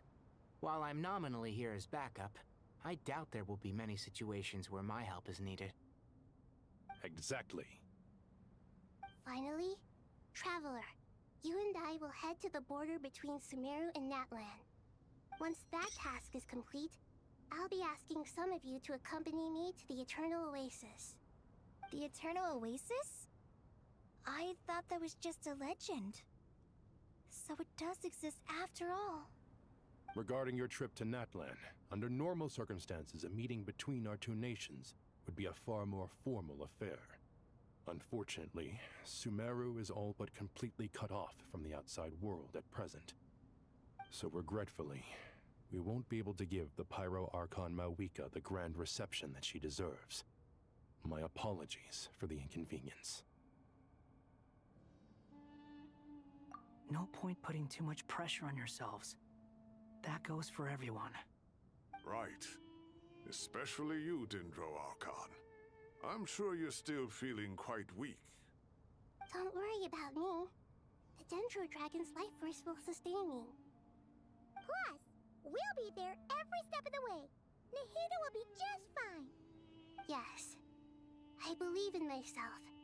And I believe in every one of you. Well, time to get going.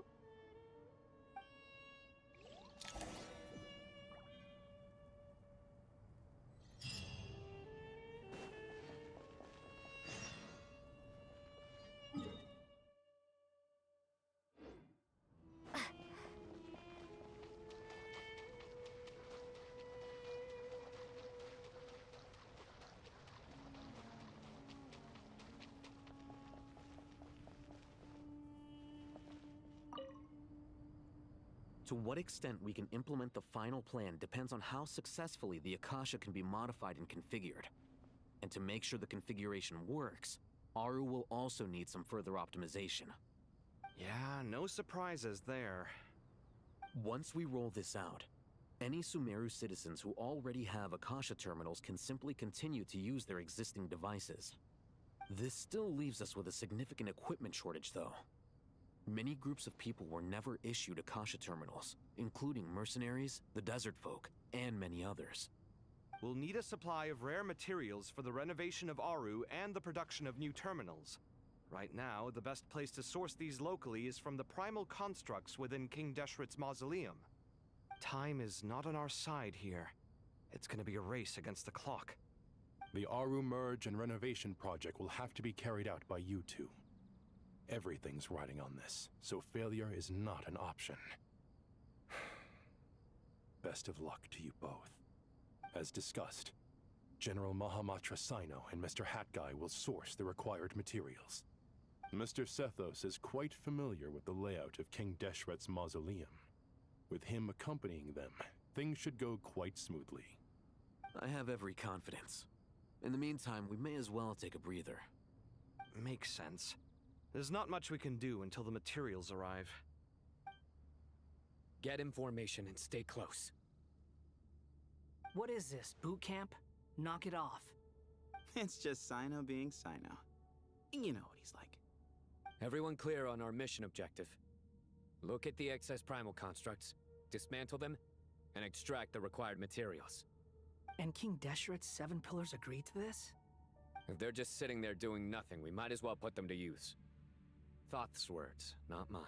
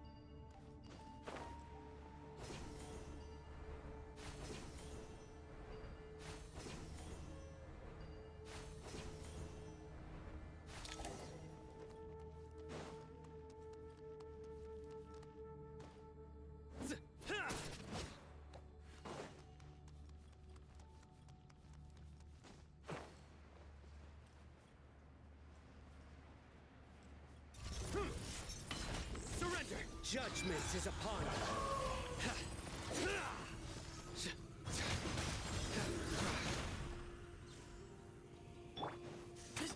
Give me some space. Move or be moved. Behold, bow your head.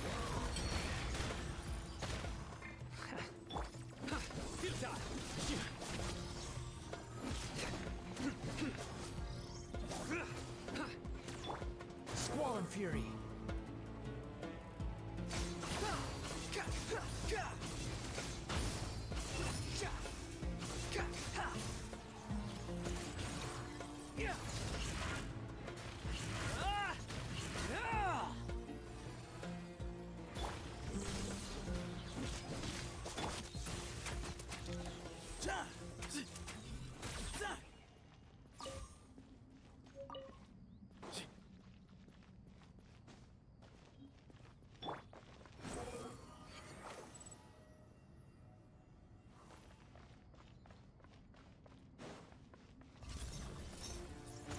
Behold!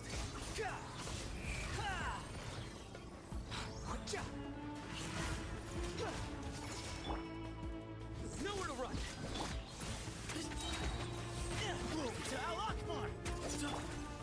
Your sins weigh upon your soul! The wind rises. Know your place.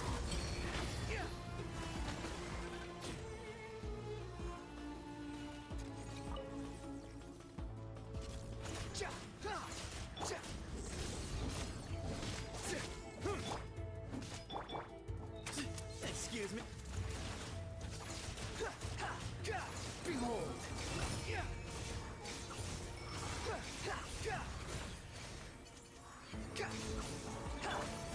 Surrender!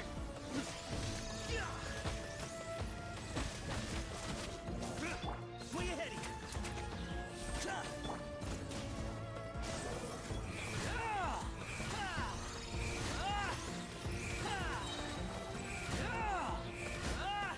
Cry louder! Quit following me.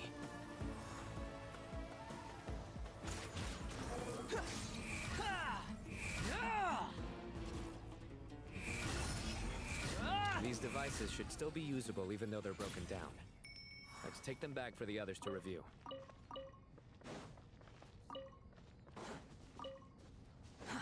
Too slow. The wind rises.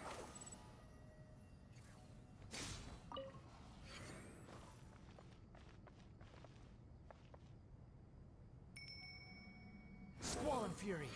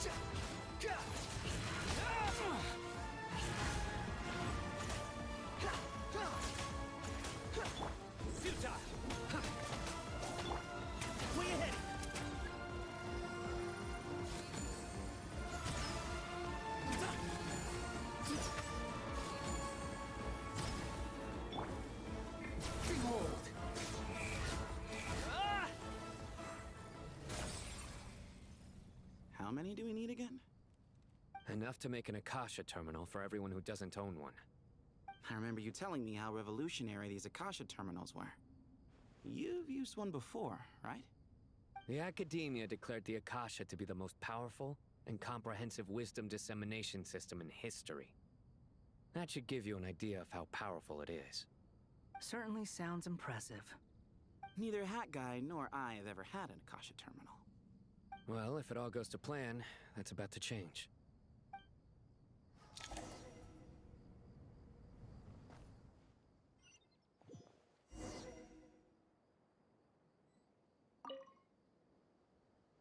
Oh, goody! Thank you so much for handling the delivery. What a long way it was.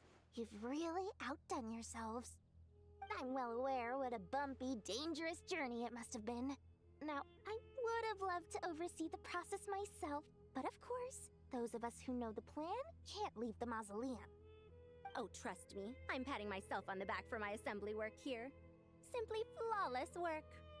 But will you really be needing all of this? According to our plan, yes, this is the quantity required. I have no complaints about the quality either. Only the price. So expensive.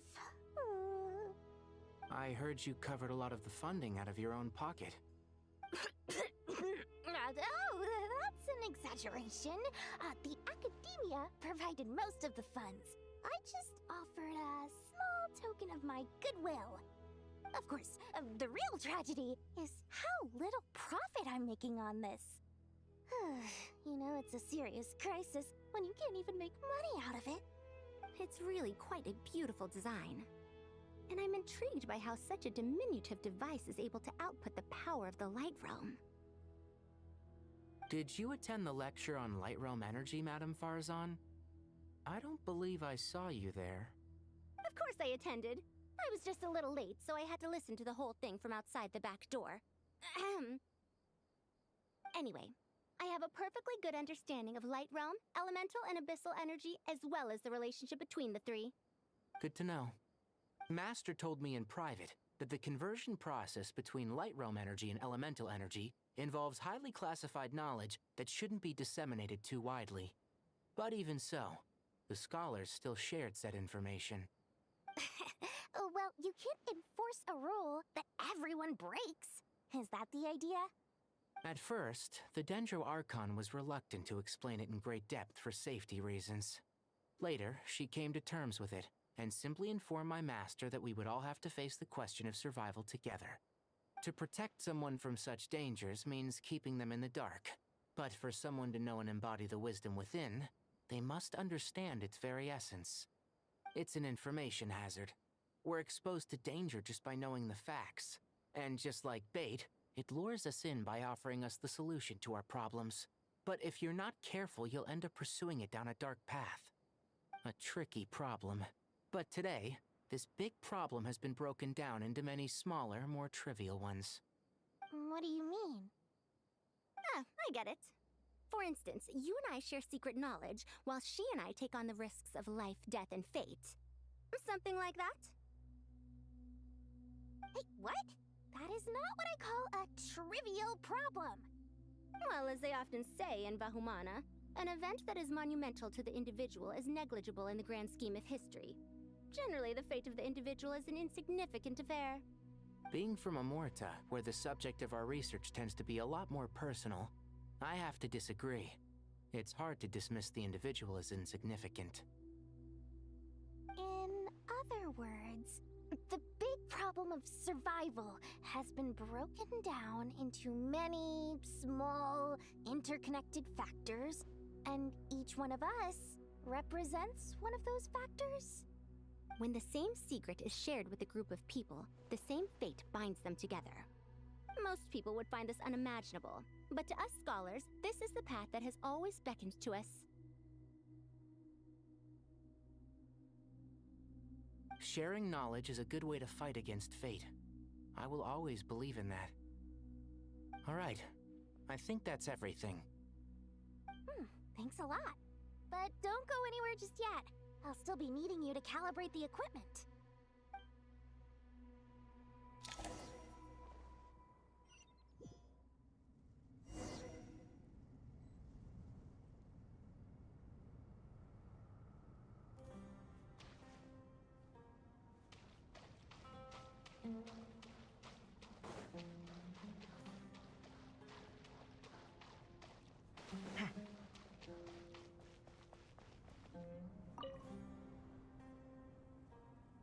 Okay, the materials are ready. We can proceed with the next phase. Alhaitham, how are you getting along? Most of the information in Aru is written in ancient desert scripts. Some of this is written in a tribal language, while other parts seem to be a variant of an Oasis script, based on the glyph forms. Oh. Not lost to history, I hope. Some are. All we can do is infer the meaning based on the rules of related languages. Although, this section actually fills in some of the missing historical record. I'm transcribing it so we can bring it back to the academia. After Aru started up, 2 more lines of text appeared here. Can you read them? Humans may not read what is written by the gods, except by not reading. Victory should not be easy to attain, for it symbolizes divine wisdom. Knowledge must not waver, for it has external borders. Is this a clue to solving a puzzle? Or is it being symbolic? You can't read it unless you don't read it. Victory is wisdom. Knowledge is confined by borders. Wait, I think I've got it. It's a metaphor, isn't it? It's talking about... a chessboard.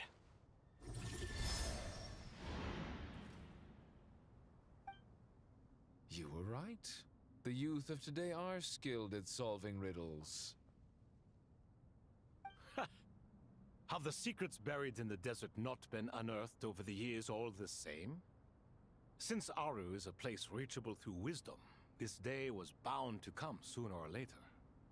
Oh, I've always been against overly cryptic sentences. Don't you get tired of reading and writing all that? Ah, it's you 3, just in time. We've been delving deep into Aru, and now this board has appeared. I've heard this was how you'd while away your free hours. You must be quite the experts by now in that case. It is true. King Deshret's chess games are some of the most well-loved of all his wonderful creations. If you have ever been to Safhe Shatranj, you may well be familiar with the chess pieces you see here. Is this chessboard supposed to be another visualization of the interior of Aru, then? Naturally. Visitors, everything is ready.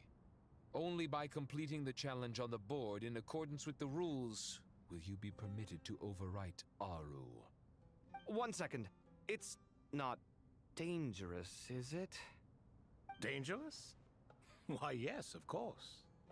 I should be the one to go, then. Wait for me here. Sounds like the self-confidence of our present company has rubbed off on you. Don't be ridiculous. I'm your upperclassman, and that means I have to look out for you. I appreciate the sentiment, but a game of chess typically requires 2 players. Besides, I'm sure they won't let things get out of hand.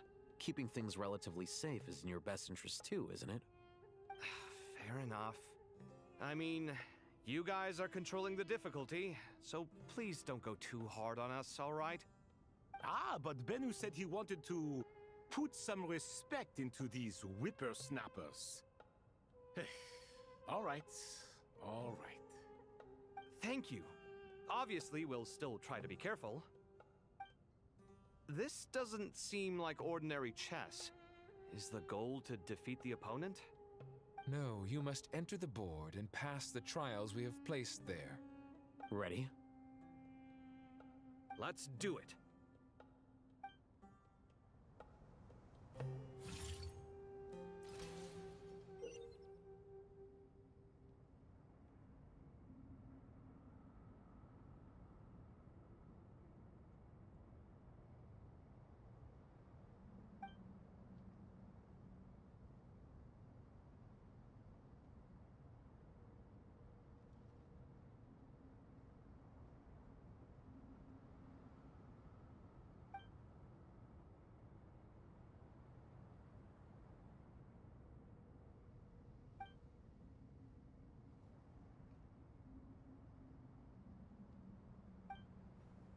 The first trial is posed by me. I don't think this is gonna stop us. Ah, but the key to this game lies in working together. Otherwise, you will be deemed to have broken the rules. Looks like it's up to me. Marak, can you open it? King Deshret's favorite primal construct, living on in suitcase form of all things. Amusing. Ho ho! Excellent work.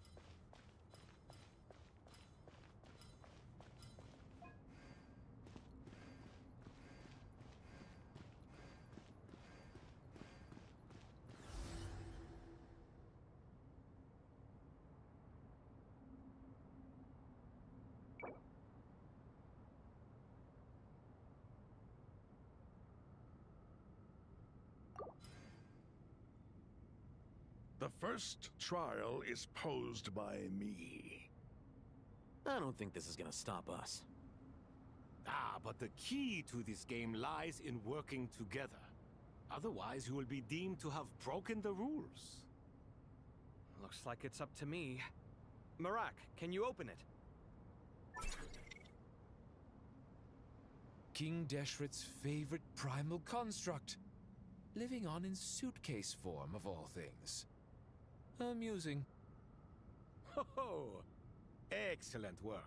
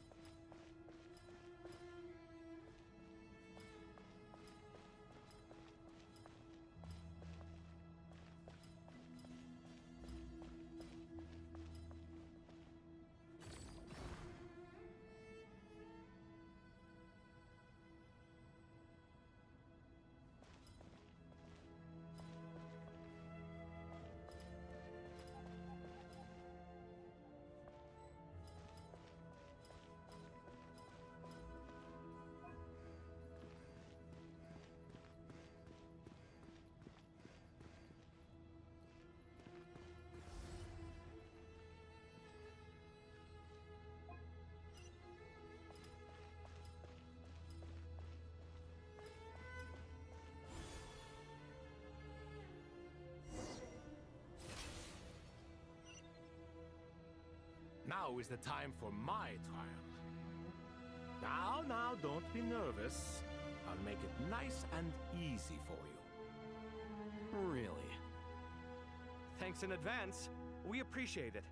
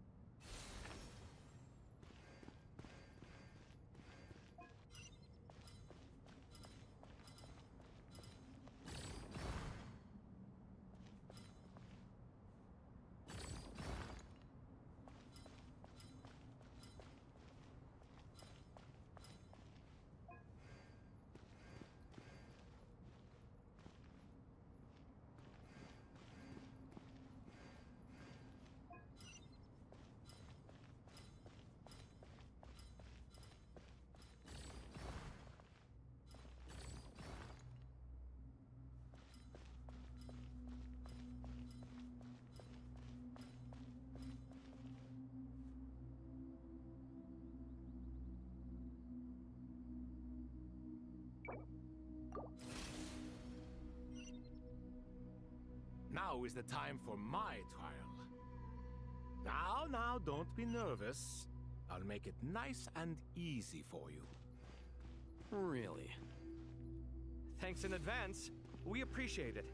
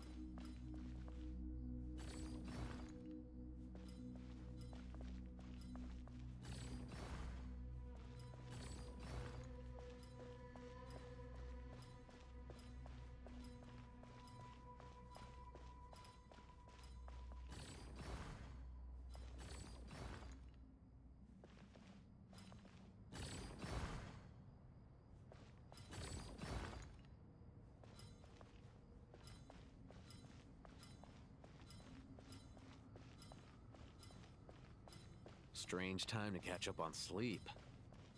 I'm not sleeping, I'm thinking! It's not that simple, you know.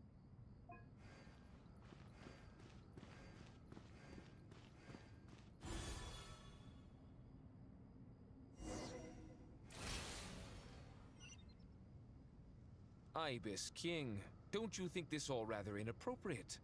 You may as well be handing them victory on a silver platter. Do not expect me to follow your lead. Ha! Suit yourself.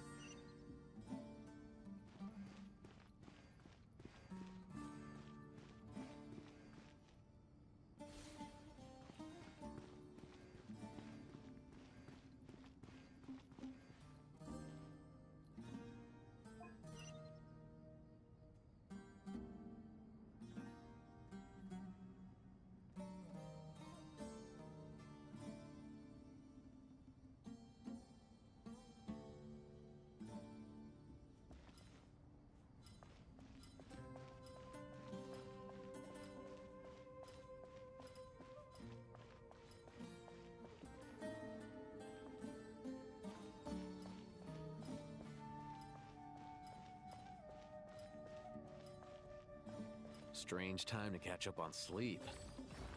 I'm not sleeping, I'm thinking! It's not that simple, you know.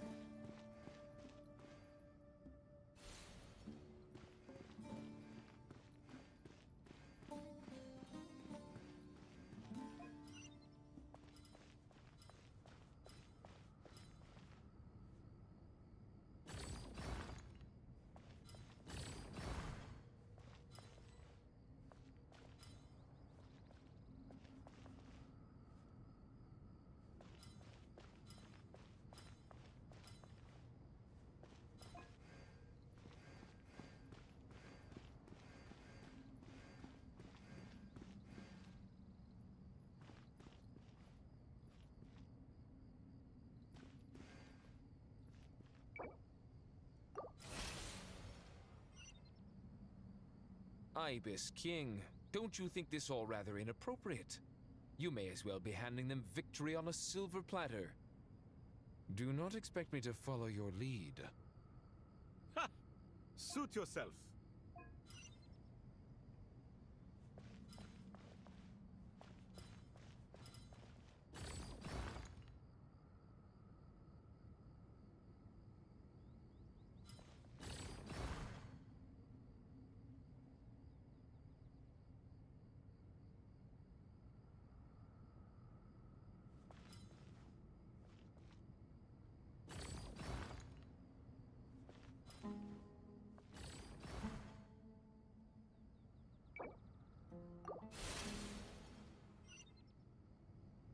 Ibis King, don't you think this all rather inappropriate? You may as well be handing them victory on a silver platter. Do not expect me to follow your lead. Ha! Suit yourself.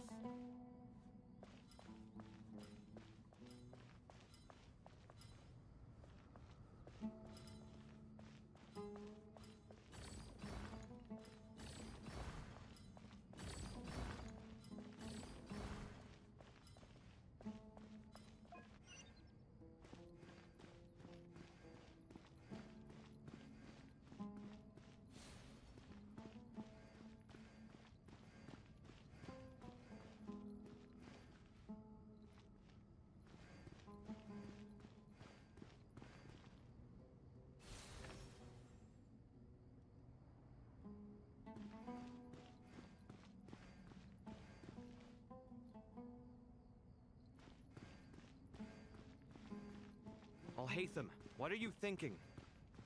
If you don't want to wait, you're free to leave.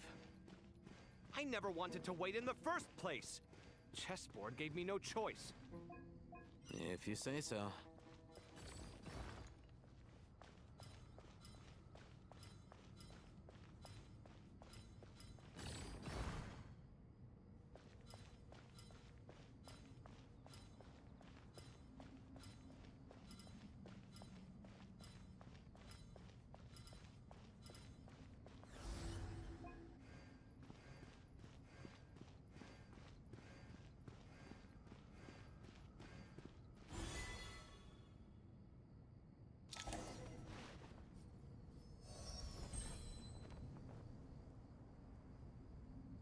Done. Finally. It's over. But seriously, that was incredible. Standing on the chessboard felt completely different from standing on solid ground. And also... Oh, sorry. I'll save my thoughts for later. Thanks to the three of you for helping us out with this. Is it just me, or were you giving us quite a lot of guidance along the way? We made but a humble contribution. You lived up to our expectations. Bravo! Our aid was not given for naught. In addition to the existing functions, I'd like to ask you for another favor. Since Aru's interference shield can cover the entirety of the mausoleum, it should be possible to extend its range even further. Perhaps you can find a way. So, building upon the existing functions to... Ah! I'm with you! Imagine for a moment. What would the ideal outcome look like if this function were compatible with the devices? I agree. This is the best solution possible. Please, everyone, we beg you to help us. Me, oh my! Well, since you ask so very nicely, I suppose... Goti? Croco? What do you say? Naturally.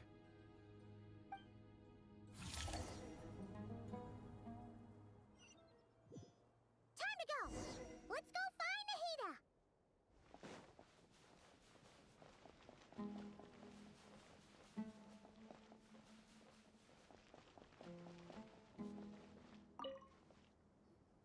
There you are. Miss Nicole truly is an angel. She shows great wisdom in guiding others, and she has already sent word to Netland on our behalf. She said that while the other members of the Hexen Circle are busy with important work, she is quite free, and she is more than willing to accompany the people of Sumeru for the entire journey. Oh, there's Nicole, all right. Always super patient and loves to help everyone out. She's the best. She is. So kind and enthusiastic. Well, time for us to get going. Let's head out.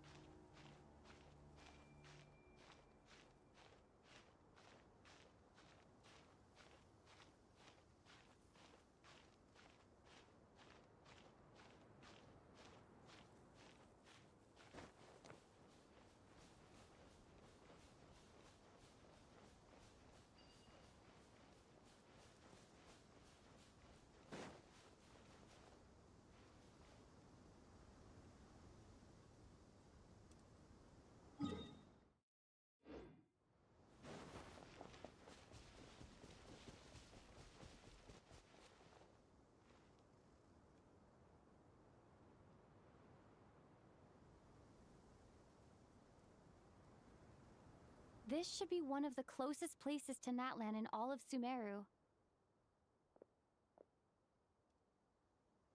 There's the barrier Nicole and Nefer mentioned. It completely cuts this nation off from the others. But why? Why separate you from the rest of the world now, specifically? And if I'm not mistaken, Irminsul was polluted once before, wasn't it?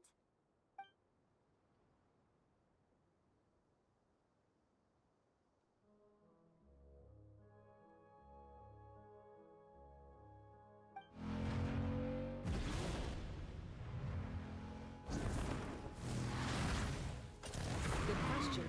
I'm wondering the same thing myself. That voice. Moika, you got here pretty quickly. Hello, traveler. It's been a while. Hello there. Hello, Dendro Archon. Moika, I apologize for asking you to meet at the border on such short notice. I also apologize for not being able to greet you in person. The form in which you see me now is one carried by the traveler. The real me is inside the mausoleum of King Deshret, and I am reaching out to you with my mind from here. Irminsul has been infiltrated by the Doctor. We must be on our guard, as he can spy on information in the world from within the tree. Fortunately, there is no record of the traveler in Irminsul, and you are still within Natlan's borders. My records will be preserved in the Night Kingdom, rather than the ley lines. As long as the Night Kingdom remains disconnected from the ley line cycle, the Doctor has no way of knowing my movements. Exactly.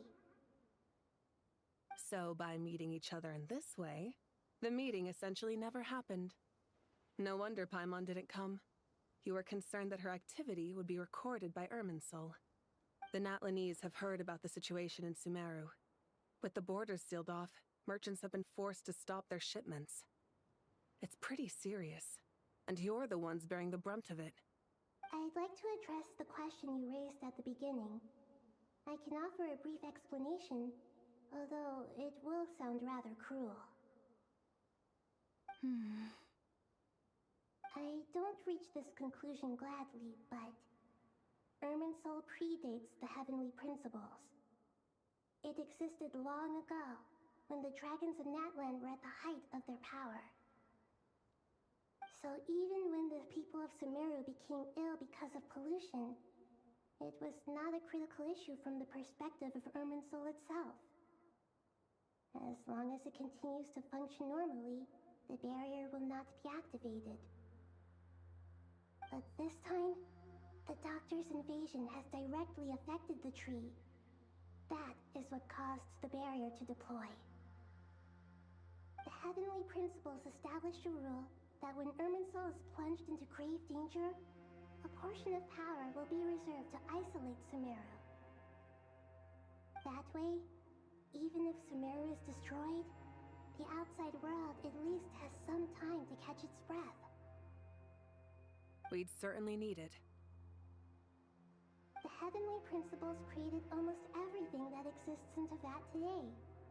To them, preserving the existence of the world and its inhabitants takes priority over protecting Sumeru. Meaning, protecting Sumeru now falls to you. Yes. My own power may be limited, especially compared to yours. But that doesn't mean that we're just gonna sit around and wait for the end. If necessary, I will utilize any and every means at my disposal. Nicole of the Hexen Circle didn't say exactly what this meeting was about, but after hearing everything you've said so far, I think I can guess where this is going. That's right. Nahida and I discussed it at length. We both know how presumptuous this is, but... You need the pyronosis, don't you? Yes, you guessed correctly. Originally, I only intended to borrow it, but the situation is far graver than I foresaw. So instead, What I ask of you is to please give the pyronosis to Sumeru. Why do you sound so nervous? There's no need to be shy. Surely a gnosis is pretty important to a god. I guess, but it's not as if losing it would suddenly render us powerless. But I'm sure you don't need me to tell you that. With all the nations you've traveled to, and all the gods you've met, you must have realized that by now. As far as I'm concerned, a gnosis is basically an elemental energy enhancer. But I don't usually use it. You know me. I like to think I'm pretty strong without it. Yeah. Not about to dispute that. So you see, you don't need to sweat it. Here, take the pyronosis. Uh-huh? Just like that? Uh-huh, just like that. To tell the truth, I've always toyed with the idea of giving it to someone who needs it more than I do. I know you accompanied Nahida here to try and increase the chance of success. It's a good thing you did, because your involvement is one of the main reasons you've managed to persuade me. Are you sure about this? Handing over your gnosis just because of me? I won't try to quantify it, but trust me. Handing over the gnosis to Tumaini is far from the craziest idea I could think of. Besides, even if you hadn't come here personally, I think I still would have agreed to Nahida's request. Irminsul doesn't just affect Sumeru. It impacts all of Teyvat. I know all too well how difficult it can be to protect the things you care about. So logically, morally, or however you want to cut it, helping you is the right thing to do. You don't need to tell me the specifics of your plan. Where the gnosis is involved, the tighter the secrecy, the higher your chances of success. Moika, my heartfelt thanks go to you and the people of Natlan. Don't mention it. But now, for the hard part. How do I actually give it to you? The Irminsul barrier is right in the way. I have an idea.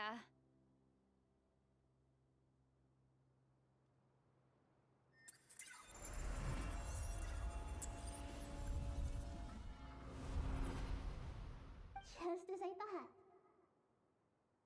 thought. Incredible. What did you do? Just made a lucky guess. This seems to happen quite a lot.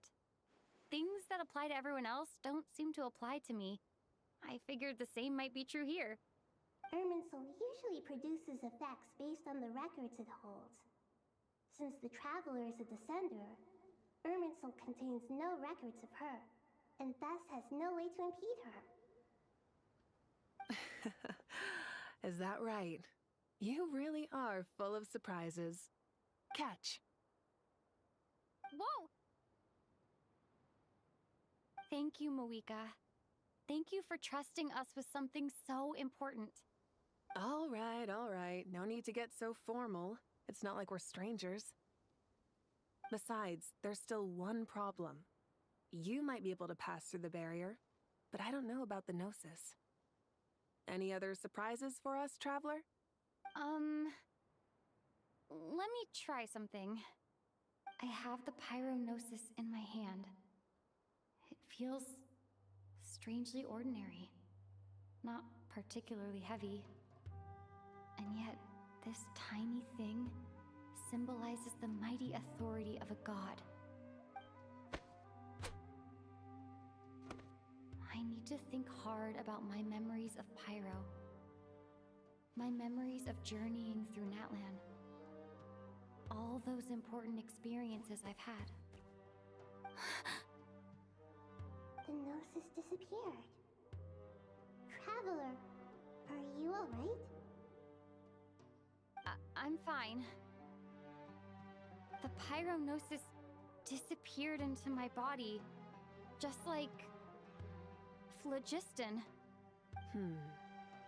Maybe it resonates with you because you've mastered the power of phlogiston. You might not be recorded in the ley lines, but you're still our Tumaini. Whew.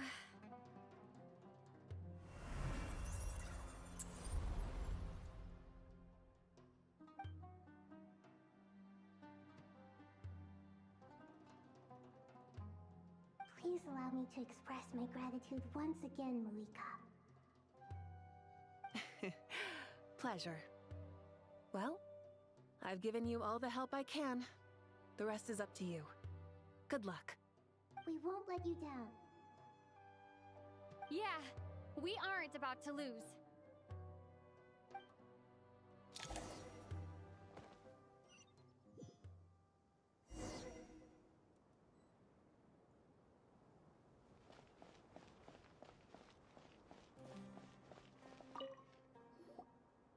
Traveler, Paimon, how are you feeling? Paimon's a teensy bit nervous, but only a teeny tiny bit. Seems like she's gotten way braver over the last few years, huh? Of course. After all the adventures you've had with the Traveler, I'm sure you've gained a lot of experience and grown as a person. I'm doing all right. What about you, Nahida? How are you holding up?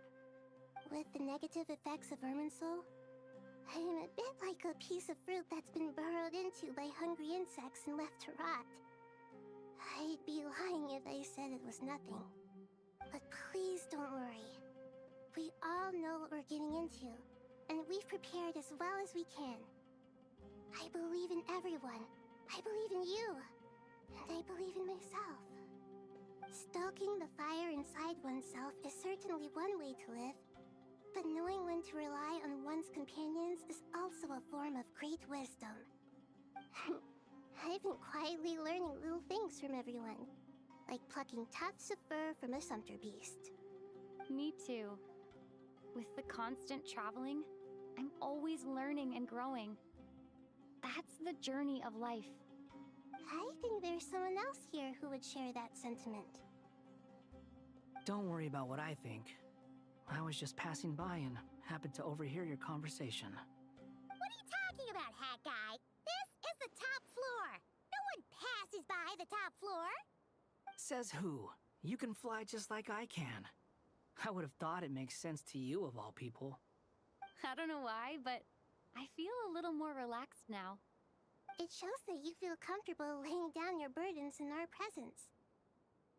It means that Sumeru is a place you can trust, where you know we have your back. And we feel exactly the same way around you. That's what it means to be friends.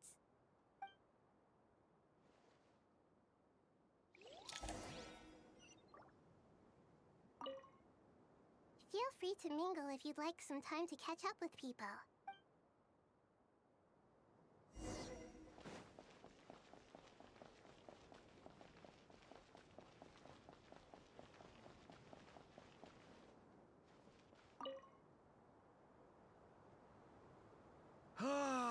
It's finally done.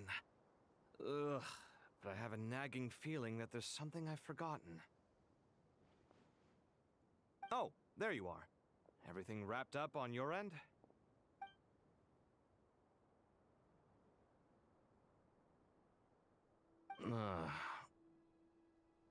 Okay, fair enough. That was a pointless question. We were working in tandem, after all. You must really be exhausted. Well, it's been a busy day for both of us. When work ends, you clock out. No looking back. Yeah, we're definitely due a break. Probably a little late to start drinking now, though. I'll stick with water. Here, this one's for you. Thanks. You want a bite to eat? I can grab us something. Or wait, I think there's a stove nearby. Let me take a look. Are you nervous? A little, yeah. Unlike you, it seems. How are you not feeling at all nervous? Because everything that happens next is beyond my individual control. I don't worry about things I cannot influence. What do you mean, cannot influence? You're the one who came up with half of the strategies we ended up using. There's only so much I can do. I was only doing my duty. Was it like this last time, too? You mean with Azar and his accomplices? Yes and no. The situation back then was easier to control, but we weren't as prepared as we are this time. So the enemy is stronger, but so are we. I still vividly remember the way you interrogated me in the library after the fact. Where were you when Sumeru needed you most? If your memory is so vivid, you might also recall that it was you who came looking for an argument. You're often the one who initiates these things, you know. I came for a conversation. I didn't know it was gonna turn into an argument. Anyway, at least I showed up this time. So, what do you think? What do I think? I think we're certainly better off for it. It's good having me around to help out, huh? Absolutely. As a citizen of Sumeru, you displayed a remarkable sense of responsibility in the face of disaster. Certainly feels that way. I just shudder to think how the world would have ended up if we hadn't gotten control of the situation. So, do you think this is what impending disaster looks like? The sky is so clear, and there isn't a whiff of decay or destruction in the air. It's hard to imagine that the fall of humanity could happen on an ordinary day like this. Awful things happen all the time. Sometimes people can stop them, and sometimes they can't. What you and I have done is increase our chances of stopping this one. Lofty ideals may provide no defense at all against nihilism, but perhaps little decisions can. Oh, nothing. It's nothing. I hope everything works out tomorrow. It will. As long as we stick to the plan, our chances of success are good. It's really strange. You're my junior, yet you always seem to act more like an upperclassman than I do. I think it's mostly a matter of temperament. Ugh. Walked right into that one, didn't I?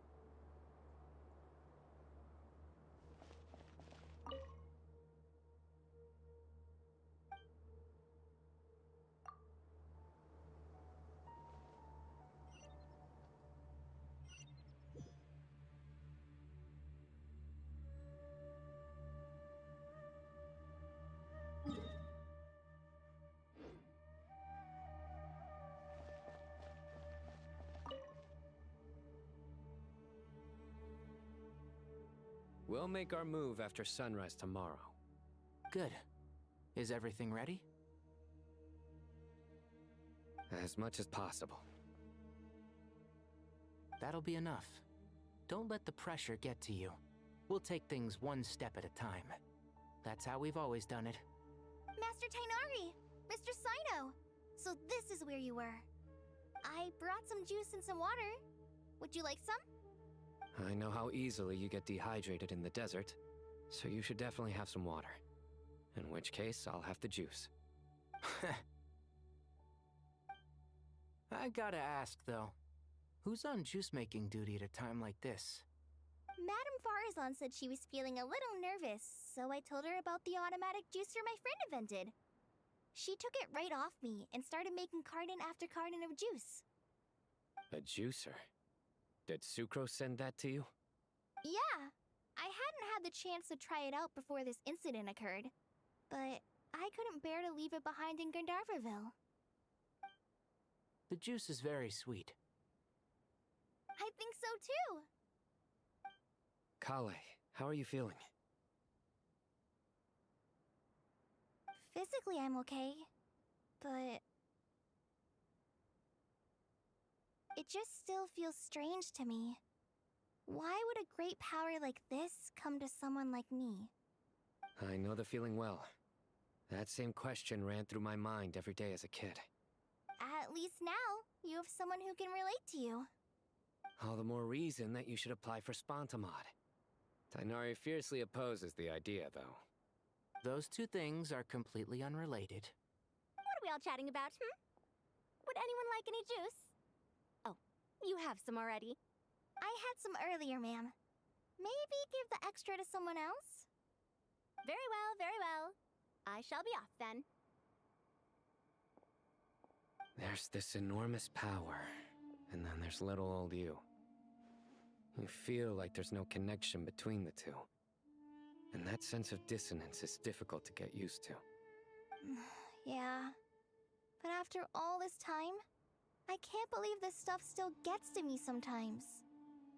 Makes me feel a little childish.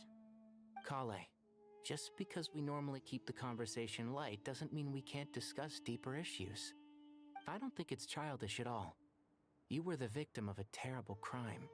It's normal to struggle with the fallout from it. You have absolutely nothing to be ashamed of. My professor once told me that no incident can be considered truly resolved until the victim says it's over. Your rage and your pain are completely justified. Thanks. Miss Nicole said that the same god remains which were once used to inflict so much pain upon me have now become a weapon with which I can protect everyone. It's like my own personal kind of evolution. Every innocent person who's been hurt needs time to realize that it wasn't their fault.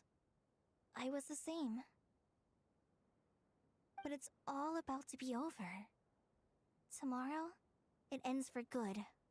I don't know if you've noticed, but you rarely stumble over your words anymore, and your outlook has become much more positive. It's a big change from how you used to be. And since this isn't over, you can settle the matter on your own terms. It's time you seized back control. I believe in you. Yeah. Sumero is my home. And it's so important to me. I have to protect it. No, I will protect it. And once you're done, how about you come back and apply for Spontamod? Stop it with the sales pitch, would you? Hey, excuse me. There are still 3 unclaimed cups of juice here. Why don't you take one each? Ugh, my arms are getting sore from carrying them around everywhere. Madame Farazan, why are you... Here, let me take them off your hands. Thank you, Madame Farazan. Drink up and enjoy my handiwork. I think I'm going to make something else now instead. Please, try to relax, Madame Farazan. Your nerves are starting to get the better of you. I know, I know.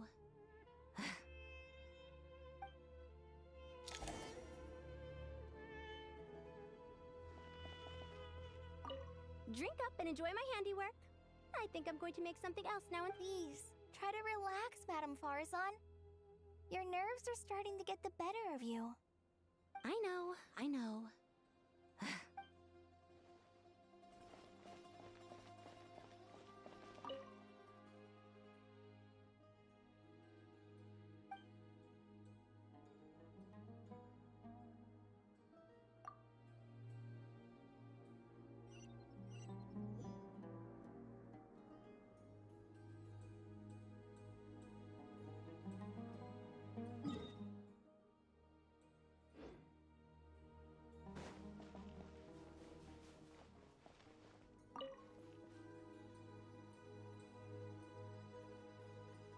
Something on your mind, Miss Nefer? Nothing in particular. It's just... right now, the future feels strange and unfamiliar. But the future has not yet arrived. How can you say how it feels? Some people know that there's an impending disaster. Others remain blissfully unaware. Each group is imagining an entirely different future while walking towards the same one. But when they get there, they'll still find they feel differently about it. People are shaped by their circumstances. Different circumstances create people with different perspectives. I've always found the perspective of the Vahumana Darshan to be a particularly incisive one. Even at the height of the crisis in Nodcry, people held diverging opinions. But things are different this time. Indeed. Regardless of faith, gender, wealth, skin color, or eye color, everyone in Sumeru knows what will happen tomorrow. The world has never been an especially fair place. Yet now, against all odds, a moment of unprecedented unity and equality is about to take place. It's fascinating. If only my father could have lived to see this era. Era. To me, that term represents a much greater span of time. It can be an unsettling word. I would even say I'm afraid of it. Do angels even feel fear? Yes, at least I do. I fear the gap that grows wider with each passing day, and the never-ending flow of time. Time renders all memories insignificant, and reduces all splendor to nothing. But those memories are the one thing I do not want to lose. You're very human in that regard. If angels draw too close to humanity, our wings burn away in the bright flame of awareness, and we fall to the earth. After spending so long among humans, I have lost much of my former glory. Maybe that's a good thing. You're more human than some humans are. I've been talking to Kale a lot in recent days. We seem to be in completely opposite situations. I suppose that makes us good case studies for comparison. Case studies for who? Myself, I suppose. After comparing the two of us, I suddenly discovered that I desired more than before. It was a gentle, pleasant sensation.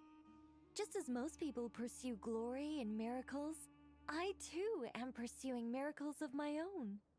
Guiding humans to make the miracles in their hearts a reality. That is my miracle. It doesn't sound so bad, does it?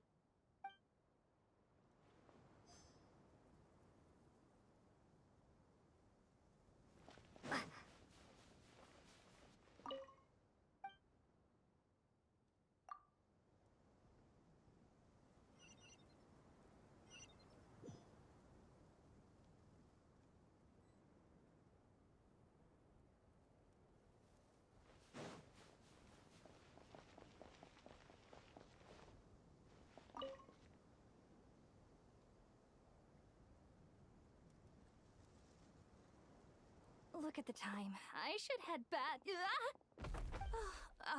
I'm so sorry. I was in a hurry and didn't look where I was going. Are you all right? I'm fine. Wait, you're... Have we met? Not exactly. I think we may have crossed paths by the house of Dana before. Oh. Ah, you're Hat Guy! From Vahumana, right? You recognize me? The clue's in the name, Mr. Hat Guy. Fair point. It's getting pretty late. What's keeping you up? I could ask you the same question. If I'm not mistaken, all the workload for the Ratawa Histarshan wrapped up a good while ago. Well, I have something of a background in Satyavada life, so I was helping the Dendro Archon make some preparations. But I must have lost track of time. Did you find the experience enlightening at all? Honestly, it was tedious and uneventful at first. But eventually, I think I did sense some profound truths. But they also brought a lot of suffering with them. I was told that I even shed tears while I was meditating, though I have no idea why. Sorry.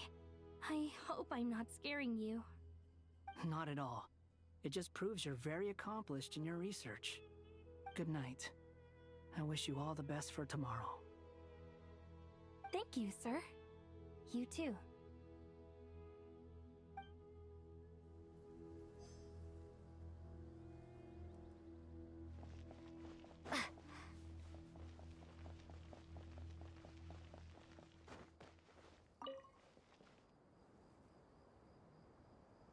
Too bad we've got a fight tomorrow.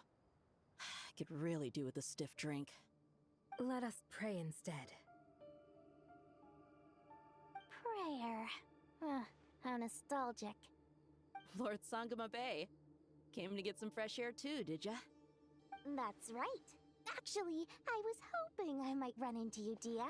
I wanted to let you know that I've stocked up on that perfume you said you were so fond of. No, really? I'll take 2. Any chance of a friends and family discount? I knew you'd ask that. And I'm afraid to say that... Surprise! It's free of charge. That's very generous of you, Lord Sangama Bay. Does this mean you've made a fortune in Nodcry? Nope. Turns out, it's not that easy to turn a profit there. I even ran some assorted losses.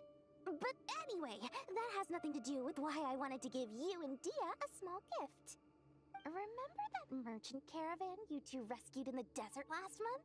That was transporting my goods! No way! I had no idea that was your shipment. Explains the, eclectic mix of goods, though. Lord Sangama Bay's investment in the desert and generous stockpiling of goods has helped many people over the years. The shelters you funded especially have made life a little easier for the children and the elderly. Wait, how did you know about that? Oh, I see. Nefer told you, didn't she? That pesky lady. Aren't intel brokers at least supposed to charge for divulging people's secrets? She and Candace go way back. It's normal for close friends to share things you wouldn't tell to everyone else. Sure, but why did they have to be things about me? That's how Nefer shows that she cares. She wishes for all of us to know what a generous person you truly are. It must be hard trying to make a living far away from home. Just because we can tell what kind of person you are doesn't mean everyone else can. Well, maybe her intentions were partly good, but I don't think that's the full story. I'm sure she enjoyed knowing how much it would annoy me. I'm telling you, Nefer's got a mean streak. Definitely with you on that. Does praying help you stay calm? Defending one's home is a just cause. My heart is filled with a mix of anger and hope. Anger. You know, being able to get angry is a good thing. It shows that you're in touch with the real world, and that you have the passion to pursue something you believe in. Oh, my lady? What are you doing out here? Just taking a walk to clear my head, and look where I ended up. Were you praying just now? Yes, Miss Dunyarzad. Would you like to join us?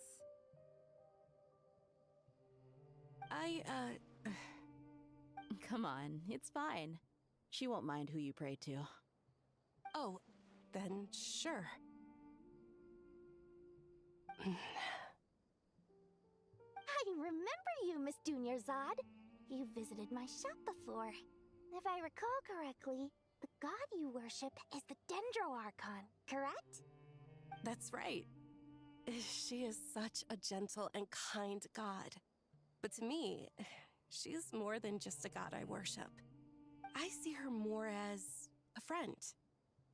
And so do many others. She's not some almighty god who reigns on high, but a genuine friend.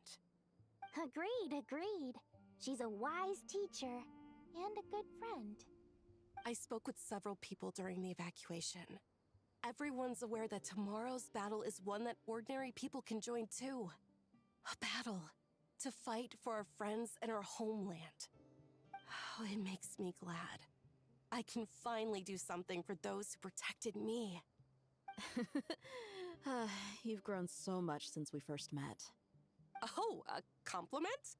Ooh, more please. Thank you. My lady, you've always been a remarkably strong and ambitious person. It's indisputable. And that's not just a compliment. It's a statement of fact. What are you praying for? Our beliefs may not be entirely the same, but we both wish for the same thing. I pray that everyone will rise to the challenges ahead and return safe and sound. I pray for the safe return of all my companions.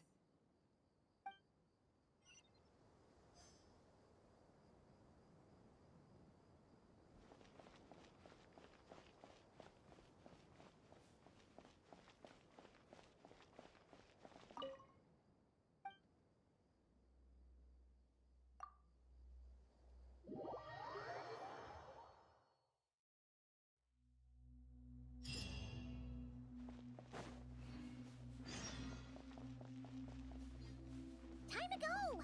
Let's meet the others at the mausoleum of King Deshret.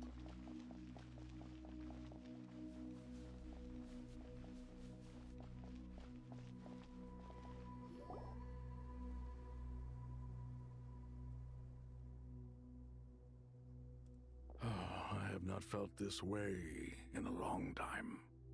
Standing up high, gazing out at the rolling dunes. One cannot know what freedom truly means without first losing it. The golden slumber truly lives up to its name as a dreamland. Though desert sands exist there too, no mirage, no matter how glorious, can compare to true beauty. Dendro Archon, what is on your mind? I was wondering whose counsel I should seek on the questions in my heart. What kind of questions? So many. More than can be put into words. As I once said to a friend, we look, we see, and we comprehend. But the question still troubles us. What are the many disasters that this world faces, but the sum of all irresolvable questions?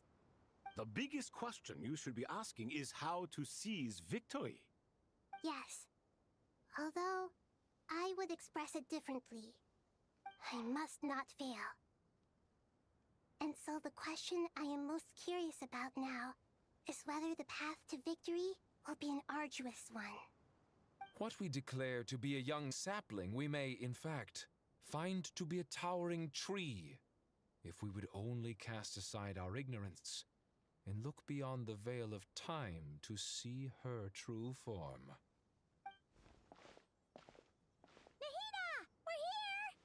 Just in time. The preparations are almost complete. Ready when you are. We're here too. Miss Nicole! Miss Nicole! You run so fast! I thought I'd get a lot of exercise as a forest ranger, but I can barely keep up with you. Sorry, I got a little carried away. Lesser Lord Kusanali, the equipment is ready, and the modifications to Aru are all complete. As discussed during our meeting. Accessing Irminsul via the Akasha is no longer feasible at this stage. There are other options, it's just... they're a little more extreme, and more technologically demanding to implement. Maybe you should take it from here. The architecture and functionality of the Akasha terminals overlap considerably with Aru. There is reasonable evidence to suggest that one was developed based on the other, or that they both utilize technology of the same origin. As long as the transplant and merge operation succeeds, Aru should theoretically work on a scale greater than the Akasha and approximately equal to Irminsul. It will become the largest active computing device in all of Teyvat. A system this powerful is capable of a lot of different things. In the past, the Akasha was primarily used for one-way information transmission, but I suspect it could also serve as a central bridging hub. In the pursuit of greater knowledge, some scholars have attempted to connect their consciousness to Irminsul through the use of terminals, incense, and meditation. Correct. In academic language, scholars who reach that stage are said to have entered Satyavada life. Hypatia has performed this practice many times in the past, and she was once under my care for a period of time. Right. And this at least proves that there is a zone within Irminsul that can be connected to.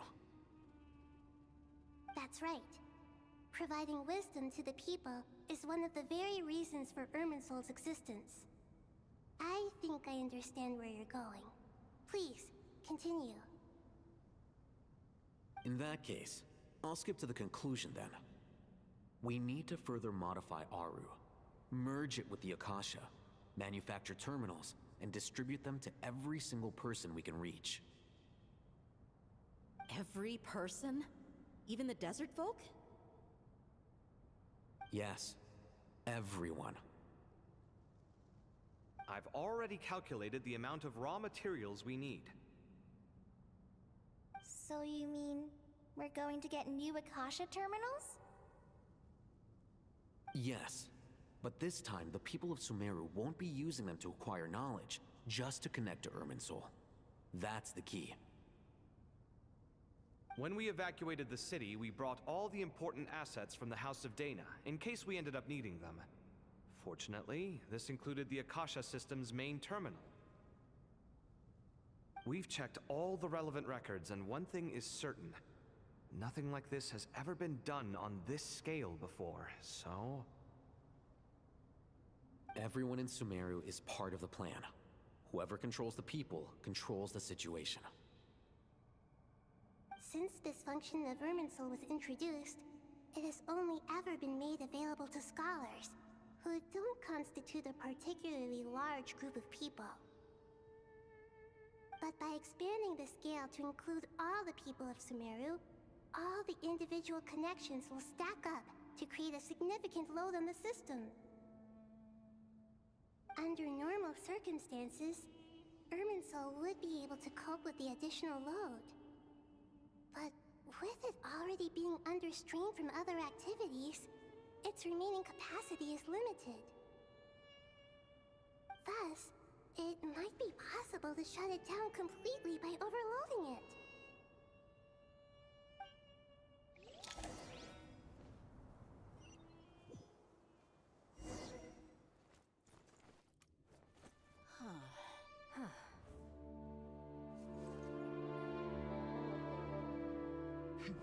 Counting down. 3, 2, 1. Are you ready? Ready!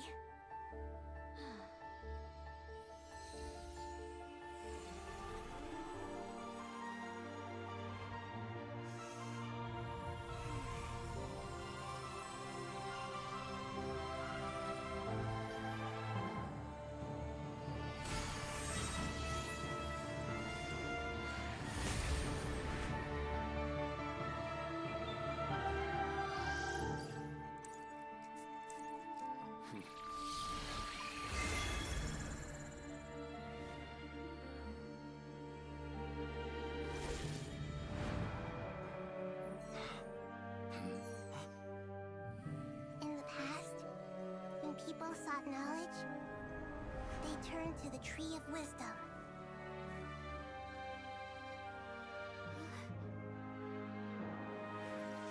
Today, we use it to save Sumeru and the whole world. These boughs that nurtured learning must not become tools for destroying the world.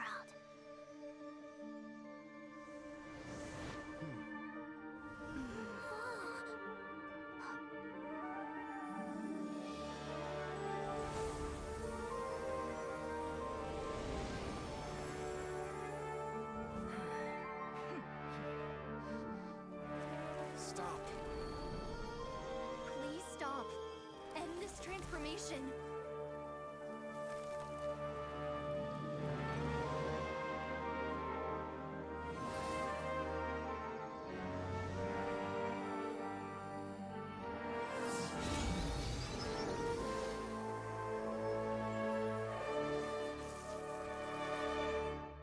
You would shut down Irminsul just to stop me?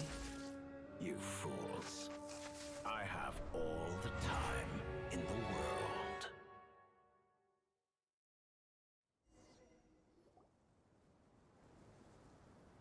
Success!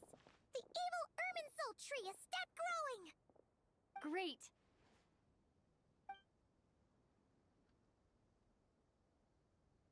What a display of true courage!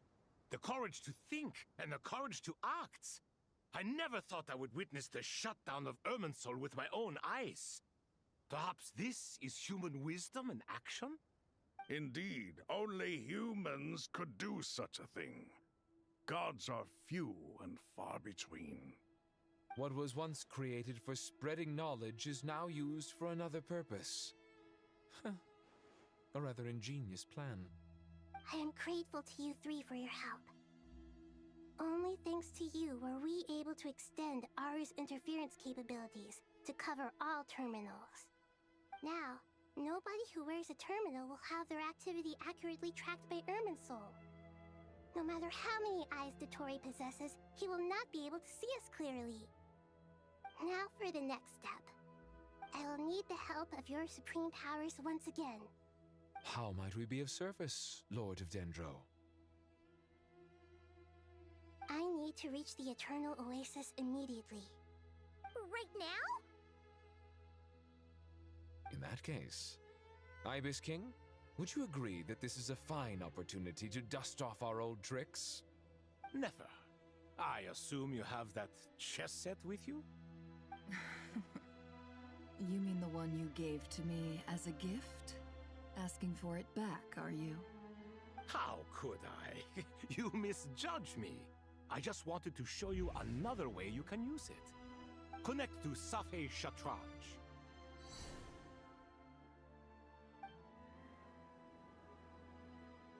Safei Shatranj?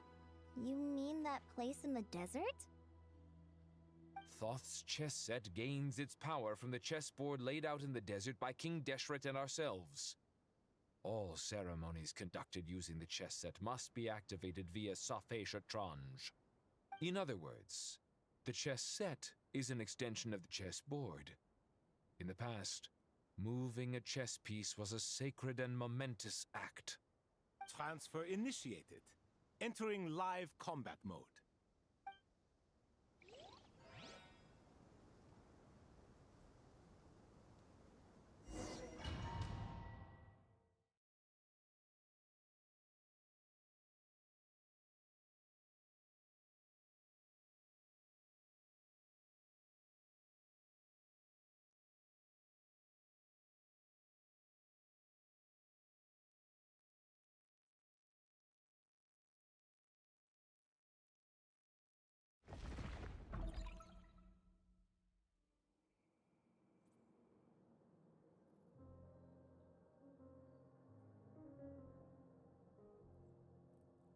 We haven't heard a single word from our spy in the desert. I'm afraid he might have been captured. Never mind. But we spent years turning him. And a lot of Mora. Nothing comes for free in this world, but the loss is not without its purpose. For a small price, we have wasted a precious amount of the limited time they have. Quite a bargain, if you ask me.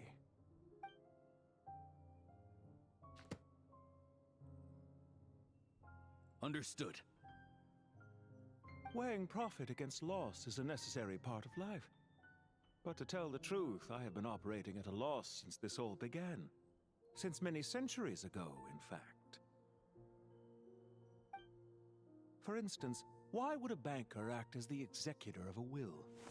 If you hadn't deposited your personal belongings at Northland Bank, I would have no reason to be here right now.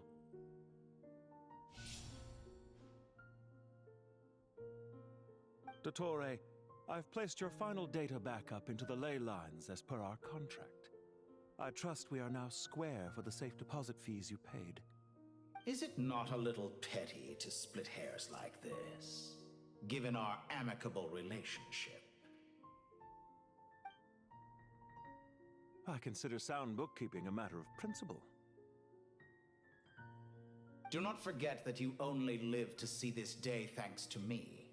In fact, every day of your life since you met me, you've been living on borrowed time. Why, that's hardly a fair assessment. I will concede that my survival was perhaps at your whim, but I became a harbinger on my own merits. Managing money is not like other professions. Mine is not a role I could have acquired based on your recommendation alone, and certainly not one I could have lasted so long in without genuine ability. The information stored in the ley lines is quite comprehensive. Rest assured, I have not forgotten how strong your pride is. Well, I presume you have no sense of fragmentation while talking with me. How could anything possibly go wrong with such strict measures in place? The remainder of your soul was split in two, with one half sent to Nodcry and the other stored in the most secure vault of the Northland Bank. Though I must say, your disdain for the other segments is quite amusing. Zandik is you, and you are Zandik. Zandik created the segments, yet you, a segment yourself, reject him.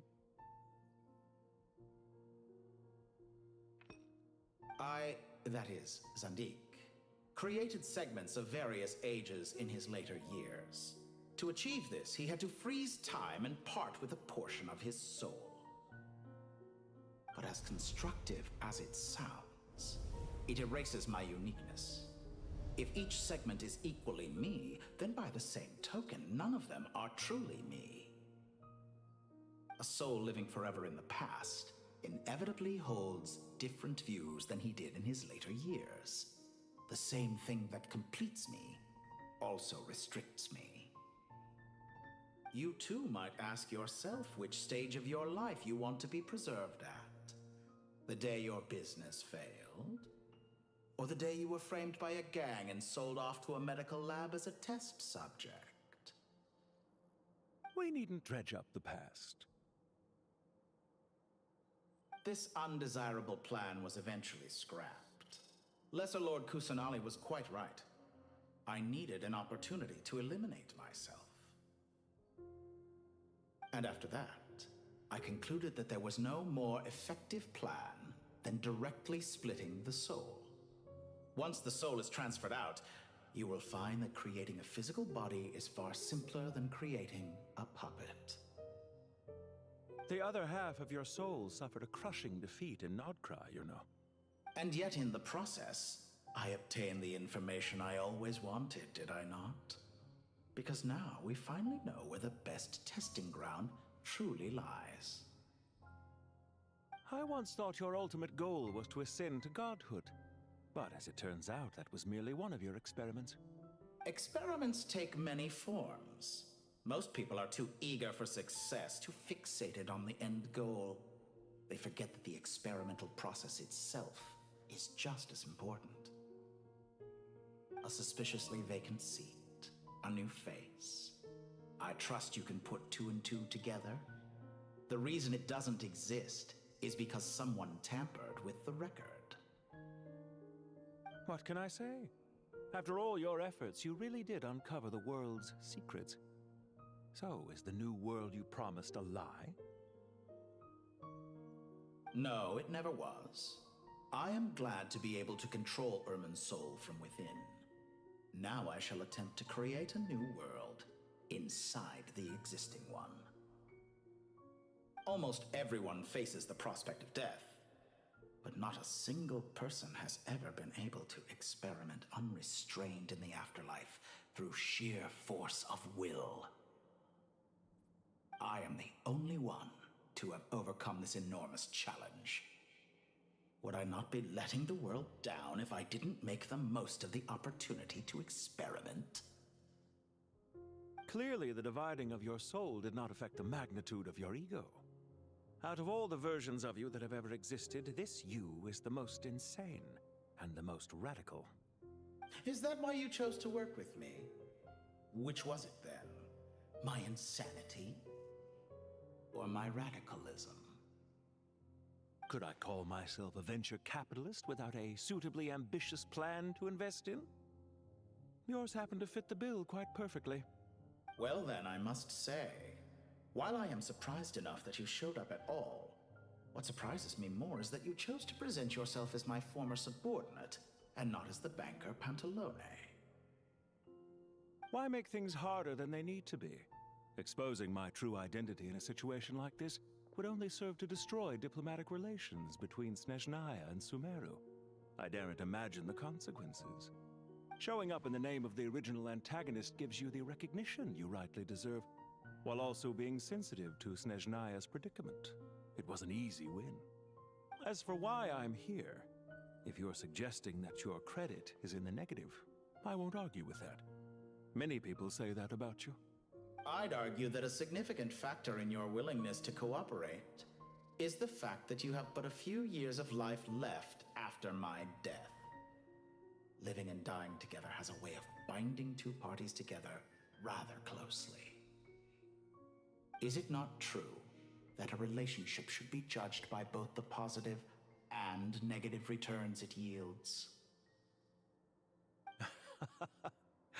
So some of what I said actually made it into your head after all. It's true that I hope you don't die too soon, but don't you find that a strange thing for me to say? After all, you've already had quite a long life, especially for a human being. Let's not pretend that you're any more innocent than I am. Are we not the same in this regard? We both despise the existing laws of this world, and neither of us enjoy being under anyone else's control. Is it really so greedy to want the world to operate by a new set of rules? Of course not, my dear friend. And as I've said before, mutual interest is the foundation for the most reliable of relationships. You can attest to that. I just hope there never comes a day when I have to work too hard to prove that. Regrader, sir. People have been spotted approaching Sumeru City. How strange. Despite your access to Irminsol's data, it appears the soldiers noticed before you did. They must have found a workaround. Well, Dottore, I trust you know what this means. The fact is... They're coming. They'll breach the city gates any moment now. But even so, I would say Irminsol is a wonderfully convenient thing on the whole. If you do manage to create a new world, perhaps you could plant one outside my office, too. I'll consider it. What do you need me to do? Stall them? The experiment will take time. Stall them for as long as possible. Very well. But you're really asking for the moon here. Have you heard this story? There was once a guilty man, kneeling in the center of a church while an angry mob outside waited to bring him to justice. He pleaded with the gods, begging them to grant him one final request, the chance to finish confessing his sins before he was sentenced.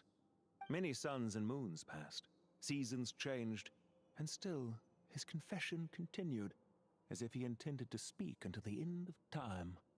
Are you suggesting I worship you as a god? Or were you hoping that I might confess my sins to you? Certainly not the latter. That would make my life miserable indeed.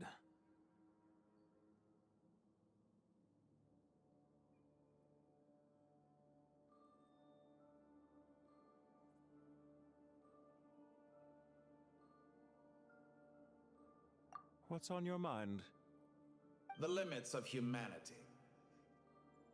It's a pity. Despite running countless calculations, I find there is simply no way to reduce any further the amount of one's soul required to sustain an individual. It's rare to hear you admit to being unable to achieve something. I beg to differ. For instance, as I've told you before, the original me was prone to motion sickness and couldn't make long train rides. Ah, yes, of course. One of the reasons you often sent yourself out on errands. What are you thinking about now? A new experiment. In the event that my soul was depleted, say we extracted my data from someone else's memories, yours for instance, and then combined it with your intact soul as the base material, what would we create? Such a scenario would be impossible. Oh? As long as your current soul survives, there will be no need to create a new individual. Don't forget, you were the one who approved of the present situation wherein only one dottore remains. And if you ceased to exist, who would be capable of performing this experiment?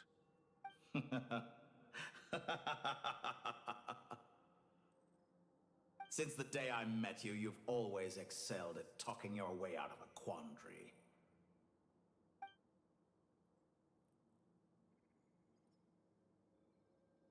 Do you have anything lined up for when this is all over?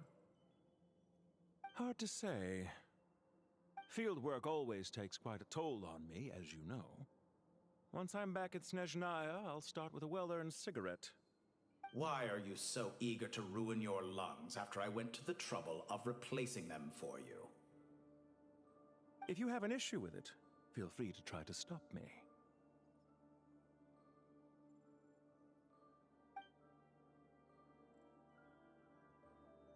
I know it's a little late in the day to be asking this, but how have you been keeping? I'm flattered that you would take the time out of your busy schedule to consider my well-being, Doctor. The part of your soul that went to Nodcry caused quite a stir, sending our organization back to the drawing board on numerous fronts. It was quite a headache for everyone involved. Dear me, I must have caused you no end of trouble. You certainly did. I had the rare honor of being summoned before the Tsaritsa with Pulcinella to answer for myself. A terrifying ordeal. Don't worry, I pulled through. At most, it's a public relations nightmare. I made sure of that. Now I'm curious. How did you explain yourself? Oh, it was quite simple. I just pinned the blame on someone who wasn't there to defend himself. I could hardly be expected to defy the demands of someone as insistent as the Second Harbinger, now could I? How you slander me. You know full well that I am perfectly amenable to reason. There's no question that you are partly to blame for the ruin of my reputation over the years.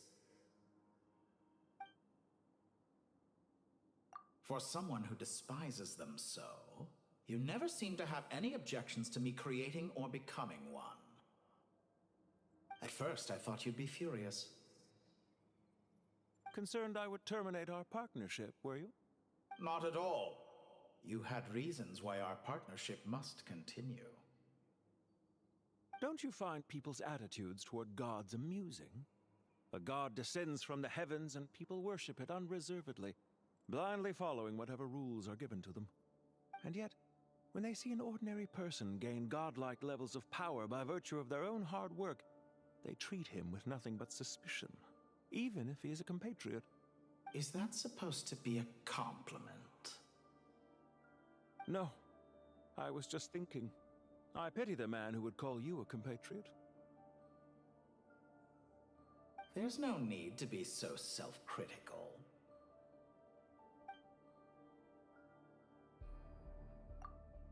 Isn't it a little too early to be saying goodbye? Not that I wish to keep you from your business, of course. Very well. Let's leave the conversation there for now.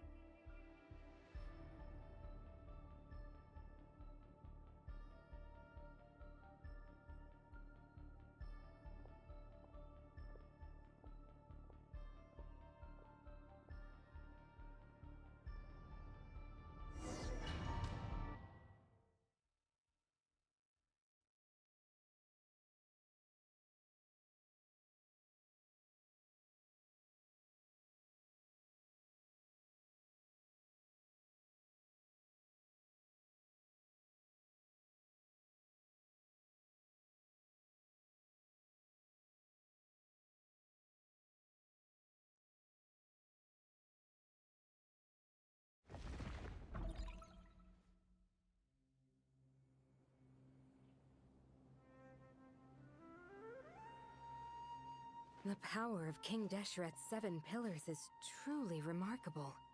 With just a chessboard, you can move an entire unit across the material plane. Yeah, sets us up for a much easier fight. Really makes my day. The last time we stormed the city, it involved a lot more running around.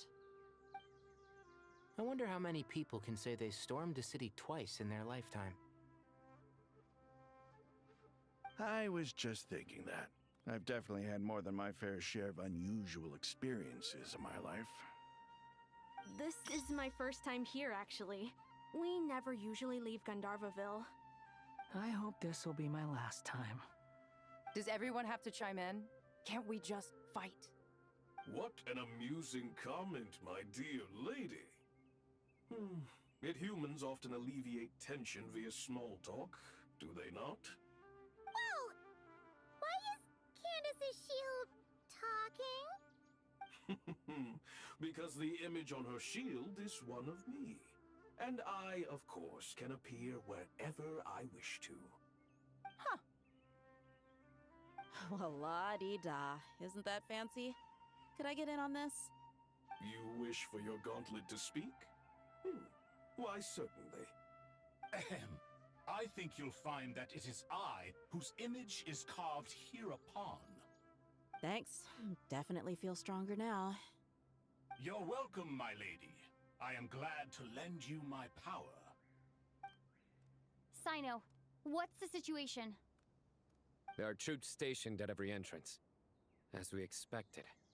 A frontal assault will suffice. Everyone, stick to the plan. We'll take the main entrance. You head for the House of Dana's side door. Move out.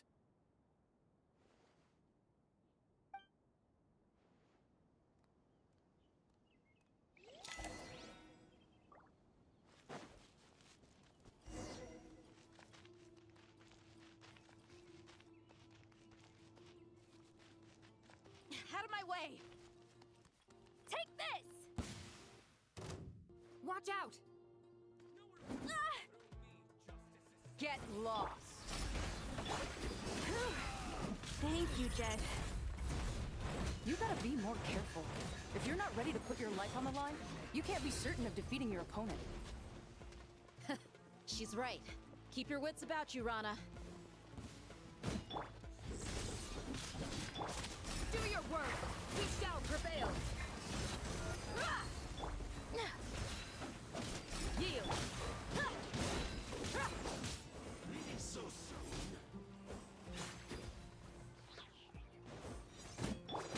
Nowhere to run!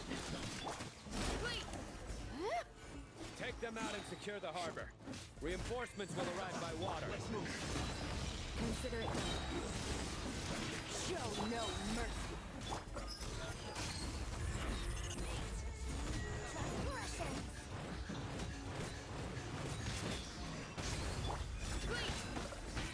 Hear my prayer.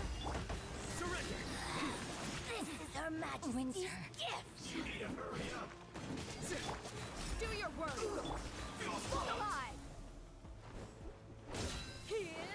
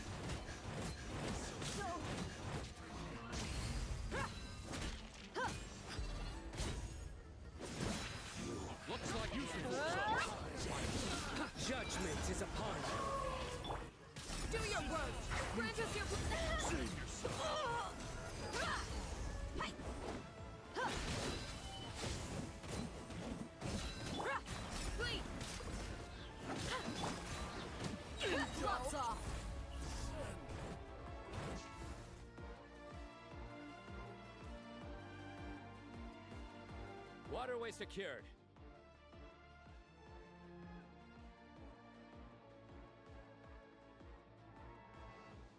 Brothers!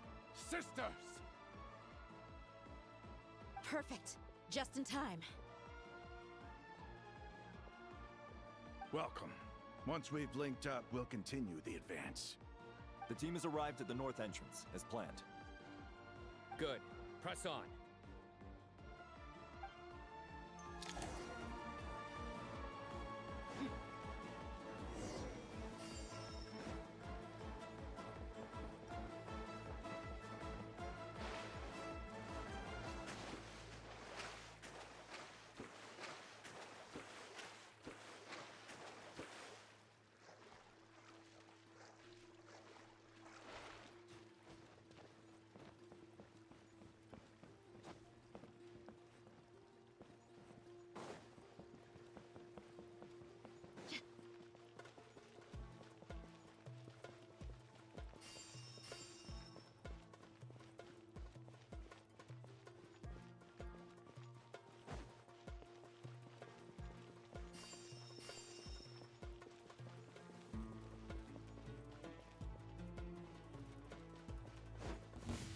Let's get it on!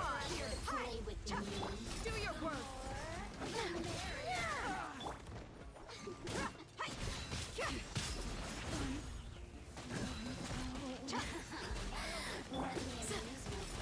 Hear my prayer! Over here!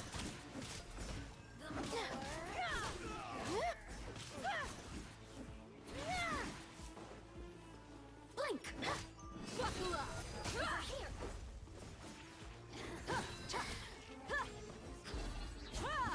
What a waste of time! Let's go!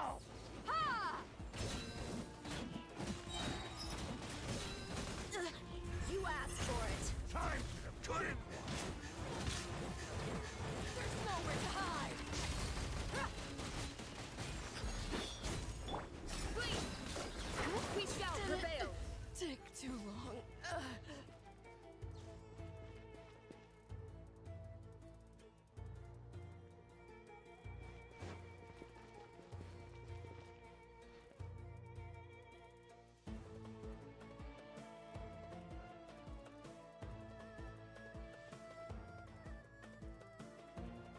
Look out!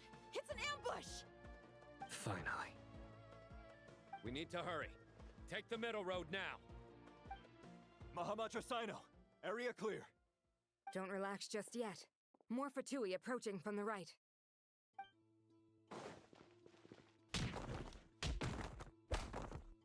Irminsul cannot track our movements. If necessary, we could split up. Don't worry. We'll wipe them all out. As you can see, our people came raring to go. Good, good. How are things with the Traveler? Can Tainari keep her safe? Don't underestimate Tainari just because he's a forest watcher. He can handle it. All right. You know that's not what I meant.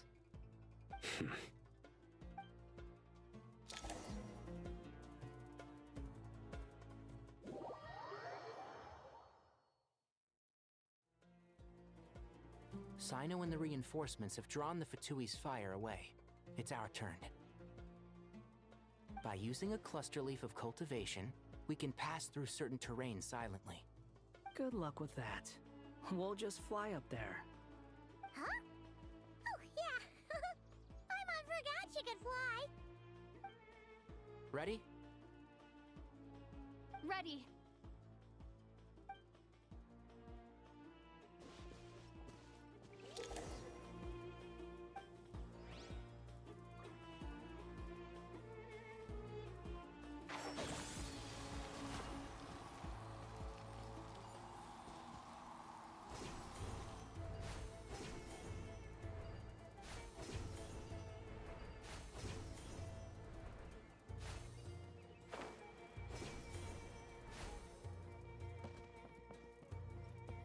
Shroud!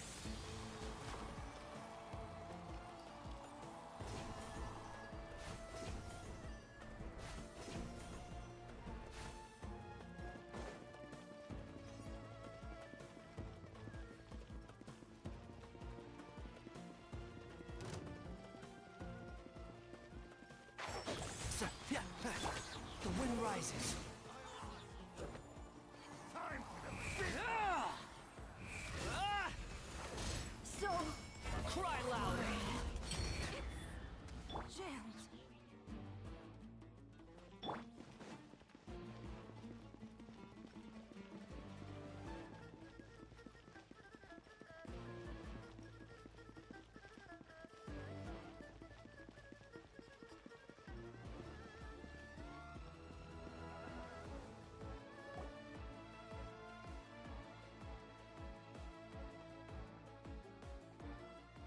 Fatui soldiers up ahead.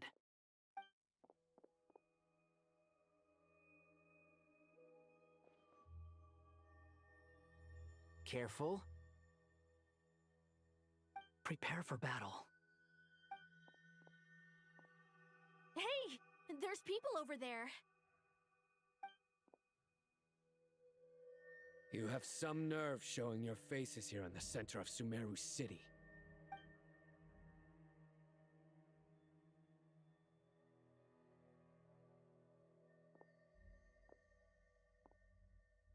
You're right on schedule.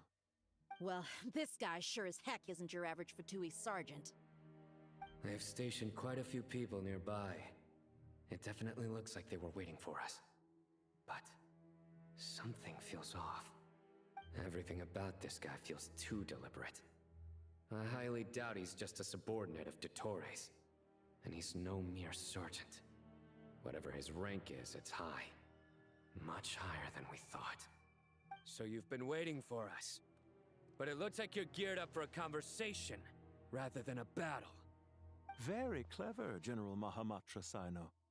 I know you're the one in charge of this siege, and I look forward to making a deal with you. A siege? Sumeru City belongs to us! Historically, yes. But things can always change. We have quite a sizable force with us, you know. For instance... There's a Fatui ambush at the north gate. Can you handle him? We can for now. Yes, I'm quite sure both sides can hold their ground for the time being. The battle has not yet reached its climax. But what happens next? Do you enjoy watching bloodshed? Surely some of those here are people you count as friends. Once a war begins, some people must die. I doubt you wish that fate upon anyone you know. Wait a second. It's a trick. He's not even there.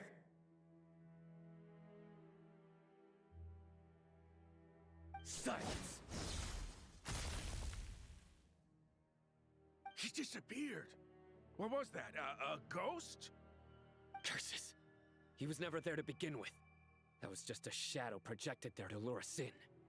Enough talk. Attack! I apologize for being unable to accompany you at this crucial moment, but I am compelled to leave for reasons beyond my control. Please excuse me. Sumeru's General Mahamatra is quite ruthless. It's a good thing I wasn't there in person. Your illusion held them up for a time just fine. But now that they have seen through it, they will realize you were just a decoy. Decoy or not, what matters now is that they will be heading your way imminently. Not imminently. They are already here.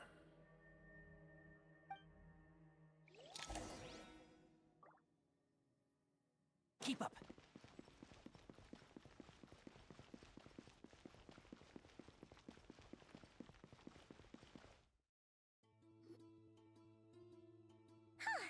We made it!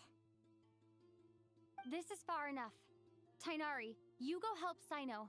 Don't worry about us. We'll manage from here. Are you sure you don't need me to stand guard? No need. Once the connection is established, we'll disappear from the sanctuary of Surasthana.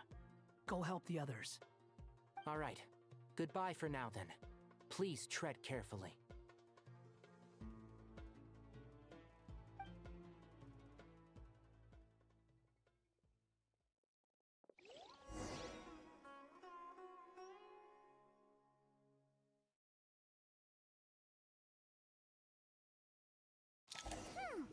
Now where's the interface Nahida mentioned? Come on, where's it hiding?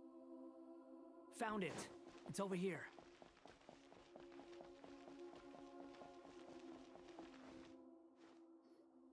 We can connect to the inside of Irminsul through the Sanctuary of Surasthana's built-in security system. You should be pretty familiar with the process. Is it the same route as last time? For the most part, we don't need to adjust any of the parameters. Then I should be fine. And Paimon? Once you're both ready, we'll set off. Wait! The stakes are way higher this time, right? Maybe Paimon should stay outside and help the others. Then, you can focus on the fight without having to worry about Paimon. Huh? Why are you staring at me like that? It's nothing. I just suddenly realized how much you've grown. Hey, you've grown quite a lot yourself. Don't you two start getting into it again. Well, anyway, Paimon thinks she's pretty knowledgeable. Who's the best guide in Teyvat again? And don't forget, Paimon's a college student now.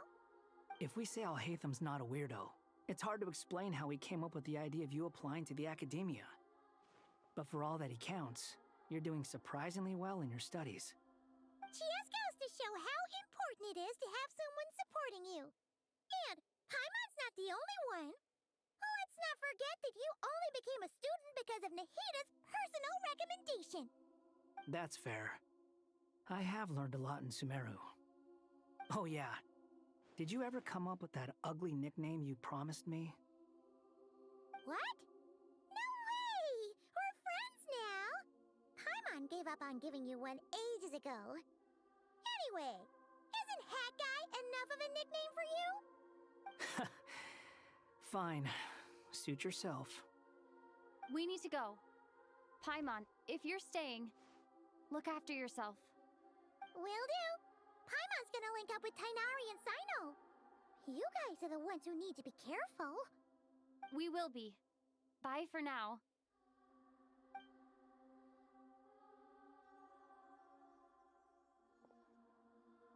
Initiating connection.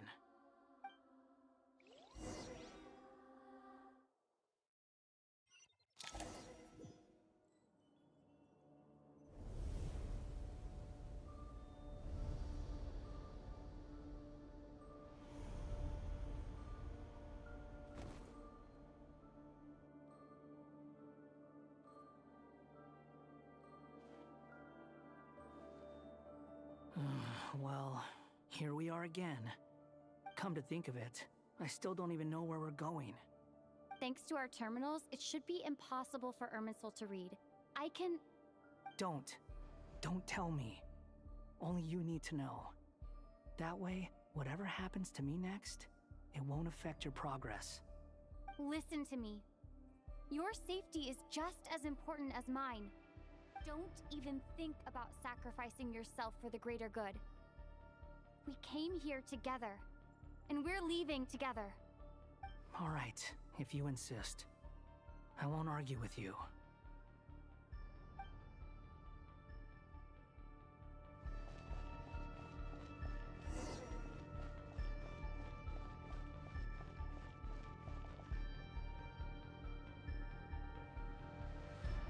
This place looks so different from how I remember. It's unrecognizable. It's a complete mess. Like someone's turned the place upside down. Must be Dottoro's doing. Either he's searching for some information he needs, or...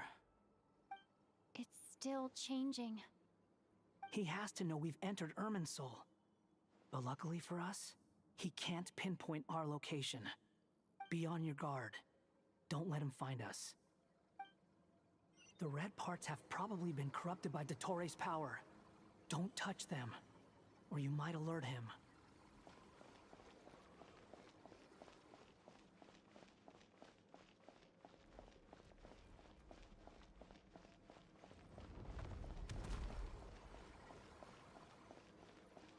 He's looking for us. Tread carefully. That wall could be a problem. Fortunately, it looks breakable. Give it a shot.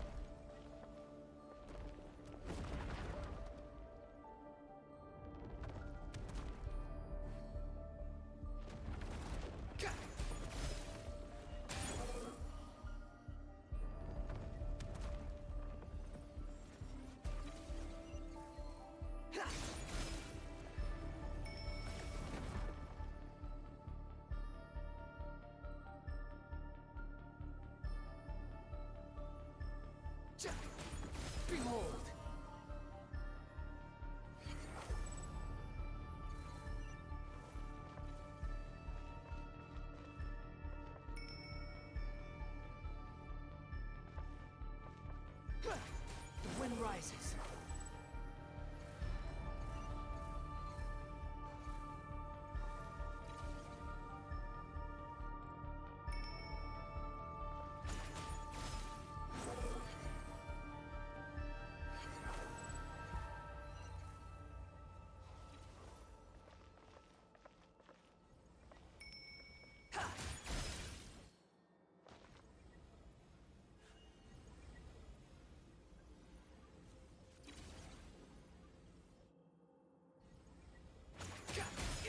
Behold!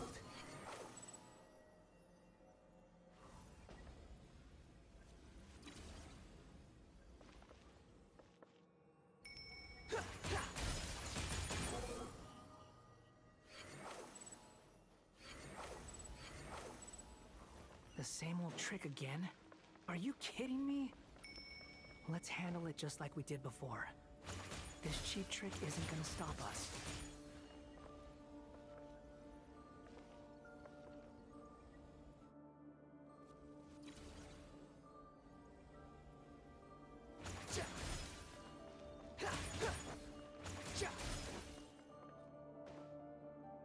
Oh no, it's... A trap! Is that why he was using the same trick over and over again? To get us to lower our guard?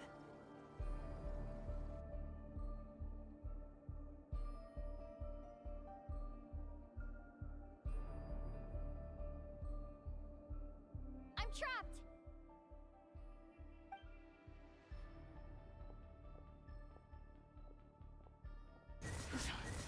Why won't this thing budge? Hello? Hello? Can you hear me? Nicole? Is that you? Yes, it's me. I'm monitoring your progress from inside the Eternal Oasis, and I have to say, this terminal is simply marvelous. It makes tracking you so much easier. I couldn't see anything at first, but now that you two are inside, I can use your location with support from the terminals to get a partial view of the situation inside Irminsul. It's not the clearest image, but it's better than not being able to help at all. So, here I am. I can't intervene directly, but I can help to guide you out of the jam you're currently in. So please, just follow my lead. Dottore in his current form is a blight upon both Irminsul and the ley lines. Pay attention to your surroundings. There must be sources of his contamination nearby. The corrupted information is... Is that one of them? Precisely. Take it out. Good work. But we're not done yet. Stay close, and let's see if we can find any others like it nearby.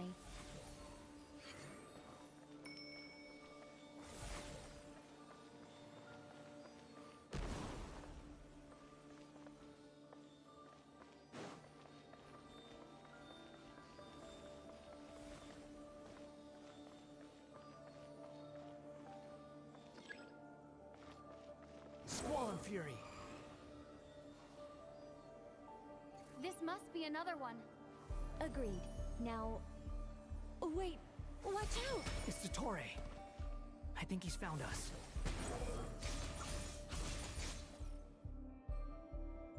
The seal is broken. Quick! Get out of there!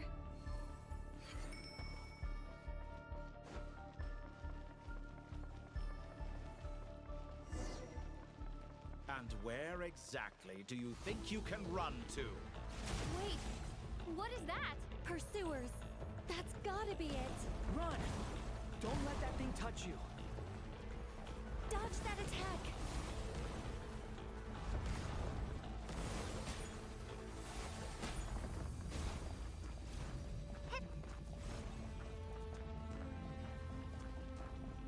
There's more than one path. Which way do we go? To the left. Trust me.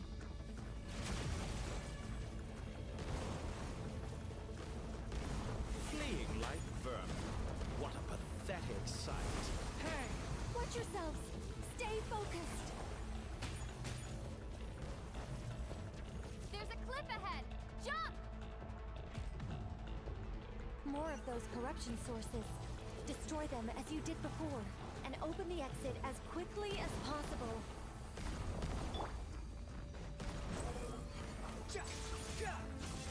They're relentless. Is he trying to wear us down? You'll just have to destroy these two. Following me. I think the pursuit is over. Hard to say. Stay alert.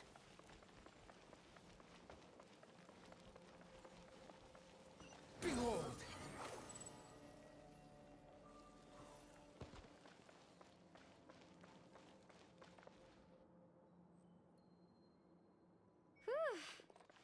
I think we've made it to relative safety. Phew, goodness. That was tough. You doing okay? I'll be fine. Don't worry. Take a short rest, and then... Nicole? Nicole! The connection's been cut. But that means... Look at you supporting one another. How very touching.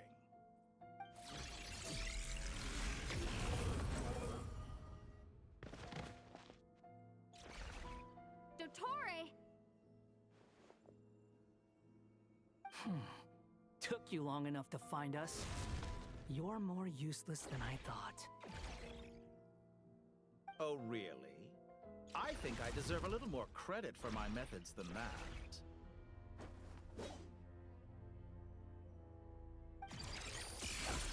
Rather than hunting you down, I chose to let you roam free. I indulged your presumption that I was unable to track your movements, played along with your clever little plan. Fleeing is for animals, but I rather enjoy watching you flee. Some things lose the will to run altogether as soon as you put them in a cage. If that's true, then why did you come looking for us? Because I wanted to observe you up close, of course. Don't misunderstand me, I'm not here for a fight. Is it so unusual that I wish to greet my old acquaintances in person? After all, it's been a while. Scaramouche.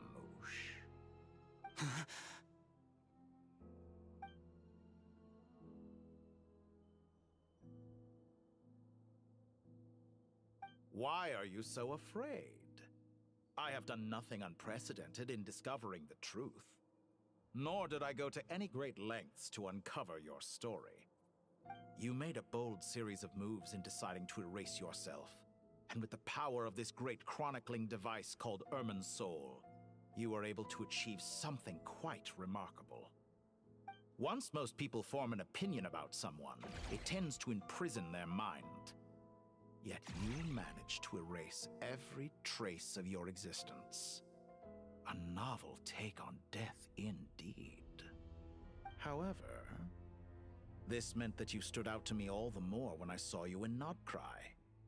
I didn't even have to go looking for you. Just the sight of you was enough for me to intuit the truth. For someone in my position, connecting the dots was a trivial affair. It would have been more surprising if I hadn't managed to piece it together. You seem very pleased with yourself for figuring it out. I'm sure you'd even be more delighted to learn the full extent of your crimes. That would hardly be necessary. Besides, isn't there something that concerns you more right now? Something that fills you with dread? Let me put your mind at ease. I have no intention whatsoever of restoring any of the records you deleted. For one thing, it would be exceptionally difficult. But more to the point, I doubt that the prospect of losing your current life is all that frightening to you. Because in your case... the cruelest twist of fate is that you'll never again have the chance to make up for any of your mistakes. Isn't it? Dottore?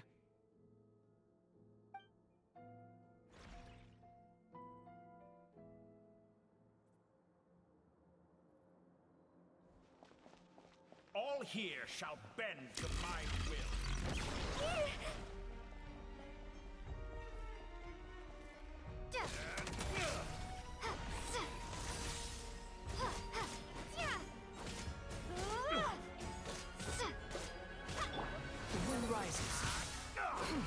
Upon the gale.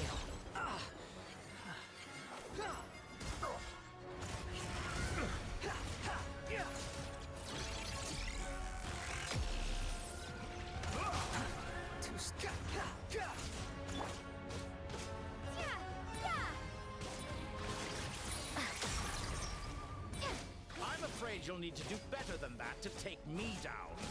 I expected you to have grown stronger. Ah, how foolish of me. I forgot that you lack any means to increase your power. You will pay for everything you've done. Oh, will I now?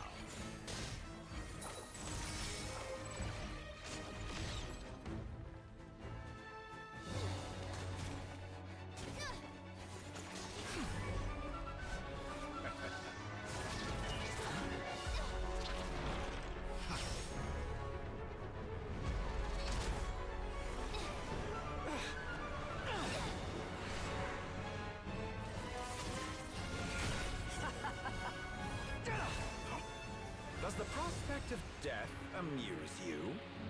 I could ask you the same question! I'll distract Ettore. You focus on the mission. Got it.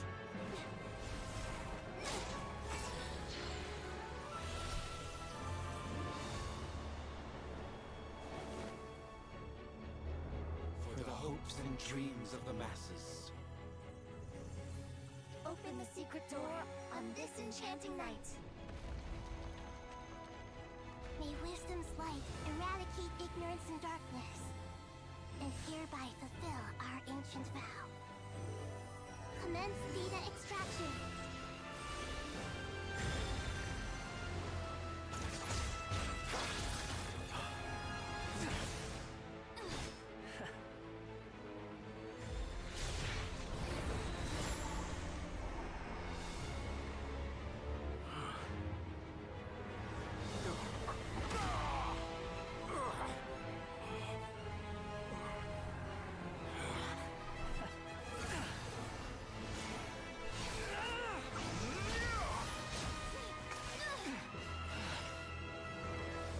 Cling to outdated ideals and stand in the way of progress.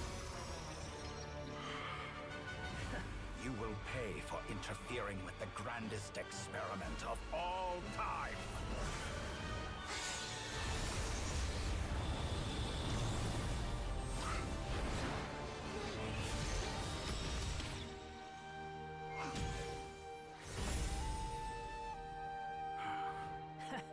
Good timing.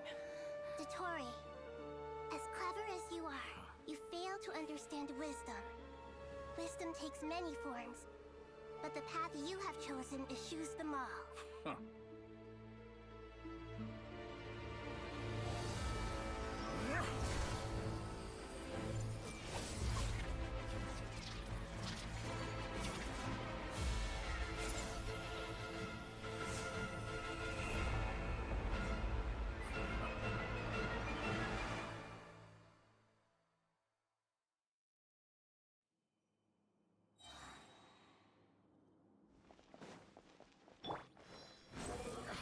My strength is fading! Since you are within Ermin's soul, it stands to reason that any power you wield comes from it. You're extracting the information from Ermin's soul just to strip me of my power. I will find his weakness.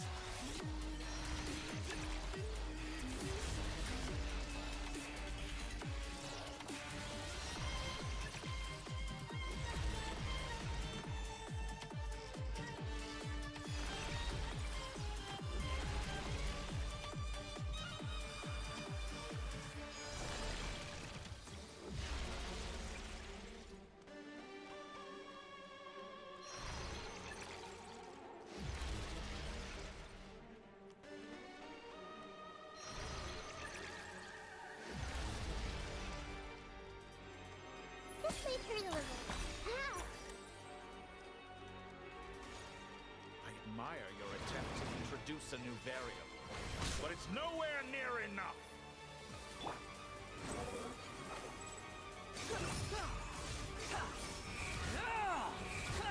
You're dead. Quick fall. Roll! Scorch and burn! A new dawn rises! Petty trick. The wind rises.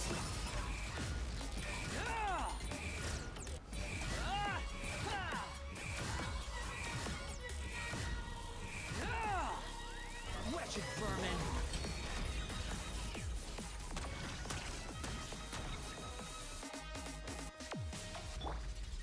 This may turn a little. Burn all before you! Squall Fury, you're dead. That's far enough. Upon the gale. You won't distract. They're so close. Just hold on a little longer. I'll hold him off. Traveler, hat guy, the rest is up to you. We certainly have a knack for surprising each other, don't we? I'm just getting started. It's time. Say your prayers. Stay on your defensive, but watch your back.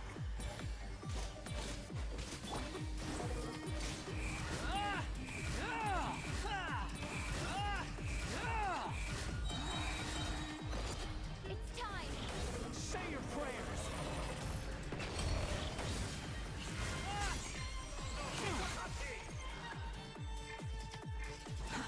Too slow. Squall and Fury.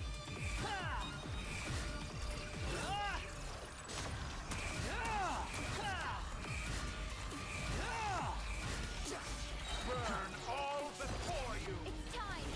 Say your prayers.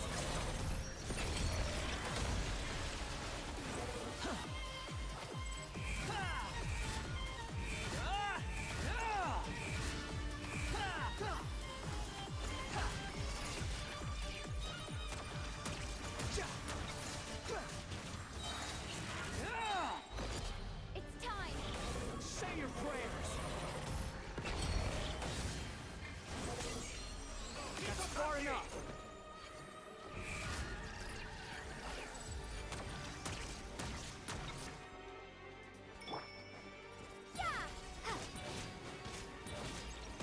The wind rises. Burn all before you! Flame the primal flame! Too slow. Behold. It's time. Say your prayers.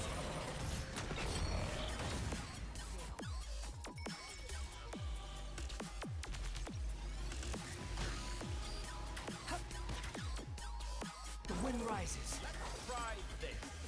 Muso no Hitotaki! Quick follow.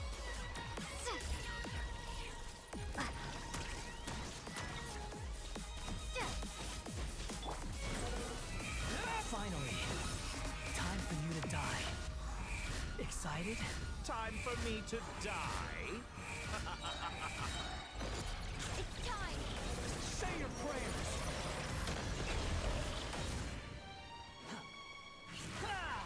Behold.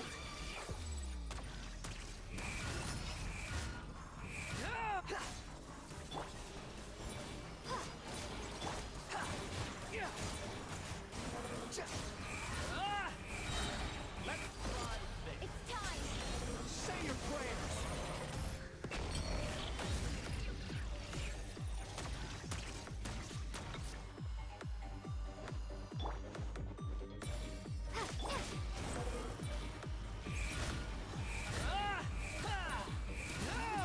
Burn all before you! Flame of the primal flame!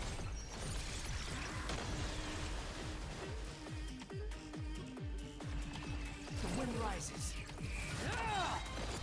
It's time. Say your prayers.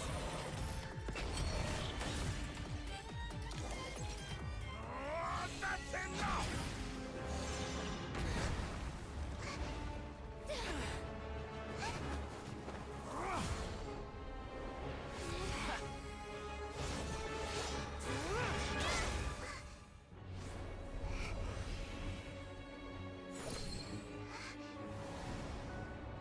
It's all yours.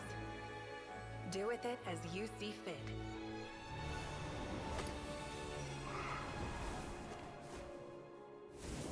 Just as you say, this world is home to some archaic things. And as you suppose, you are a formidable opponent. You have long coveted the secrets of wisdom. So now, I will demonstrate true wisdom in action. I invoke my supreme authority as the keeper of Irminsul. Commend me or condemn me. But give your verdict now!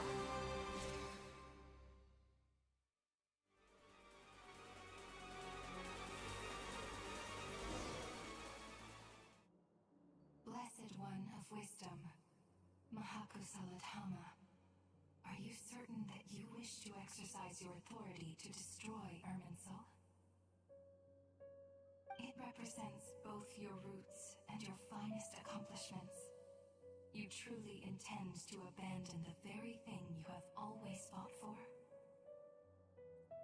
This is my decision. Irminsul has been corrupted beyond redemption. Irminsul is the original tree of Teyvat. It is the means by which the heavenly principles maintains fate itself. The 7 Archons should honor and revere it, for their authority was bestowed upon them by the heavenly principles. It is precisely because I honor and revere it that I fight for the humanity it exists to protect. Wisdom is knowing how to weigh the options and make the right decision. If you truly care about the fortunes of this world, then it is me you should seek to preserve. Planting a seed begins the chain of cause and effect. Since you have become a great tree yourself, why should the loss of another tree be anything to fear? Till we meet again, Lord of Dendro.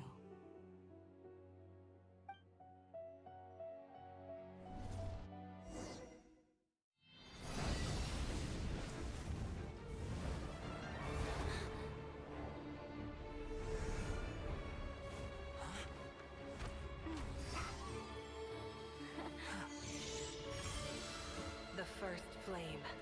The pure, cleansing fire.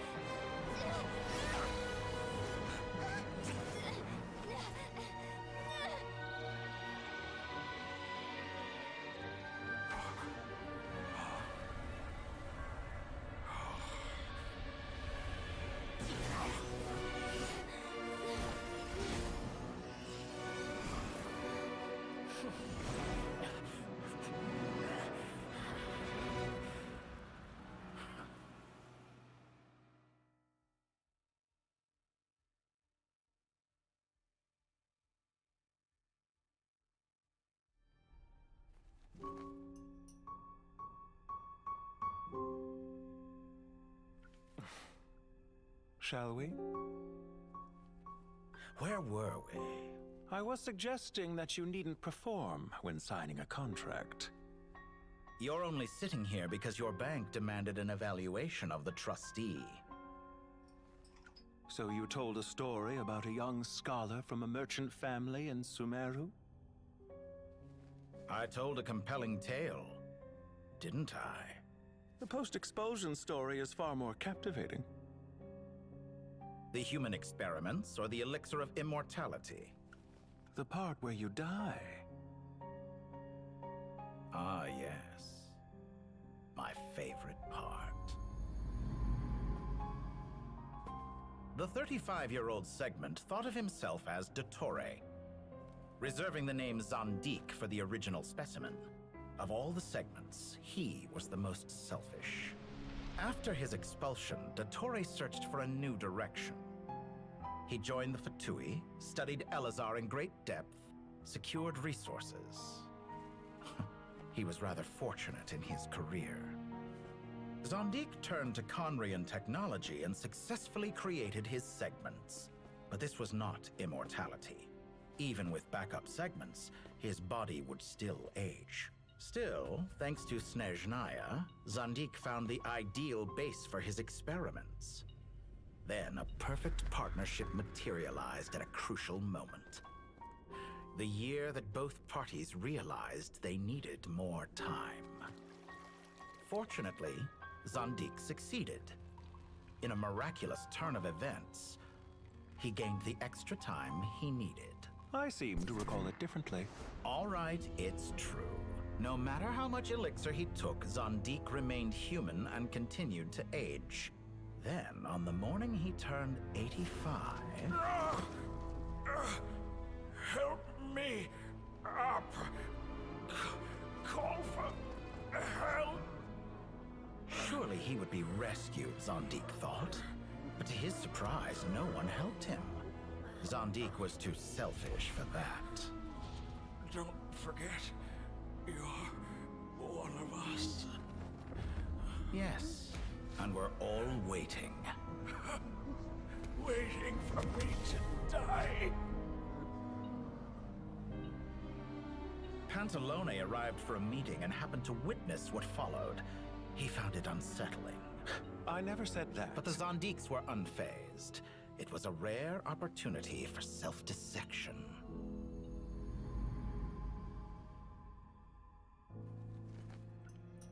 What does all that have to do with you depositing your data at Northland Bank? It has made me cherish my time in this world all the more. Fair enough. So you do have a sense of self-preservation.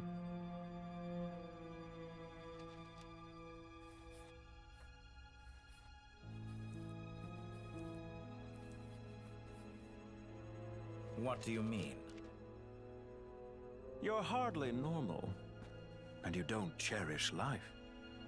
You just don't want to admit defeat in the limited time you have. Even so, don't I deserve an interesting ending? I'm counting on it.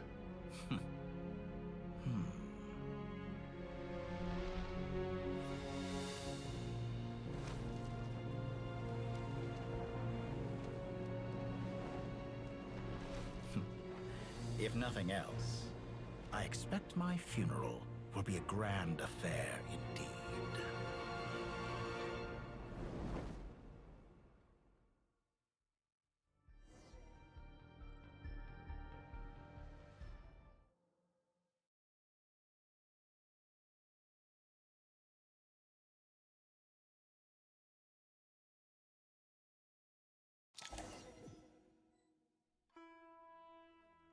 What a magnificent fire. In Snezhnaya, we light fires to ward off the cold. Fire, it seems, is antithetical to ideas such as cold, frozen, and unchanging. Perhaps it has always been that way. From the beginning, fire has been used to drive away wild beasts and warm the body and mind. You could say it's a form of treatment. One that cures the human heart of mortal fear. Mortal fear? Something you haven't been acquainted with in a long time, by the sounds of it. Whereas you, I'm sure, must know the feeling quite well indeed. I remember when we first discussed the elixir of immortality, you claimed that extending your lifespan was about buying more time. But was that really the truth? You fear the prospect of dying a wretched end in this world, don't you? Of course I do. I'm only human, after all. And while you may have forgotten it, you cannot deny that you too were once human, Dottore. I do not believe that there is no such fear in your heart. Perhaps you are right. But I abandoned it long ago and devoted myself to my experiments.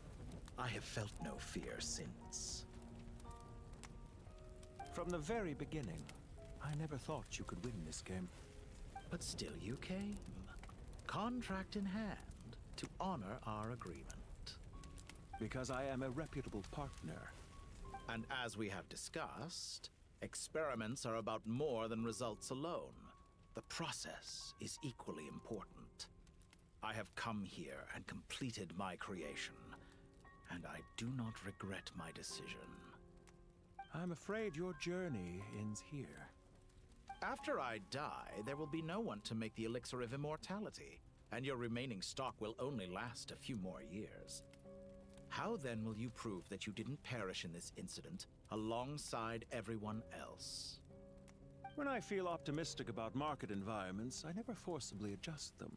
They have their own direction, and I myself am one such environment. I have been quite particular about many things in my life, but where the manner of my death is concerned, I choose not to be. You make yourself sound so magnanimous.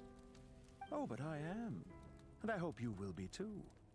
It may have been a long time since anyone told you this, Dottore, but I recognize that you are a truly rare talent. Ha! I can see it.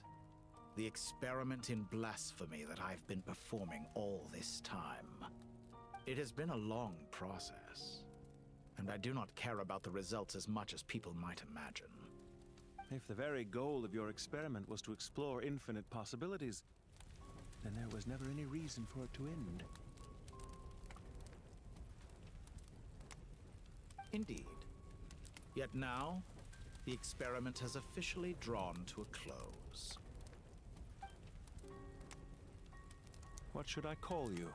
Zandik? Or do you prefer Dottore? Suit yourself. Goodbye, Feofan. This time, that's what it truly is. And don't I know it? Goodbye, Zandik.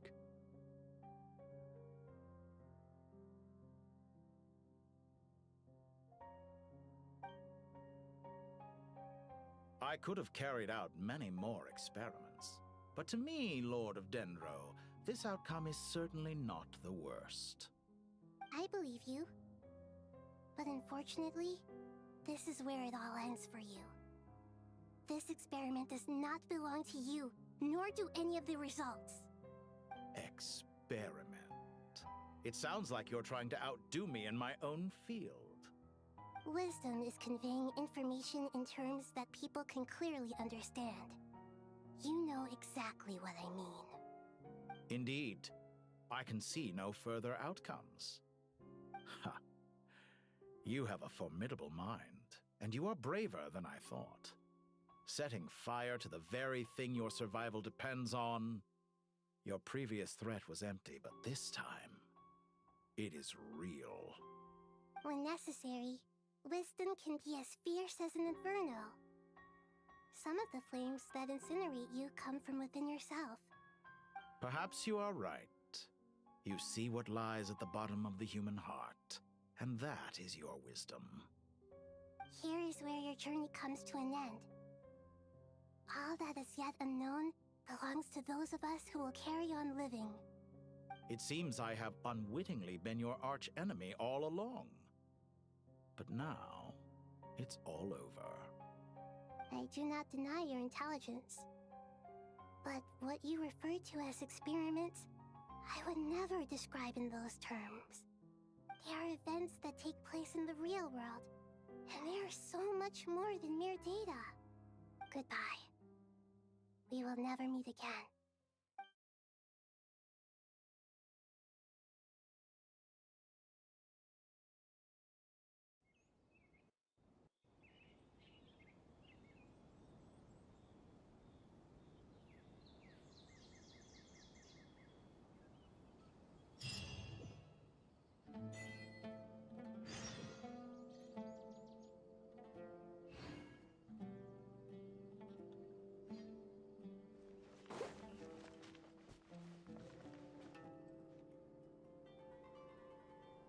Well, that's the last of them. Everyone on the list is already back where they should be. It was a long, hard road, but we finally finished escorting everyone back. I just pray that we'll never need to leave again. I hope we can stay here forever in this peaceful paradise of our own choosing. Paradise. In the annals of the Temple of Silence, that word carries great significance. It represents the hopes and desires of the gods. They're longing for a place to rest. I wouldn't think gods need such a place. People always think they're the only ones who can lose their homes. They forget that gods too need a place to reside. As the Goat King once said, "A god without his people shall cease to exist." Gods need their believers every bit as much as their believers need them. Only we can truly understand how much the desert faith has faded over the centuries. But we still talk about the gods as though they're part of our lives. Given the myriad ways in which gods and humans interact, I'd say they really are. How else could Dunyarzad consider the Dendro Archon a friend? Well, that sounds about right to me. Describing them as friends sure makes us feel a whole lot closer. If you told me a few years back that I'd have this many friends, I'd have called you a liar. Belief is a choice, just like friendship. We've made our choices through battle. The right ones, wouldn't you say? I'll be heading back to the Temple of Silence. I heard the Goat King and the Ibis King decided to pay us a visit. How about you? It's back to Aru Village for us. Still plenty of supplies to distribute and people to help. Until next time, old friend. As long as you can find the time, you're always welcome to visit us in Aru Village. Right back at you. Make sure to drop by the Temple of Silence the next time you're free. Word is that 2 of the other 7 pillars, Shezapank and Bennu, might also be dropping by. Since you're wearing the symbols of their power, it'd only be fitting if you came to see them for yourselves. Dropping by? That makes it sound like they're visiting a neighbor's home. Well, the temple was founded by Hermanubis, so I guess to them, that's exactly what it is. Guess that's true. All right. We'll make sure to find time to stop by. Stay safe on your journey home. I will.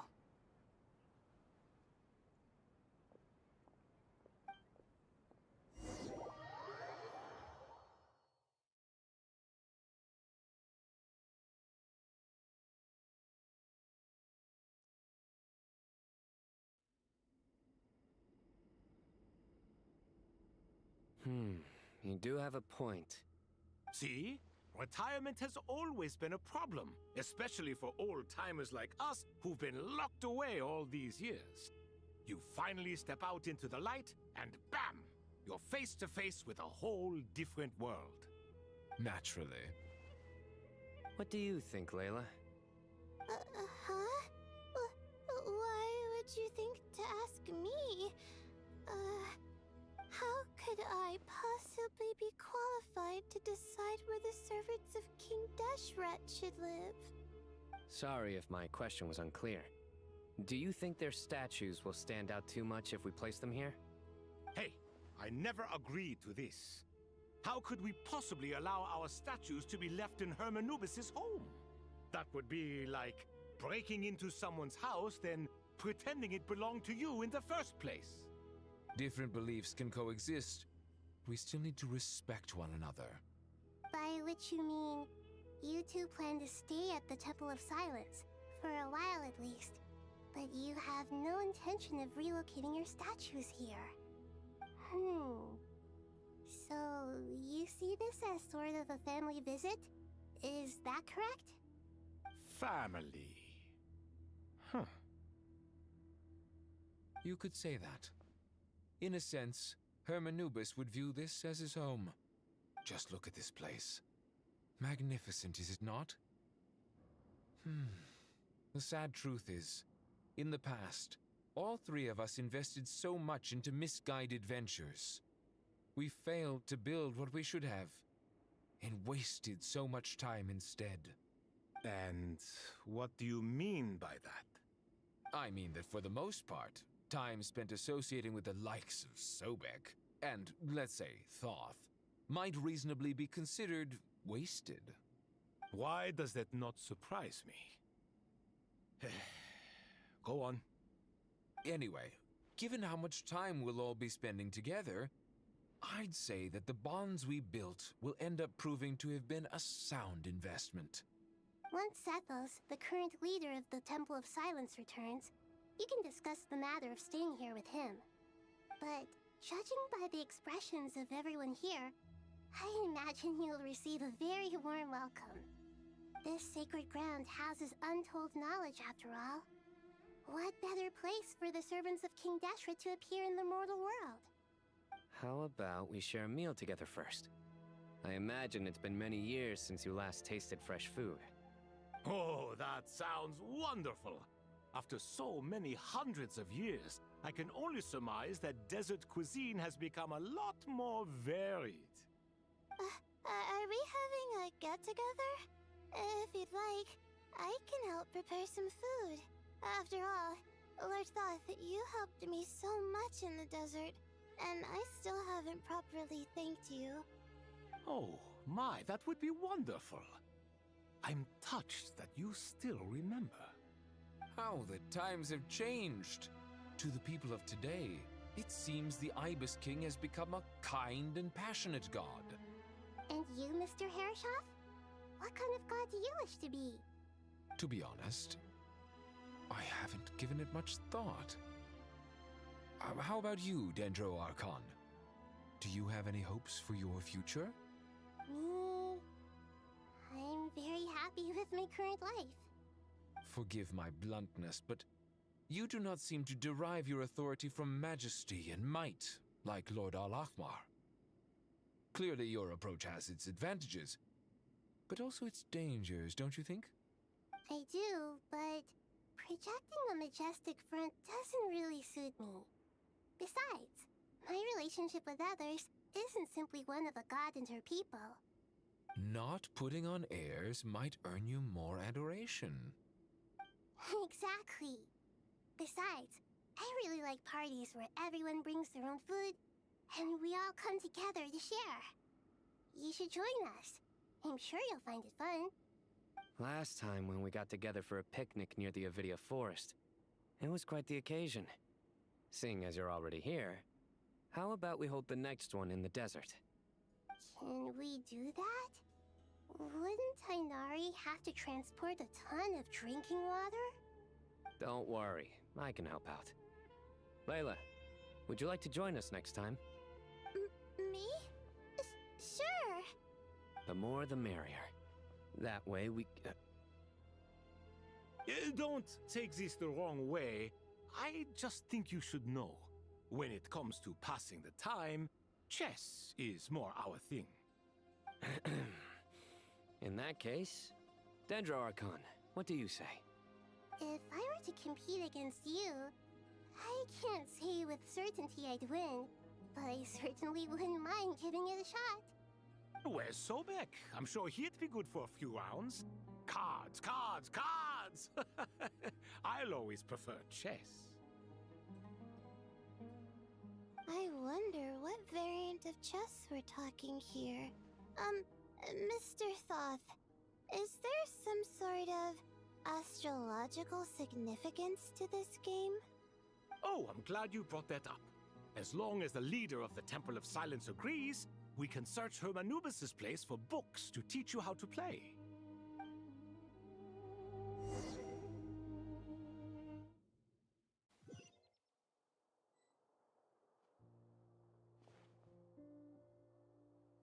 Such devastation visited on Sumeru City. So many houses destroyed or damaged in the fighting. Who could have foreseen this? Look at all of this. It's going to take me forever to tidy up. I suppose living below the academia doesn't always work out to your advantage. I would have thought a little appreciation of my sincerity and effort in helping to clean up this mess might be in order. Helping? Effort? This is your house! Of course you should be putting in the effort! If anything, I'm the one who's helping! So you see yourself as just a helper in this situation. I must admit, I'm rather shocked. If you're trying to say that since I live here too, I have an obligation to tidy up, fine, I suppose I do. Wait a second, stop changing the subject! Nevertheless... In the wake of a great storm, a missing roof is a predictable inconvenience. Can you stop making it seem like I care more about this house than you do? Doesn't it upset you at all to see your home in this state? I won't pretend it's ideal, but that's no reason to be upset. This is the roof over your head, your shelter from the cold. The furniture is scattered, the paintings have fallen off the walls, the windows are shattered. Don't you feel even a little disheartened? The way I see it, these problems are easily solved. Ugh, this is precisely why I hate talking to you about sentimental things. It's like banging my head against a wall. You simply don't understand just how much work goes into making a proper home. It sounds like this is causing you a lot of anguish. You mean the house or the paintings? I mean your sentimentality. Oh, well, yes. But I'd rather not dwell on such things right now. Generally speaking, when anguish becomes the norm, people usually make an attempt to improve their situation. But there are so many people and things in life that are difficult to change. It's not like you can force them. Besides, anguish can be a source of inspiration, and I'm not sure I could break my reliance on it. I'm glad you're able to make yourself think like that. What kind of a response is that? I was stating a profound truth about the very nature of art. Suffering is the cradle of all creation. Even you can't deny that. And I wasn't trying to. I'm just happy for you. Pure and simple. Can't you tell? Happy about what? Happy that you can always find an answer that backs up your views. You... More often than not, life is a process of running into problems and then searching for answers. Yours more than most. Not everyone's so good at justifying things to themselves. It's something that you've been steadily mastering. Huh. What about you, then? What skills have you been mastering lately? Pass me that box. Huh? Okay. You may consider this my progress on the path to mastery. What? Wait a second. Isn't that box mine? Hey, it is! It must have fallen off that shelf! I'll hate them! Those are my paints and inks! Would you like me to put it in your bedroom for you? Huh? I mean, sure, if you don't mind. What kind of progress is this? Does he think he can bribe me? Not that giving me back my own things is much of a bribe. These books on the floor, they're a complete mess. And this one, didn't he say it was an out-of-print collectible? It's completely covered in dust, and some of its pages have even fallen out. Ugh, guess I should help him repair it. This one too. And this one.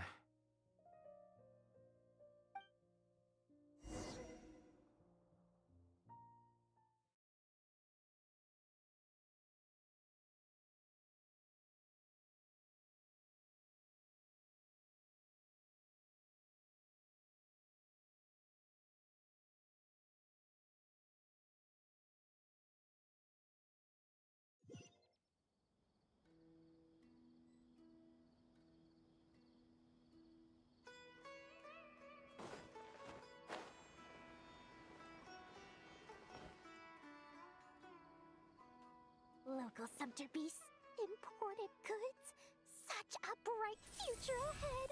I can picture the Mora just rolling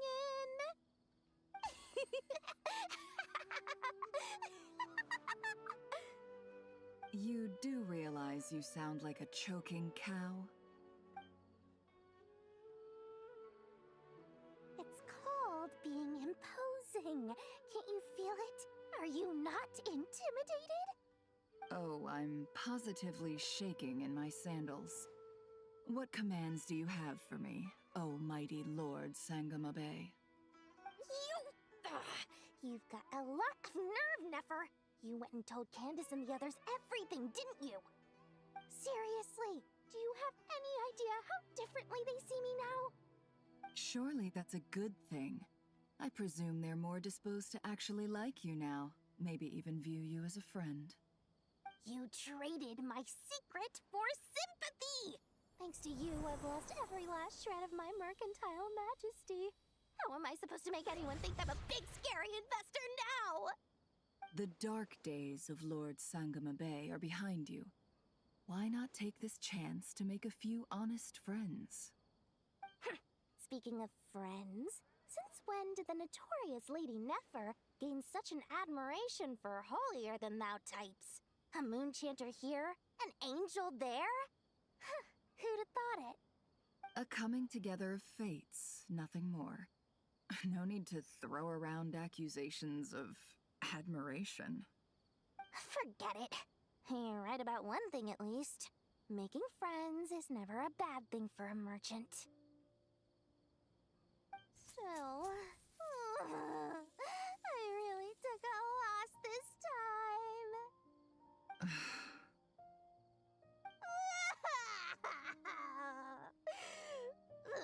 What are you looking at? I'm trying to see if you're really crying or if those are just crocodile tears.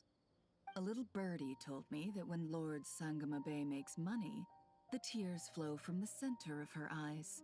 But when she loses it, they flow from the corners. Which is it this time? You are so annoying. I'm not talking to you anymore. Nefer! Thank goodness you're here. I've been looking everywhere for you. Huh? Oh, well. If it isn't the House of Dana's very own librarian. What can I offer you today, Miss Katayun? Oh, no. I'm not here to buy. I'm here to bring Lady Nefer a book, and a fascinating one at that. We agreed to meet at the entrance to the mausoleum of King Deshret. One more thing. I bought this copy with my own money. It's not borrowed. Reasoning knows not time of day, but suspense always follows a blizzard.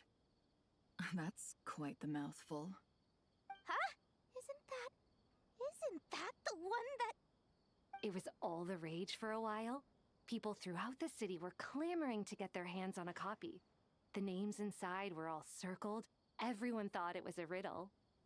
Don't bring up that book in my presence. I don't even want to hear its name. That thing was nothing but a scam! Surprisingly enough, I've actually heard of this book. Though it doesn't seem of much consequence. So, what truth lies behind it? You're from the Vahumana and you're asking me what the truth is? I'd say the actual truth was about the least important part of the whole episode. I brought you this book because it probably has the most interesting backstory of any in the House of Dana's collection, at least in recent years. As for its quality, well, you can judge that for yourself. Don't tell me it's actually any good. You may not know this, Lord Sangama Bay, but Lady Nefer has a fondness for books with... how should I put this? Mixed reviews?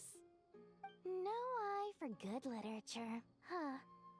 Perhaps she feels that bad books hide interesting secrets?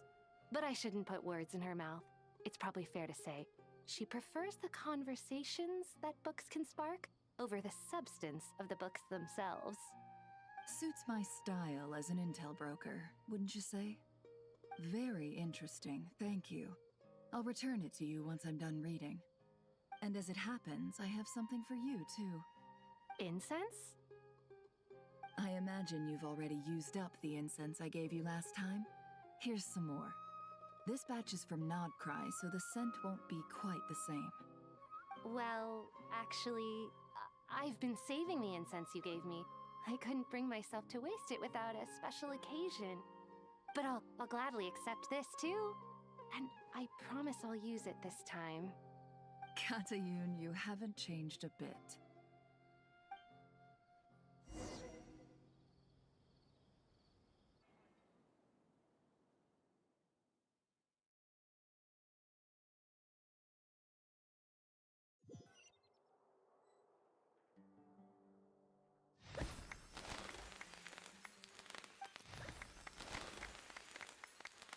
Congratulations, Kale.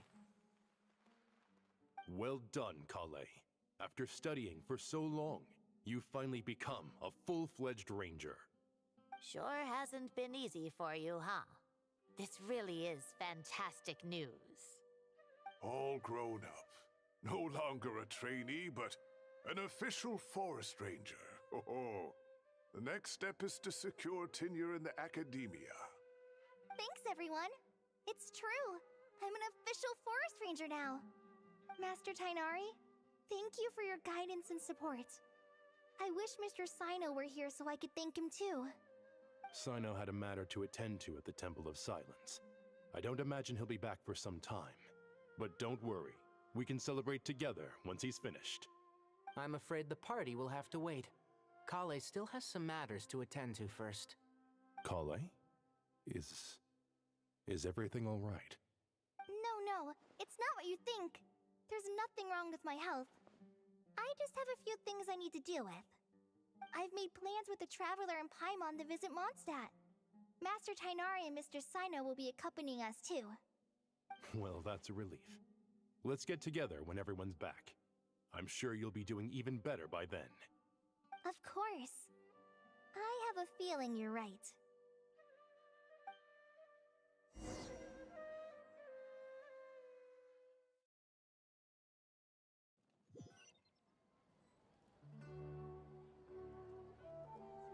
Phew! After all that catching up on sleep and food, Paimon's feeling full of vim and vigor again. For someone who spends so much time resting, your recovery routine is surprisingly simple. Hey! Paimon's been working her butt off too, you know. She flew all over the city helping everyone out. Don't worry, I saw how hard you worked. All right, we all know you're the most hardworking person in Teyvat. As long as you're rested and full, that's what really matters. Paimon's been looking around the place, and it seems like the city's already on the mend. But Paimon's been wondering how Nahida's doing. We should check in on her.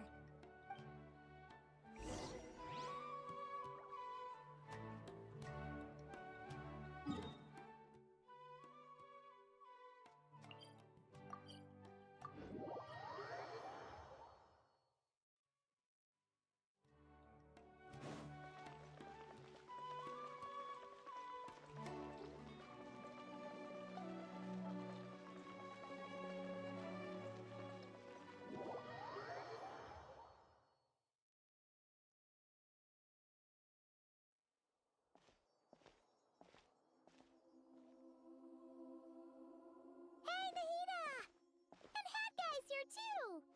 Traveler, Paimon! What's going on here? Nothing much. Nahida was just expressing concern for my physical and mental well-being. Oh, the Traveler told Paimon all about that. We've both been very worried about you. Are you feeling alright? You make it sound like I'm on the brink of some kind of breakdown. Truth is, I'm doing much better than you might imagine. If we can just get to the bottom of Dotori's intentions, we can minimize his negative influence. That's the sort of thing I excel at. Just listen to that newfound optimism. It seems like having you enroll in the Bahumana was a truly inspired move. I can really see the positive influence. Observe, a classic Sumeru specialty. Chalking everything up to education and learning. To be honest, even I can sense the change in you. Everything Dotori said to you was a way to manipulate your mind. Fortunately, you're no longer under his sway. Can someone as old as me really continue to grow? If it helps, just think of yourself as a late bloomer. It's all a matter of phrasing, and it comes down to what standards you measure yourself by. For a puppet, developing at such an age is perfectly normal. But if you choose to call yourself a late bloomer, it sounds more like you consider yourself human. However you see yourself, well done. All right, I see what you mean. Anyway, what's your next step? What else can I do but complete my current courses? Everything else can wait. Anyway, that's enough chit-chat. There are still things in the city I need to help out with. I'll be heading there now.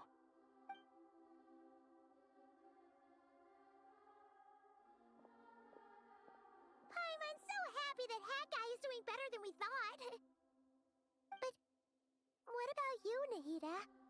How are you holding up? The pyronosis burned down the corrupted Irminsul. The flames blazed for 7 days and 7 nights before they finally subsided. All that was left were the parts underground. Now, Aru shoulders the responsibilities that once belonged to Irminsul. The situation was contained before it got out of hand, so Tevat's most vital information has largely been preserved. Irminsul has a strong influence over you, doesn't it? How will you cope now that it's gone? There is no need to worry. Thanks to Nicole's extraordinary talents, my connection to Irminsul has been severed and transposed onto Aru. Angels can do things like that? They can. Such abilities are precisely what makes them so powerful. The goddess of flowers, Nabu Malikata, once claimed that she too could perform feats beyond the reach of mere mortals. In my eyes, much of what she went on to achieve reached such transcendent levels. Her and Nicole really are both fascinating and magnificent. So, does that mean your situation is stable now? Correct. Just imagine that Aru has become the new Irminsul, and the essence of my existence has been bound to it. The wisdom of Sumeru has ultimately converged into a single, unified entity. Should we ascribe this all to fate, or is it merely fortune? Whatever it is, the important thing is that you're okay, Nahida. Dendro Archon, Lesser Lord Kusanali. Oh, thank goodness you're here. Greetings, Traveler and Paimon. Sir Nevis, do you have something urgent to say? Yes, there's something I need to report. We've received a message from Snezhnaya.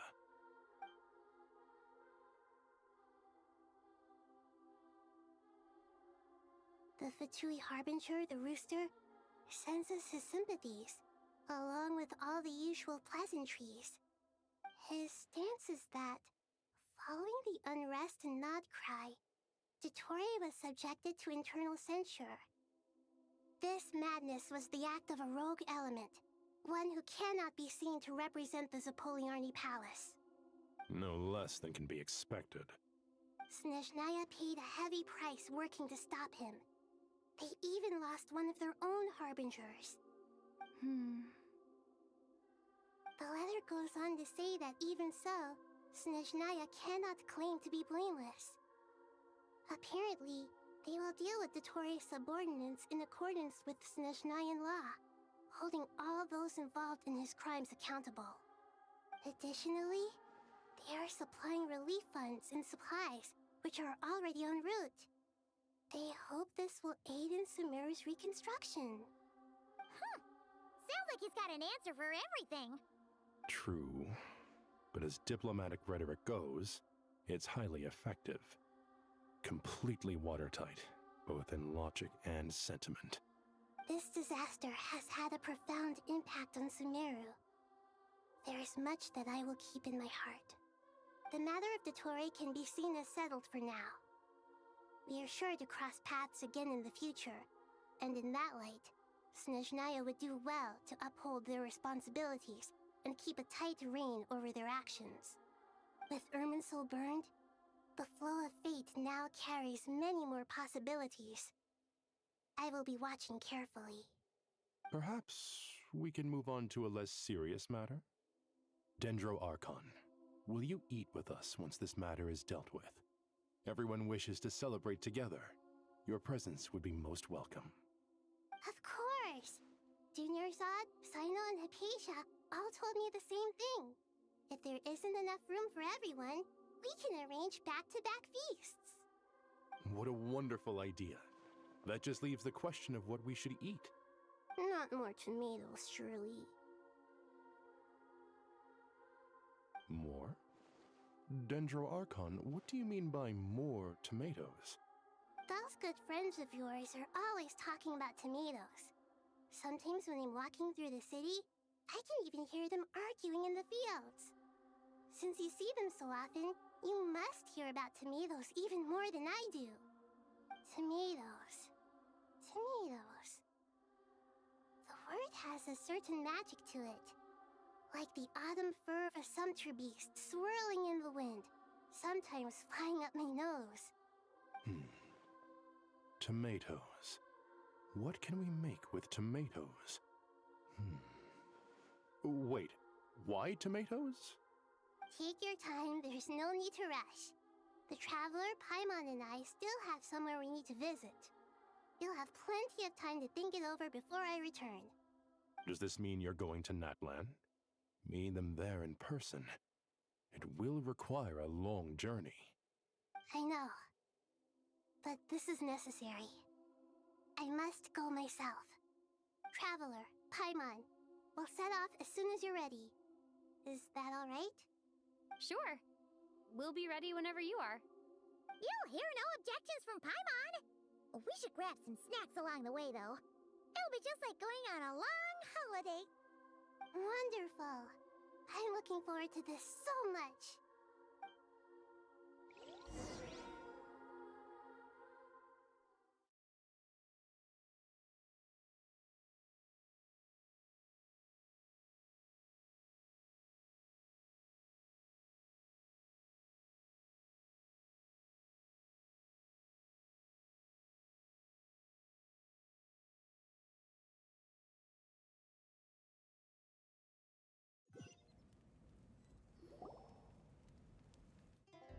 That land is such a lively place.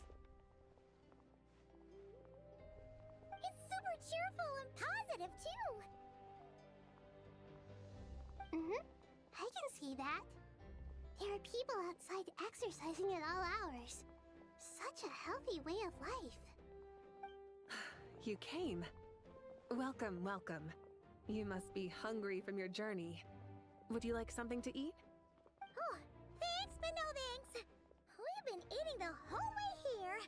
We had a mushroom platter, sap's meat stew, butter braised chicken, hot sour pudding.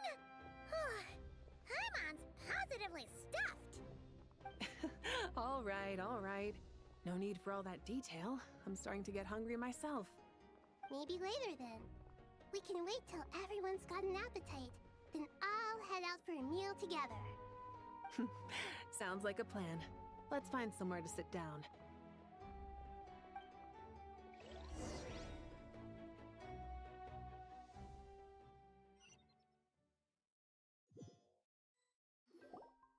I should tell you, I already have some sense of why you've come. Why's that, Malika? To say thank you. Your senses are spot on. But on top of that, we also feel guilty. Because the pyronosis has vanished? I sensed its loss. Despite scouring through the remnants of Irminsul, we couldn't find any sign of the pyronosis. Not even any trace of it burning to ash. That's certainly unusual. Still, the potential fallout from Irminsul's loss is significant, to say the least. Perhaps the pyronosis's disappearance is simply a knock-on effect of the impact it's had on a certain strand of fate. There's no need to feel guilty. We were clear that this time, there was to be no returning, only giving. Pure and simple. Thank you really is a fascinating phrase. We use it to express gratitude for the smallest of things. Yet, when faced with a kindness too immense to describe, we use exactly the same words. It's not that we lack other means of expression. It's that when we truly need to express our feelings, the simplest and purest words are always the most powerful. You're right. In Natlan, we prefer simple expressions too. Companionship, friendship, support. They might not sound fancy, but the sentiment behind them is sincere. That's wonderful to hear. Sincere feelings are often a vehicle for the deepest wisdom of all. Irminsul's destruction doesn't seem to have done you much harm. I'm glad to see you're doing well. There's still a lot of work to do, but before we begin, We felt it was important to come here and speak with you. Partly to express our gratitude, but also because we felt that seeing you, in a sense, is like basking in warm sunlight. That's a nice way of putting it. I like that.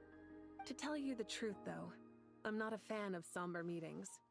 So, since there's nothing more to say, why don't we go bask in some actual sunlight? The weather's beautiful today. What a great idea! Paimon's gonna lie back and soak up some rays.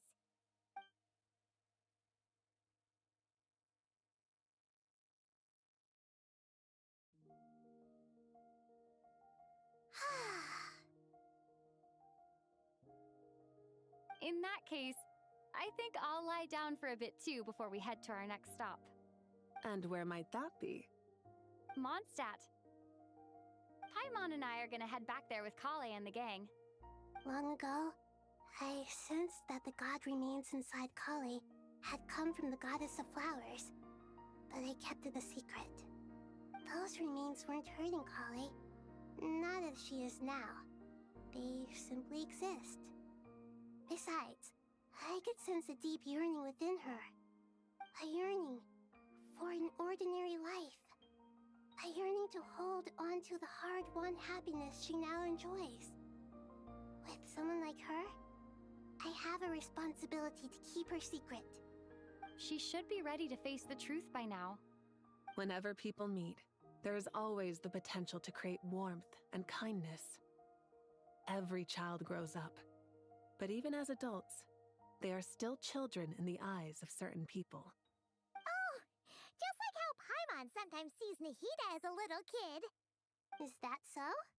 Well, anyone who's friends with a kid is probably a kid themselves. Of course! And there's nothing wrong with that. When we get back, we'll actually be hanging out with another of our friends who happens to be a kid. Or more like looking after, in her case. Anyway, we'll always be there to watch out for our friends. Dear Sucrose, when you receive this letter, I'll probably be as busy as always. But busy with wonderful things.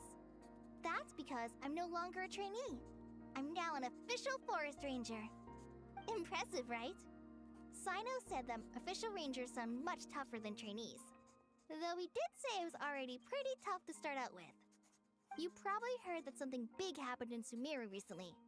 Don't worry, it's all been taken care of. We're heading to Mondstadt soon, so if you're free, maybe we could meet up? Plus, it's not just me, a few of us are going. Hey, do you still remember that time we all got together? You know, when we all went to the Windbloom Festival? It'll be just like that.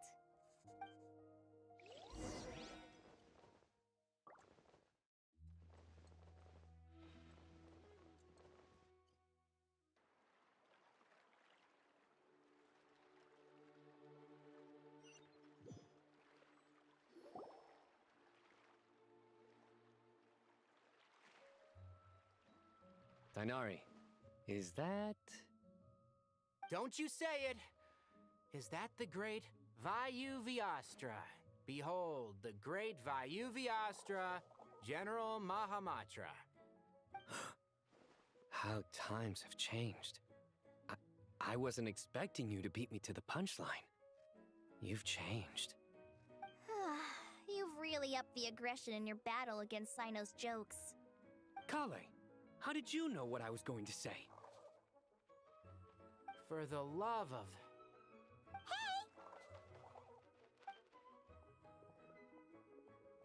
Traveler! Paimon! You're right on time! I hope we haven't kept you waiting. Kale! Sucrose! It's been so long! How have you been? I've been well. Everything's going great. What about you? Are you still busy? Not at the moment. Oh, right! That juicer you gave us works amazing! Farzan loves it! Seriously? That's wonderful. I don't suppose you drew up a detailed test report. Oh, what fruits did you use? How's the texture of the final product? Sucrose, you might want to try asking your questions one at a time. Albedo! Paimon didn't see you there! It's been a while since all of us were together like this. How about we follow the same plan as last time? Good idea, my friend. You never disappoint. So, what are your identities this time? Don't remind him. First things first. Allow me to introduce our very own official Forest Ranger Kale.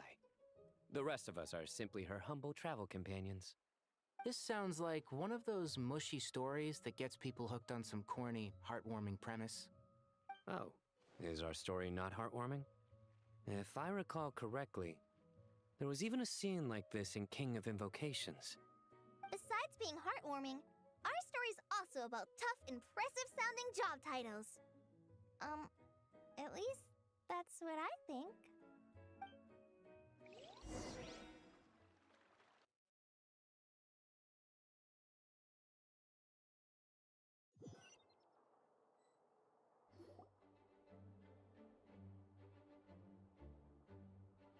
Oh, you're here already. I'm still giving Dodeko a little trim. I won't be a moment. A trim? Does Dodeko need haircuts too? Of course.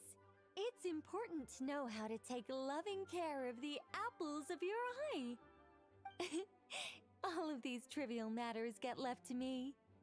It's because I'm an angel, and angels are, in a way, the guardians of all Teyvat. Oh, right! Well, that's definitely an impressive-sounding job title. What are you writing? I'm just brainstorming some cool-sounding lines. Oh, write them on these card backs. Of course. Clearly, my lines are pretty amazing, wouldn't you say? Miss Nicole.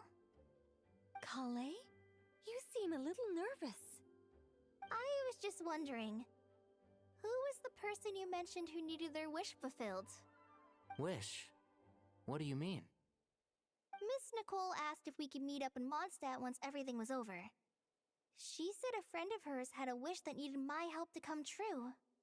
Well, you never mentioned that before. All we knew was that you'd arranged to meet in Mondstadt. But we thought it had something to do with the god remains. To be fair, everything I told you was true. Anyway, my friend is waiting. Come on, let's pay her a visit.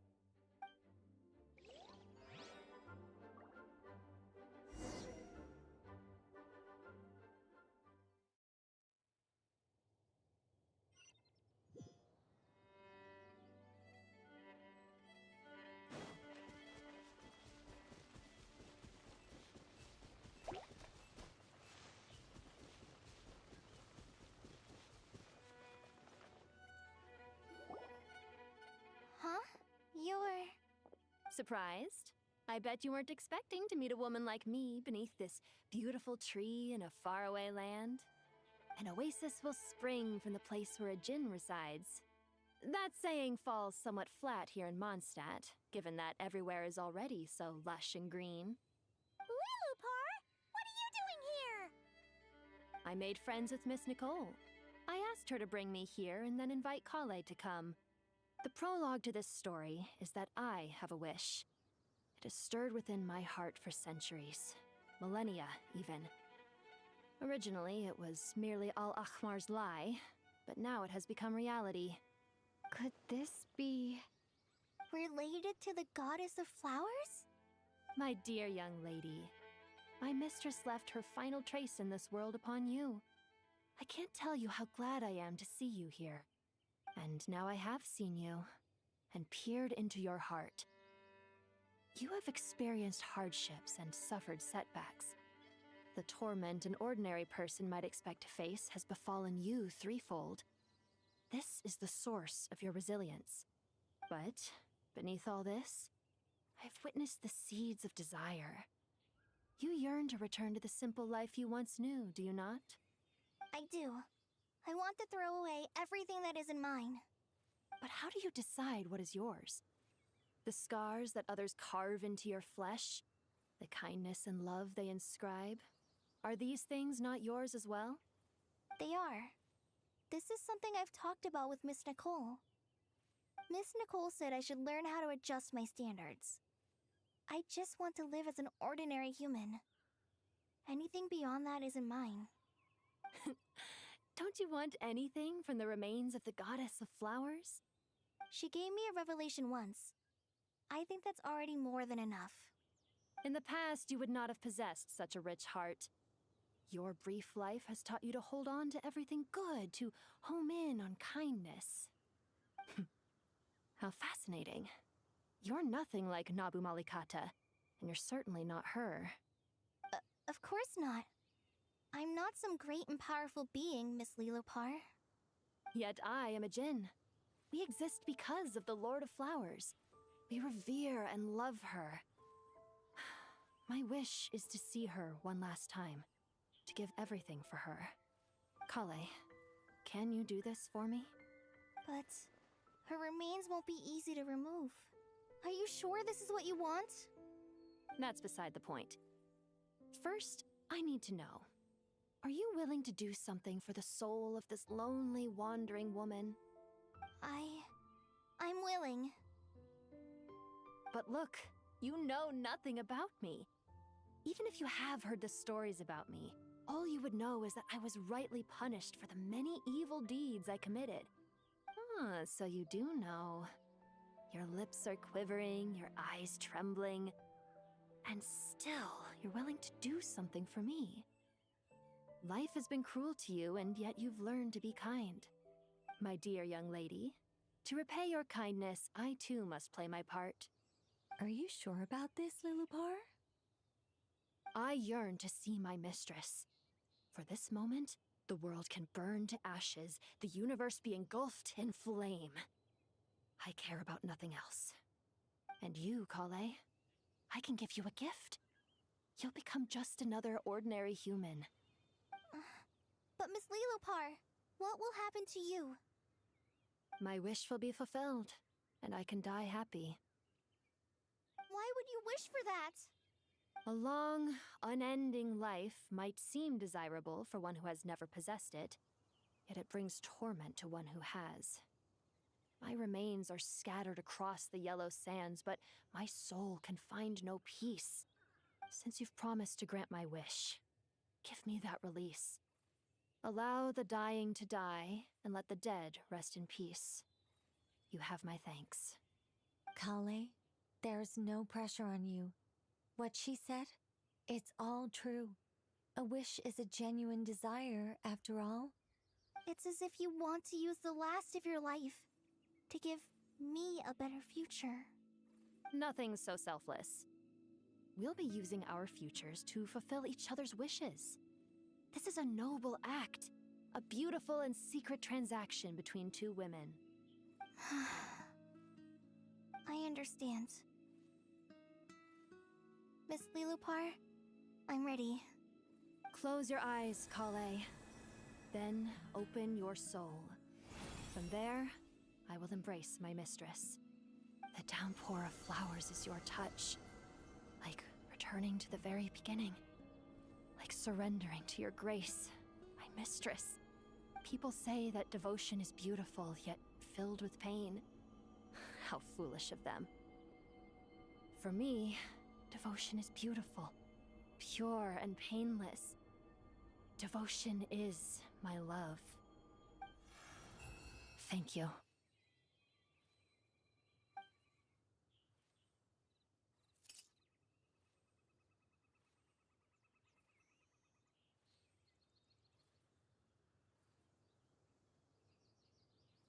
Lilopar! She disappeared? She left, carrying the blessing of flowers. Kale, are you alright? I'm fine. Now that the remains are gone, I don't actually feel any different at all. Those remains weren't hurting Kale. Not as she is now.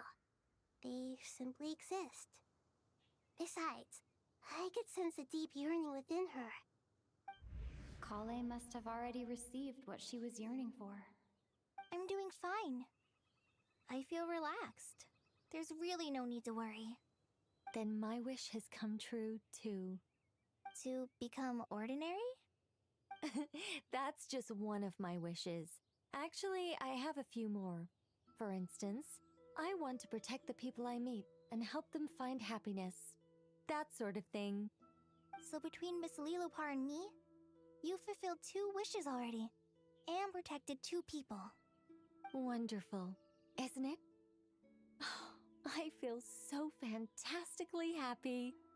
I guess that settles things here. So what's next? What do you want to do when we get back to town? Clay, look who I've brought to see you.